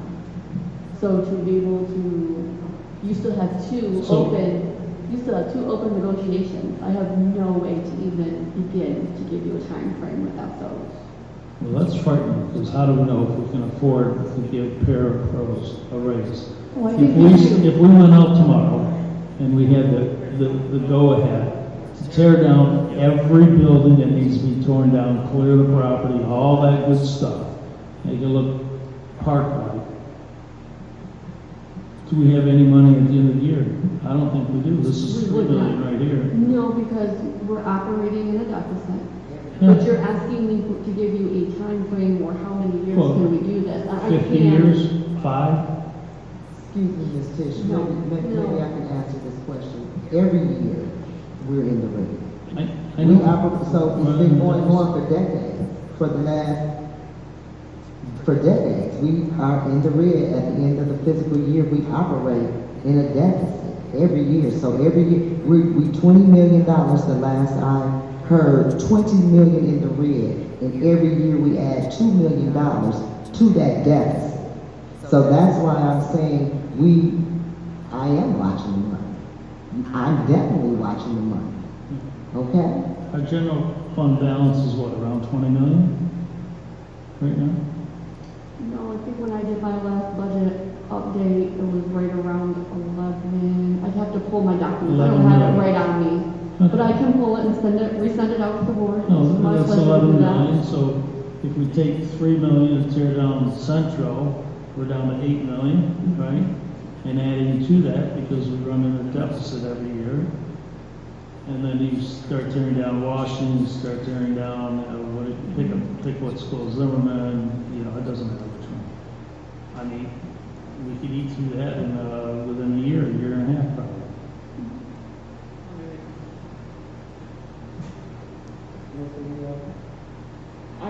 Do you have a running total, like the balance in your S3, with S3 balance?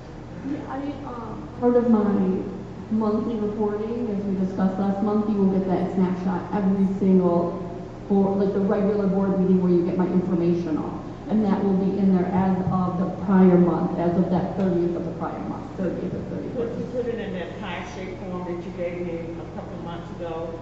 You made it took it out the little spreadsheet, and it let you know where most of your spending is at. Yeah, I can do that. And that's easier, because, you still got to read line by line, but that's easy to look at it, for the board. Yeah. Whatever you guys need, I can do. Pass together. Yes, I'd like to ask, what's your name, brother? Chris. Is that,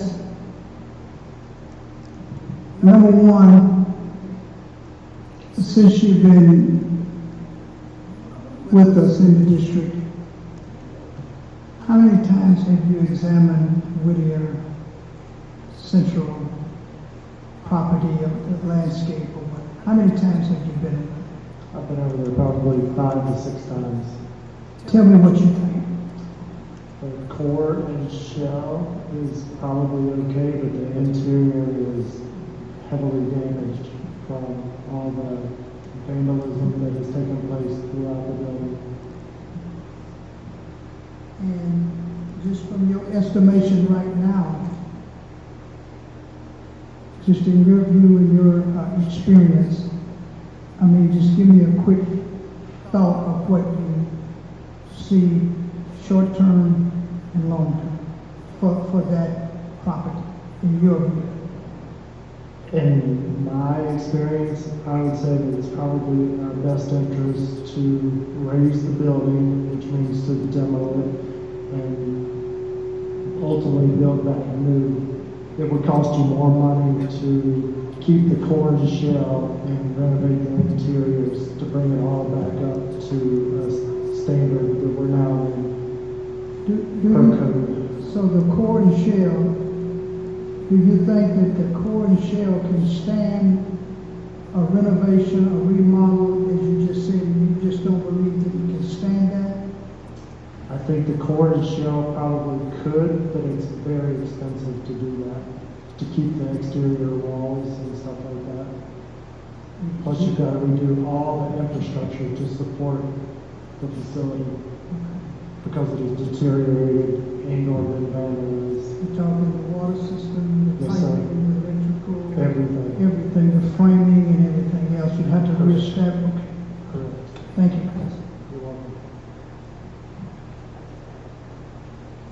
I know when I was at Whittier, I had a hard time using my cell phone. I would always have to go to a window. So the infrastructure doesn't support the latest technology now. That would be a true statement. Plus your cell towers is how your cell phone operates. And I don't know where the tower locations are in reference to that. Right. So it'd be a combination of that. And it costs a lot of money to heat a building, you know, a building Correct. that, I mean, that Whittier is 4 stories, Central is how many stories? 5 stories. 5. So, yeah, and I don't think it was security-wise, we had issues with, you know, security, young people hiding out in different areas that were unoccupied, Currently, not there's no utilized. security there. Yeah, the locker room area, and I think it's a tunnel somewhere, and Tunnels. so, you know, it's a no for me to renovate it. Yeah. And every time we're called out for additional resources to go back and secure the building and clean up the mess that is created by it being a vacant building. If I may, Superintendent Jones, was Chris part of the decision to get varnish? Yeah. So what is your thoughts about varnish? They're a reputable demo company and have done work in the district before, is my understanding. Have you had any past experience where you actually worked on the ground in demolition or so forth at all? In the With past? this company or just in my past? No, with this particular. No, sir. Okay. Thank you. Is this a local company? Yes. Is it a local company? They're a Flint Okay. company. So I understand on the outside wall, what are you referring to when you say core? Core would be like your main floors within the building, but I'm sure they'd have to go back and be looked at from a structural integrity. Okay. So basically, central is, other than saving those things, maybe another building or two in there between central, well, especially at central. I think they've got an auditorium, but that's really big. Central Whittier are basically functionally obsolete. Correct. Okay.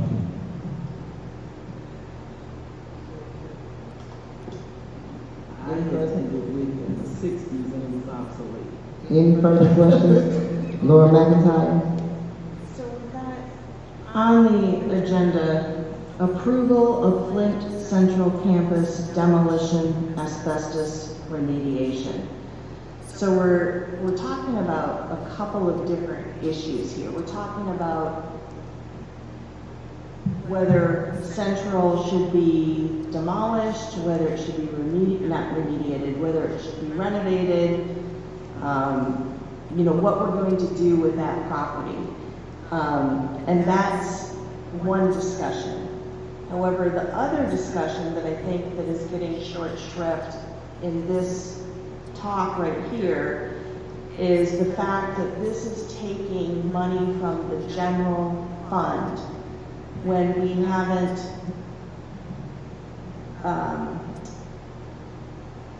in my opinion, done due diligence to see whether we can, if we're going to demolish this building, if we're going to, we haven't even gotten to that decision yet. But what are we going to do with the building, the property? How are we going to pay for it?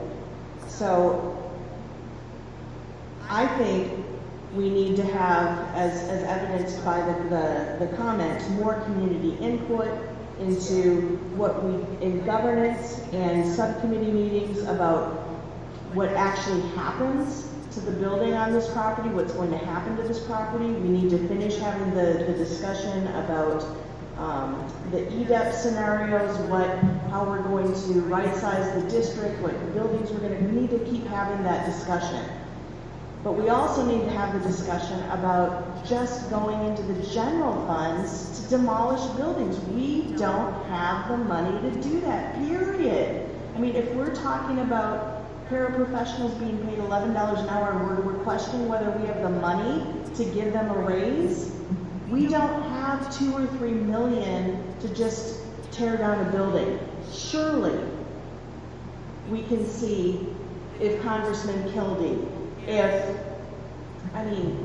we've got so many different options that we haven't exhausted. I mean, even the Communities First, you know, is a community organization that takes building facades and they get grant money and other money from other places. I mean, there's other options that we have. So we've got to look at what we're going to do with the property in the building and how we're going to fund it. And I say no, at least to making a decision tonight and passing it on to the committee just to vote on this agenda item, which says approval of Flint Central Campus demolition, asbestos remediation. So that means that we're going to vote to demolish it and vote to pay $2 to $3 million out of the general fund to do so. Absolutely not. We can't do this. We can't as a district. It's irresponsible. It's the wrong thing to do. So that's where I'm at. You know, these discussions are really good and we need to have them, but this isn't the place to do it. And this agenda is a surprise to at least half the board. And you know, the way that it was done is just really suspicious and not transparent and not open. This work needs to be done, but this is not how we should be doing it at all. And I understand the community's disappointment. I share that disappointment, that outrage. And again, I must express in no uncertain terms, we can't be making these decisions about $2 to $3 million in the general fund without a treasurer. I have to, on the record, state my objections, because when any kind of state agency or government agency or the Attorney General comes in to start looking at this mess that we're dealing with, I want to make sure it's on the record that I objected as fully and as completely and as many times as I could. This is wrong. We shouldn't be doing it. And I can't believe that the board is operating like this. First of all, we've been talking about demoing this building for decades. We've looked at every scenario. We've looked at all kind of ways to pay it, and we begged Mike for those $200 million for the last umpteen years.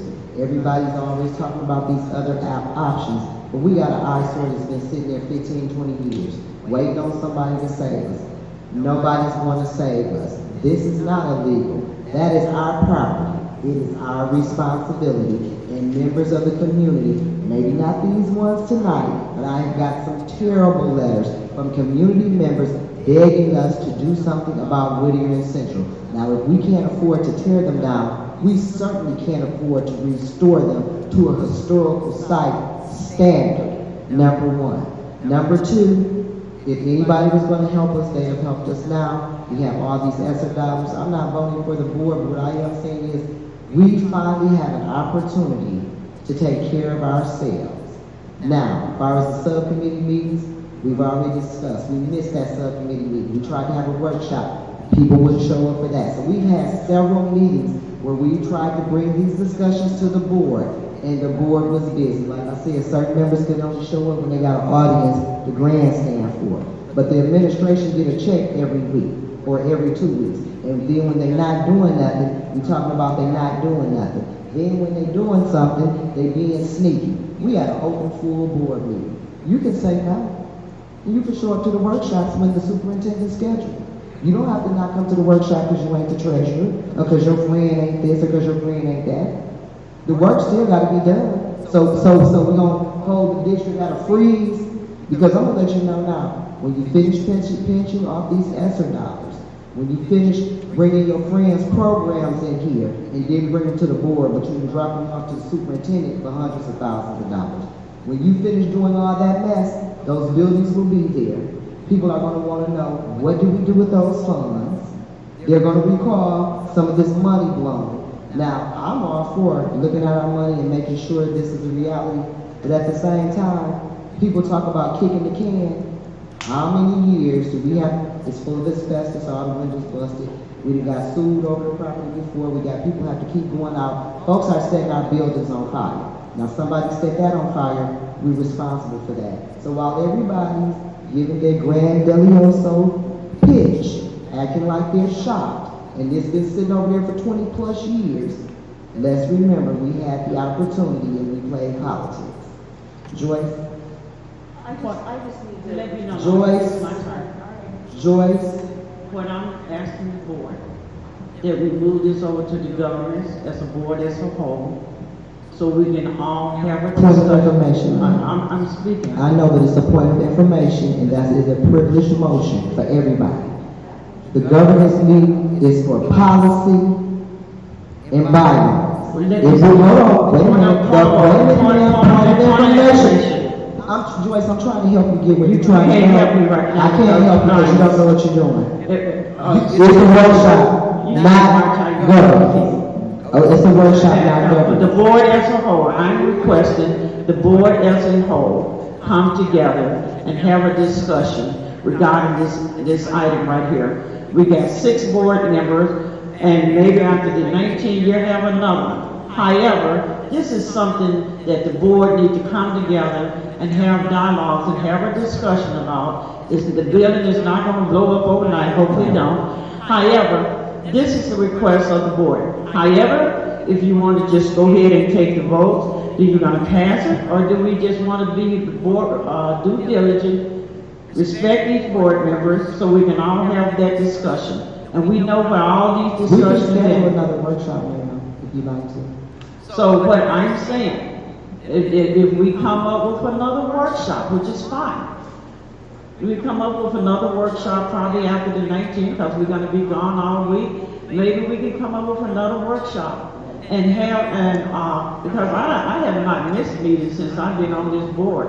I have not missed meeting, even when I'm sick. But if we want to work together and stop going back in the past and trying to, all of that, we are moving forward. What do we want to do?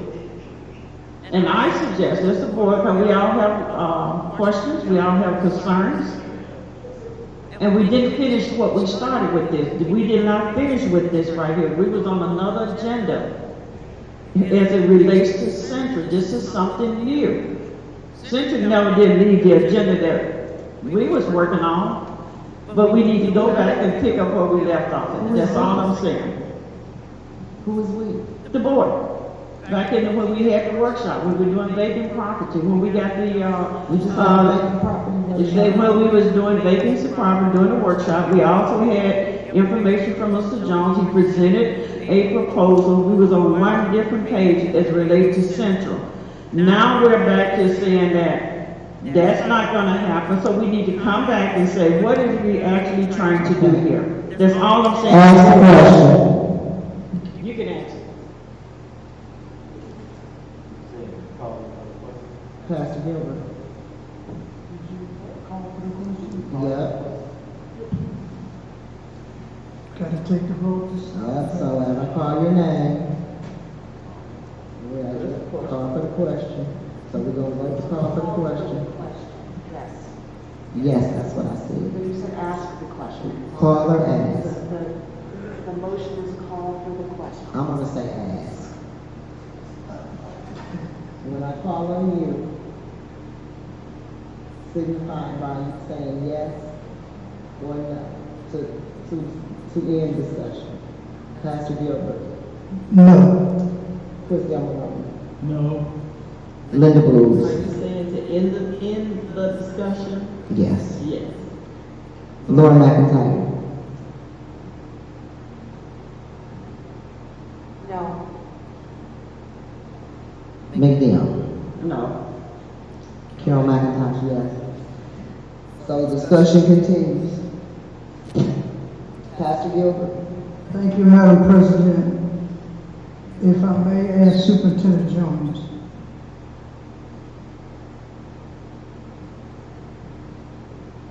in a short period of time, how important is this action for Central to be demolished?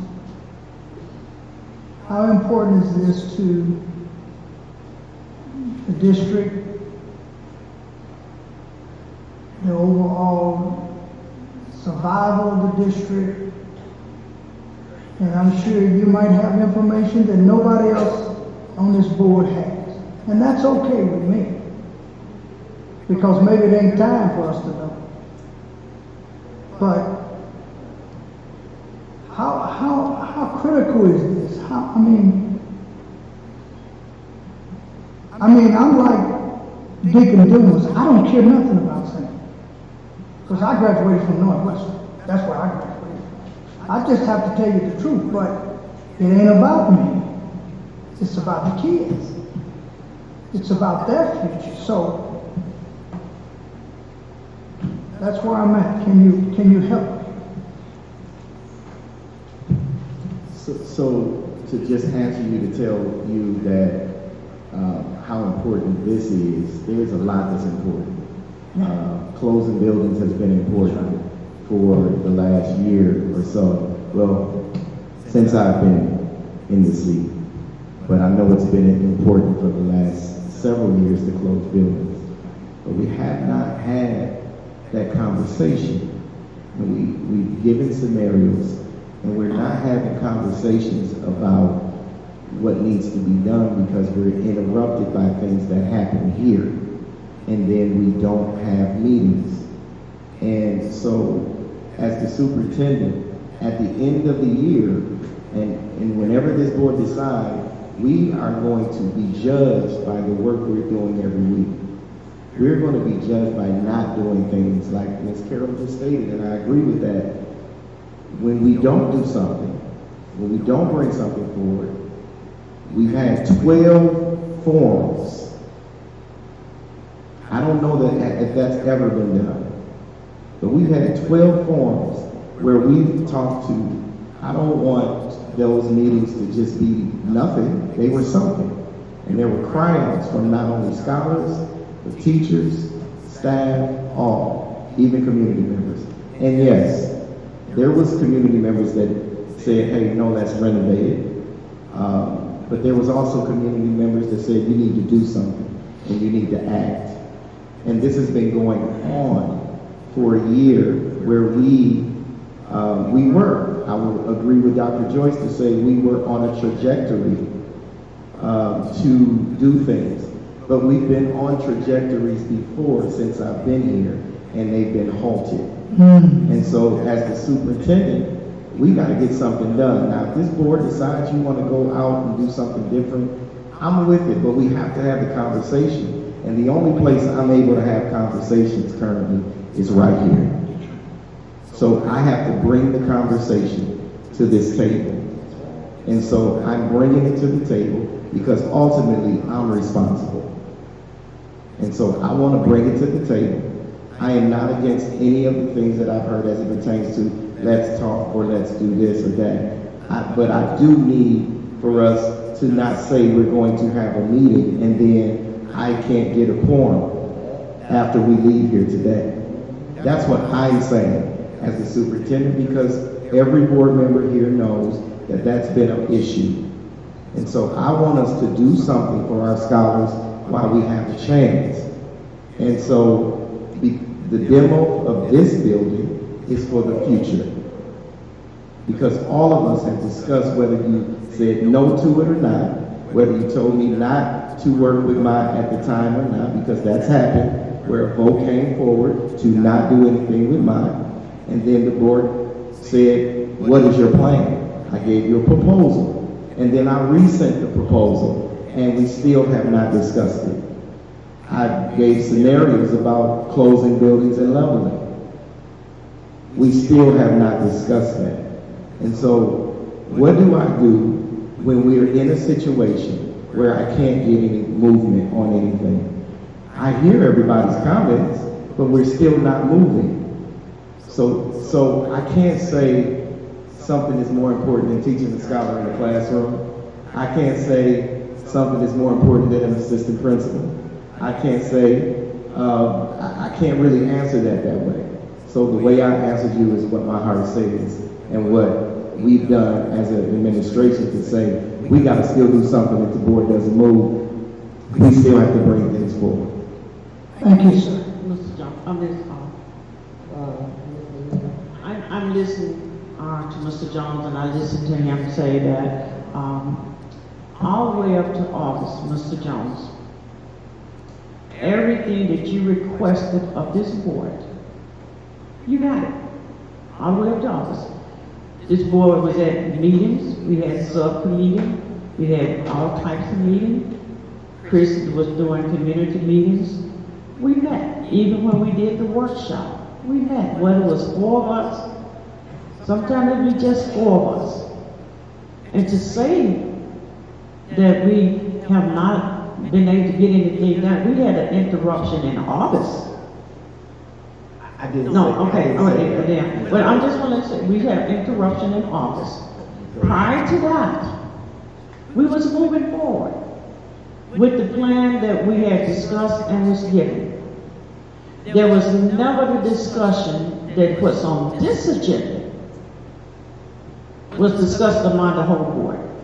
The last discussion that we had before August was we was talking about that proposal. We had just passed the teacher plan. We was building rapport to get, and this is your word because you stated that we had an opportunity on the table. I'm not saying that it have to be mine or whatever. What I'm saying now is that we would like to have this move. It's not going to say that we're not. We're talking taking about $2 or $3 million out of general fund, leaving $11 million at the rate that we're going. That's going to be gone. The rest, we don't have that money right now. My suggestion that we continue working with that proposal.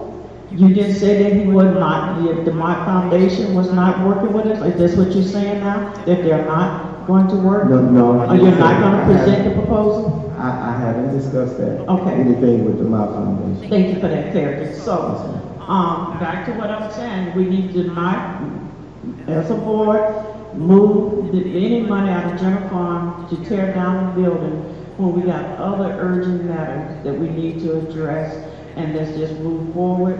Yes, and you will not have a problem when it comes to certain things that this board meets on. But right now, as of August, we got a little off key. Everybody doing their own thing. So we don't have a good committees like we had. Then we had an interruption. Then we lost a member. But it has absolutely nothing in fulfilling everything that this district asks this board up to August. You got it. The community is speaking. We have never disregarded the community. And these are some of the same people that are coming up that was at every community forum. We didn't miss not one. Chris Demarone missed not one. I didn't miss not, maybe 1 or 2. But we was there. So I'm just saying this is not nothing to argue about, a big issue. We can move it forward and let's look at this whole picture. What is it we're trying to do? Take $2 or $3 million out of GL. and we don't know what tomorrow we're gonna be bringing when we was working on the proposal. It doesn't have to be with mine, it can be somewhere. We have a CFO, which I hear is really great, and know how to do it, work with other entities and get grant money. And plus we have the ESSER fund, but we cannot do demolition with ESSER, so we know we can't use ESSER. That's a no-no. We already read in operation. Then we're gonna snatch $2 million, $3 million to tear down a building when we need money to get these other buildings renovated. We got door rider, we're doing a lot. And this can be put on hold for a minute. We got Northwestern, we haven't even got the report back what it's gonna cost us to do Northwestern. We are doing some great things here. We should not get blocked by the power to be, or whatever reason. This item here is not the issue, it's something else behind, because this item here, been here. But we done got closer to resolving this than we ever have before, and we had a good relationship working with everybody, and we're gonna have to get back on this here. And we're right in the middle of the election, and we're kind of pulling $2 million, $3 million out of general fund, when I truly believe that proposal that I'm reading, if we put our heads together, it's a pretty good proposal. Somebody out there take it. Somebody out there take it. I don't beg, I just believe. There's a lot of funders out there. If it don't cost $3 million, we can wait until Hill to come back and win off and go back to the federal. We're talking about just $3 million that we don't have to spend, but we're in the red on the operation. So we need to go call the question. So just a point of clarification. Ms. Joyce, I did say we were on a trajectory. So I did not say that we weren't getting some things done. I said we were on a trajectory and then those things stopped. I said exactly what you said. So I don't want this board to think that what you've done, the strategic plan and the work we've done, I did not refer to not getting things done. I want to be clear on that. And I also want to say, as far as Mott goes, I can remember a time when we were meeting with Mott and I was being accused of having backdoor meetings. Every meeting we had to hear about how they had slaves and all this, that, and the third. So to have this work impeded now, because people suggest we should wait on Mott, when I was at the table with Mott trying to talk to Mott, and these same people were saying that they're racist and they don't want us working with them and they're colonialists and we're having backdoor meetings and all this slander. When I was trying to get Whittier and Central torn down and get us something new and beautiful built over there, I was being accused of all these old backdoor deals that I wasn't involved in. And now here we are, talking about this work again, and now everybody, oh, we gotta go back to Mott, what we tried to deal with Mott. We can't make them give us anything, but we still, I'm gonna say it again, no matter where we get the money from, and then as far as the ESSER funds go, we can do renovations with ESSER funds. So we don't have to take renovations out of general funds. ESSER funds are absolutely there for renovations. So that's where we'll get the money to renovate buildings from ESSER funds, because that's what they were delegated for, not for settling grievances, which we have with some ESSER funds. I'm gonna tell you, since we sit up here acting like we spent $300,000 of our ESSER funds settling the grievance, and that was illegal. But nobody said a word about that. See, that's okay when other people are misappropriating and breaking the law, and they never make mention. But I haven't forgotten. Now we're trying to get this work together, done, and we're gonna have to do it together. But let's not act like we haven't tried to work as a board. Don't act like people that you're suggesting haven't turned us down, which is why we're here now, looking at our general fund dollars, because nobody else would give us a drop of water on our tongues when we were in the fire. Now, if that's the desire of the board to put yourself back in the fire, jump out the skillet back into the fire, then that's the choice of the board. I'm just one person. Thank you, Ms. Linda Booz, and then Chris Demolition. I have a question regarding the bids. Were the bids, a bid for the demolition made public at all? We didn't have to bid. Oh, you didn't have to? No. Although we didn't have to, could we have, could we had Yes. bid? Yes. You know? Yes. Okay.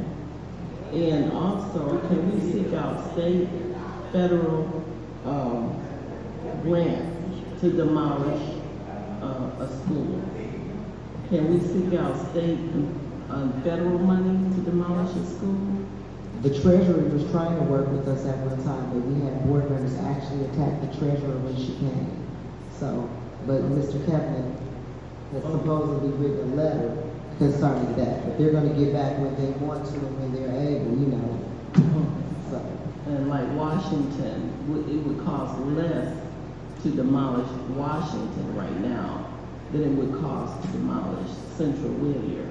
So, could we consider trying to finish levering, Washington School? If that's the board's desire. Because I think we need to clean that side up, it's already down. I think we need to focus on that a little bit too. Is there any board members? Mr. Demolition? Yeah, so initially I would have jumped on this and say, tear Central Whittier, tear that whole campus down. But in light of a couple of things. One, I don't believe we can afford it, even though we have $20 million or so in the general fund, is number one. And number two, as Representative Kildee was mentioning to me over the weekend, there should be some money coming through from Washington. Linda, that would be your federal money. So I don't see the damage in waiting a little bit. Maybe we could work more closely with that neighborhood right there across from Central. They were here tonight, they didn't ask for it. It used to be called East Village at one time. But, you know, and bring them in for some input. I already have a scheduled appointment for tomorrow night. So I won't be able to make their meeting at Walker Place at 6 p.m. But I think tomorrow night is when GISP is meeting to vote on our 7th member here, our open seat on the board. It's on the 18th. 18th. But nonetheless, so in the fact that there might be some money coming down the pipeline, and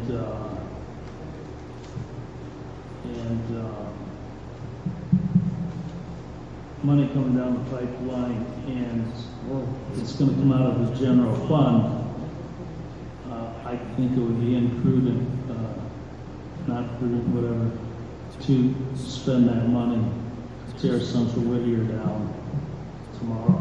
Is there a contract already written between Bernash? There's some information in the board packet, but it's not a contract. Okay, so that's what they're proposing to charge us for, what is it, over $3 million? $3 million. Over. No. I thought I saw 2 something and then 2. Let's get it right. So it's 3.1 million to tear it all down and do the asbestos survey and abatement. Yeah, asbestos. Does that include lead, or are we not worried about that? The lead is not a problem. Lead's not a problem. Well, so much to tell that to Flint.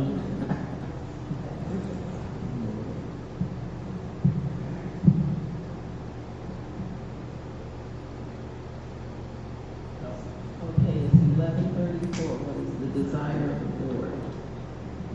Call for the question. Support. Second. Okay, as I call your name, signify by, am I still true now? Okay, as I, did we call for question or did you hear discussion? No, I call. Okay, so we have to have a vote on the call for the question. It's properly supported. As I call your name, signify by saying yes to end discussion or no to continue discussion. Pastor Gilbert. Yes. Del Maroney, Yes. Linda Booth, Yes. Laura McIntyre, Yes. Neil, Yes. and myself, yes. It's been properly voted upon to ask the question. At this time, we'll take a roll call vote as I call your name.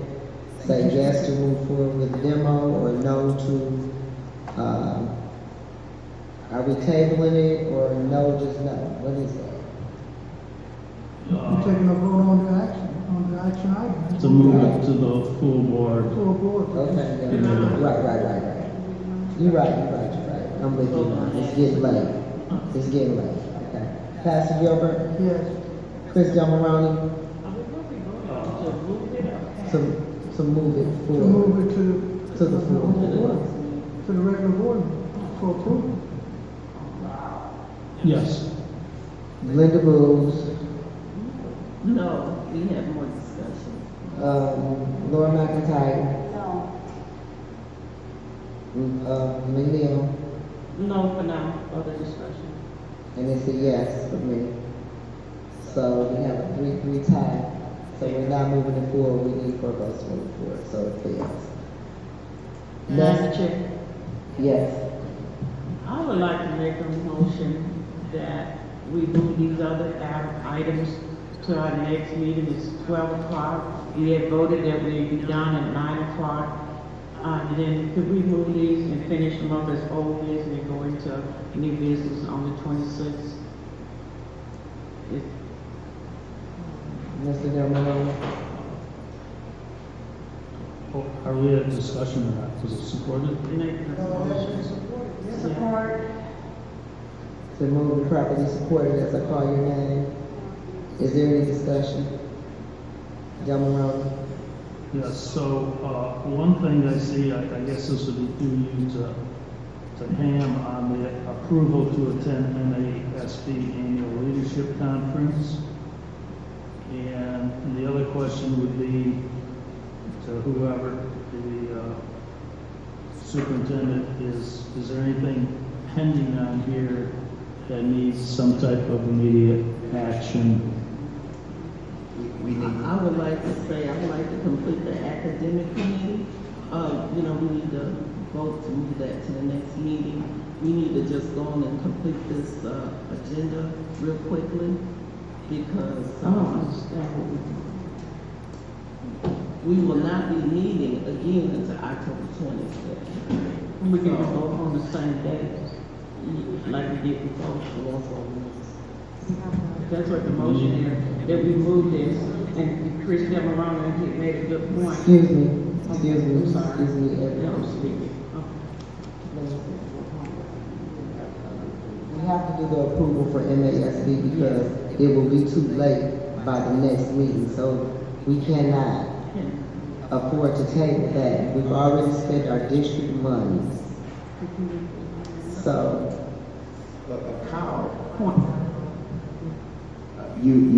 We don't have to have a copy. You have to have a regular board meeting. So you can move these items if the board choose to do so. The only one that I'm hoping that we can deal with is the MASD. Yeah, and I agree with that. So you can move these in batch if you like. I'm not telling you to.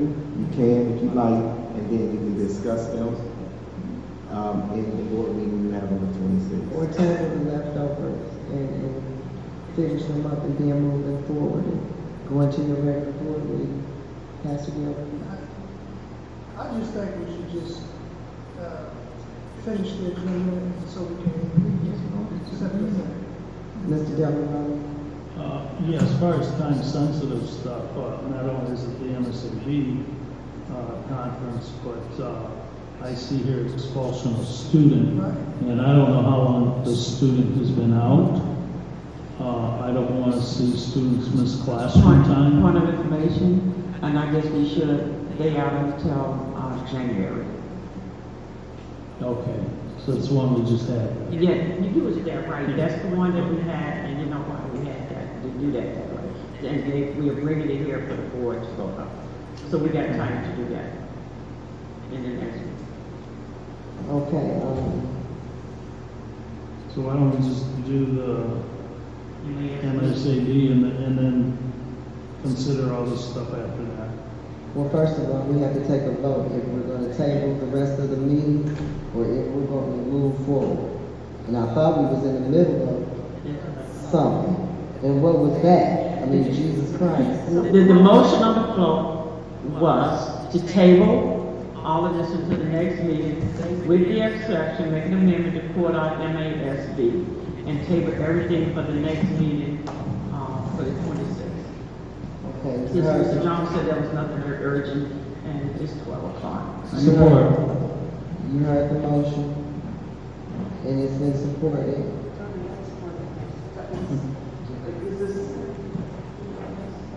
I made it pull out MASB. Supporting her motion. It's been moved and properly supported. Is there any further discussion? Okay. For the amendment. Is there any further discussion concerning the amendments? I thought it was a motion. It was a motion and she amended her own motion, which I don't think she, can you amend your own motion? See, this is getting out of control. We did before, look at the law. I don't think. But if I can, What the question is, Ms. McNeil, repeat your question. I was making a motion to move the balance of the agenda items, but that to be moved to the 26th. That was on, then Chris, interject that we pull out MASB. Doing that motion. With the separation of MASB, so separate MASB from the rest of the agenda and table the rest of it. Is that what you're saying? Okay, so you've heard the motion. Do we have a second? Second. It has been, the motion has been made, it's been properly seconded. Is there any further discussion? Seeing there is no further discussion, we will take a vote on the amendment to pull the MASB portion out. And then we'll vote on the motion. Am I right? Is that proper, board? That's right. Pardon me, Pastor Gilbert? Okay, so as I call your name, yes to accept the amendment or no to not accept the amendment. Pastor Gilbert? No. Chris Delmaroni? Yes. Linda Booth? Yes. Laura McIntyre? Yes. Joyce McNeil? Yes. And this is to accept the amendment? Yes. So yes, in case the motion passes, I'm going to say yes. Now we're going to vote on the motion to table the rest of the agenda. As I call your name, Except for MASB. the amendment portion was MASB, so we've taken that out. We voted to accept the amendment, to remove that from the rest of the agenda. Now we're going to vote on tabling the rest of the agenda. Pastor Gilbert? No. Chris Delmaroni? Yes. Linda Booth? No. Laura McIntyre? Yes. Joyce I McNeil? told you, late. Yes, it's 12 o'clock. Yes. Carol McIntosh, no. Stop playing around. Let's get to the business. Do all this talking later. So the motion fails. Where's Pastor Gilbert? You want him to be moving quick? Okay, so the motion failed. Okay, well then if y'all leave, then we're gonna have to end it because of the lack of quorum. But as of now, we still working on the You want to do MASB? Okay, so we're gonna vote to move forward to MASB in case we lose our quorum, so we can have that business taken care of. So I seek a motion and a second for the board. I'm tired, I'm sorry. I seek a motion and a second from the board to move resolution to approve resolution 21.4, approval to attend MASB annual leadership conference tonight, October 12th. Support. Can't do that. You gotta take to a board meeting. Can't prove nothing until Excuse me. Hold on now, because if he's gonna call us out because we're not in order, instead of getting called out for being wrong and we sleepy, we might need to take this assistance now so we can be decent and in order. So we can't now. Hold on. So we're voting So the motion, who made the motion? Mr. Jones? I'm seeking. He's seeking a motion. Based on your amendment. Okay, so he's seeking a motion, so I'm gonna make them, so I move that we pass and vote for the MASB Leadership Conference to be moved forward so that we can go to conference, to be approved so that we can go to conference. Support. It has been moved and properly supported. Is there any discussion? There's a second. She supported it. That was, I moved it and she seconded it. No, Mr. Douglas? You're not in a full board meeting. Yes, we are. We are doing this. We need four to have a full. Did you call on me? No. Yes, I did. I asked him what was he saying, y'all. And hold on, let's be fair to each other. And so we have 1, 2, 3, 4, 5 people. We need 4 for a quorum, Mr. Douglas. Thank you so much. So now we're going to take a roll call. Because we don't want to be illegal, and I'm glad he called us out so we can show him that we're trying to be decent and in order. So we're going to take a roll call vote. We have enough for a quorum. And I call your name, signify yes to accept us. Did we do discussion? Oh, discussion. Seeing there is none, it's time for a roll call vote. Do you have something you want to say? No, this will be to approve it. To approve us going to the MA. We don't need to bring this to the full board, I wouldn't think, because we paid for it. We're voting to approve us going to the leadership conference. So when I call your name, signify yes to approve us moving forward and going to the conference, which will happen next weekend, Thursday through Sunday. But the first day of the conference is Thursday. Okay, Wednesday to Sunday. So as I call your name, say yes to approve or no to not approve. Ms. Linda Booz. Yes. Ms. Laura McIntyre. Yes. Ms. Joyce Ellis Neal. Yes. Mr. Chris Devereaux. Yes. And it's a yes for myself, and the motion passes 5 yes, 0 opposed, and 1 board member absent. Okay. You said what? Okay, and no, we have to take, we got to vote on tabling the other stuff. Did we handle that? We didn't handle the tabling portion. Now, if y'all gonna leave before we vote on tabling the rest of the agenda.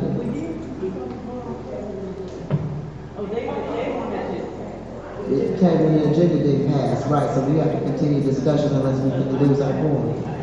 Okay, and then we still have 4. Are we losing another member? Okay, so we're going to have to adjourn our meeting because we're losing our quorum because Joyce Ellis Neal and Laura McIntyre have to go. And we're going to let them leave before we can be legit because they're still at the table, so we still have a quorum.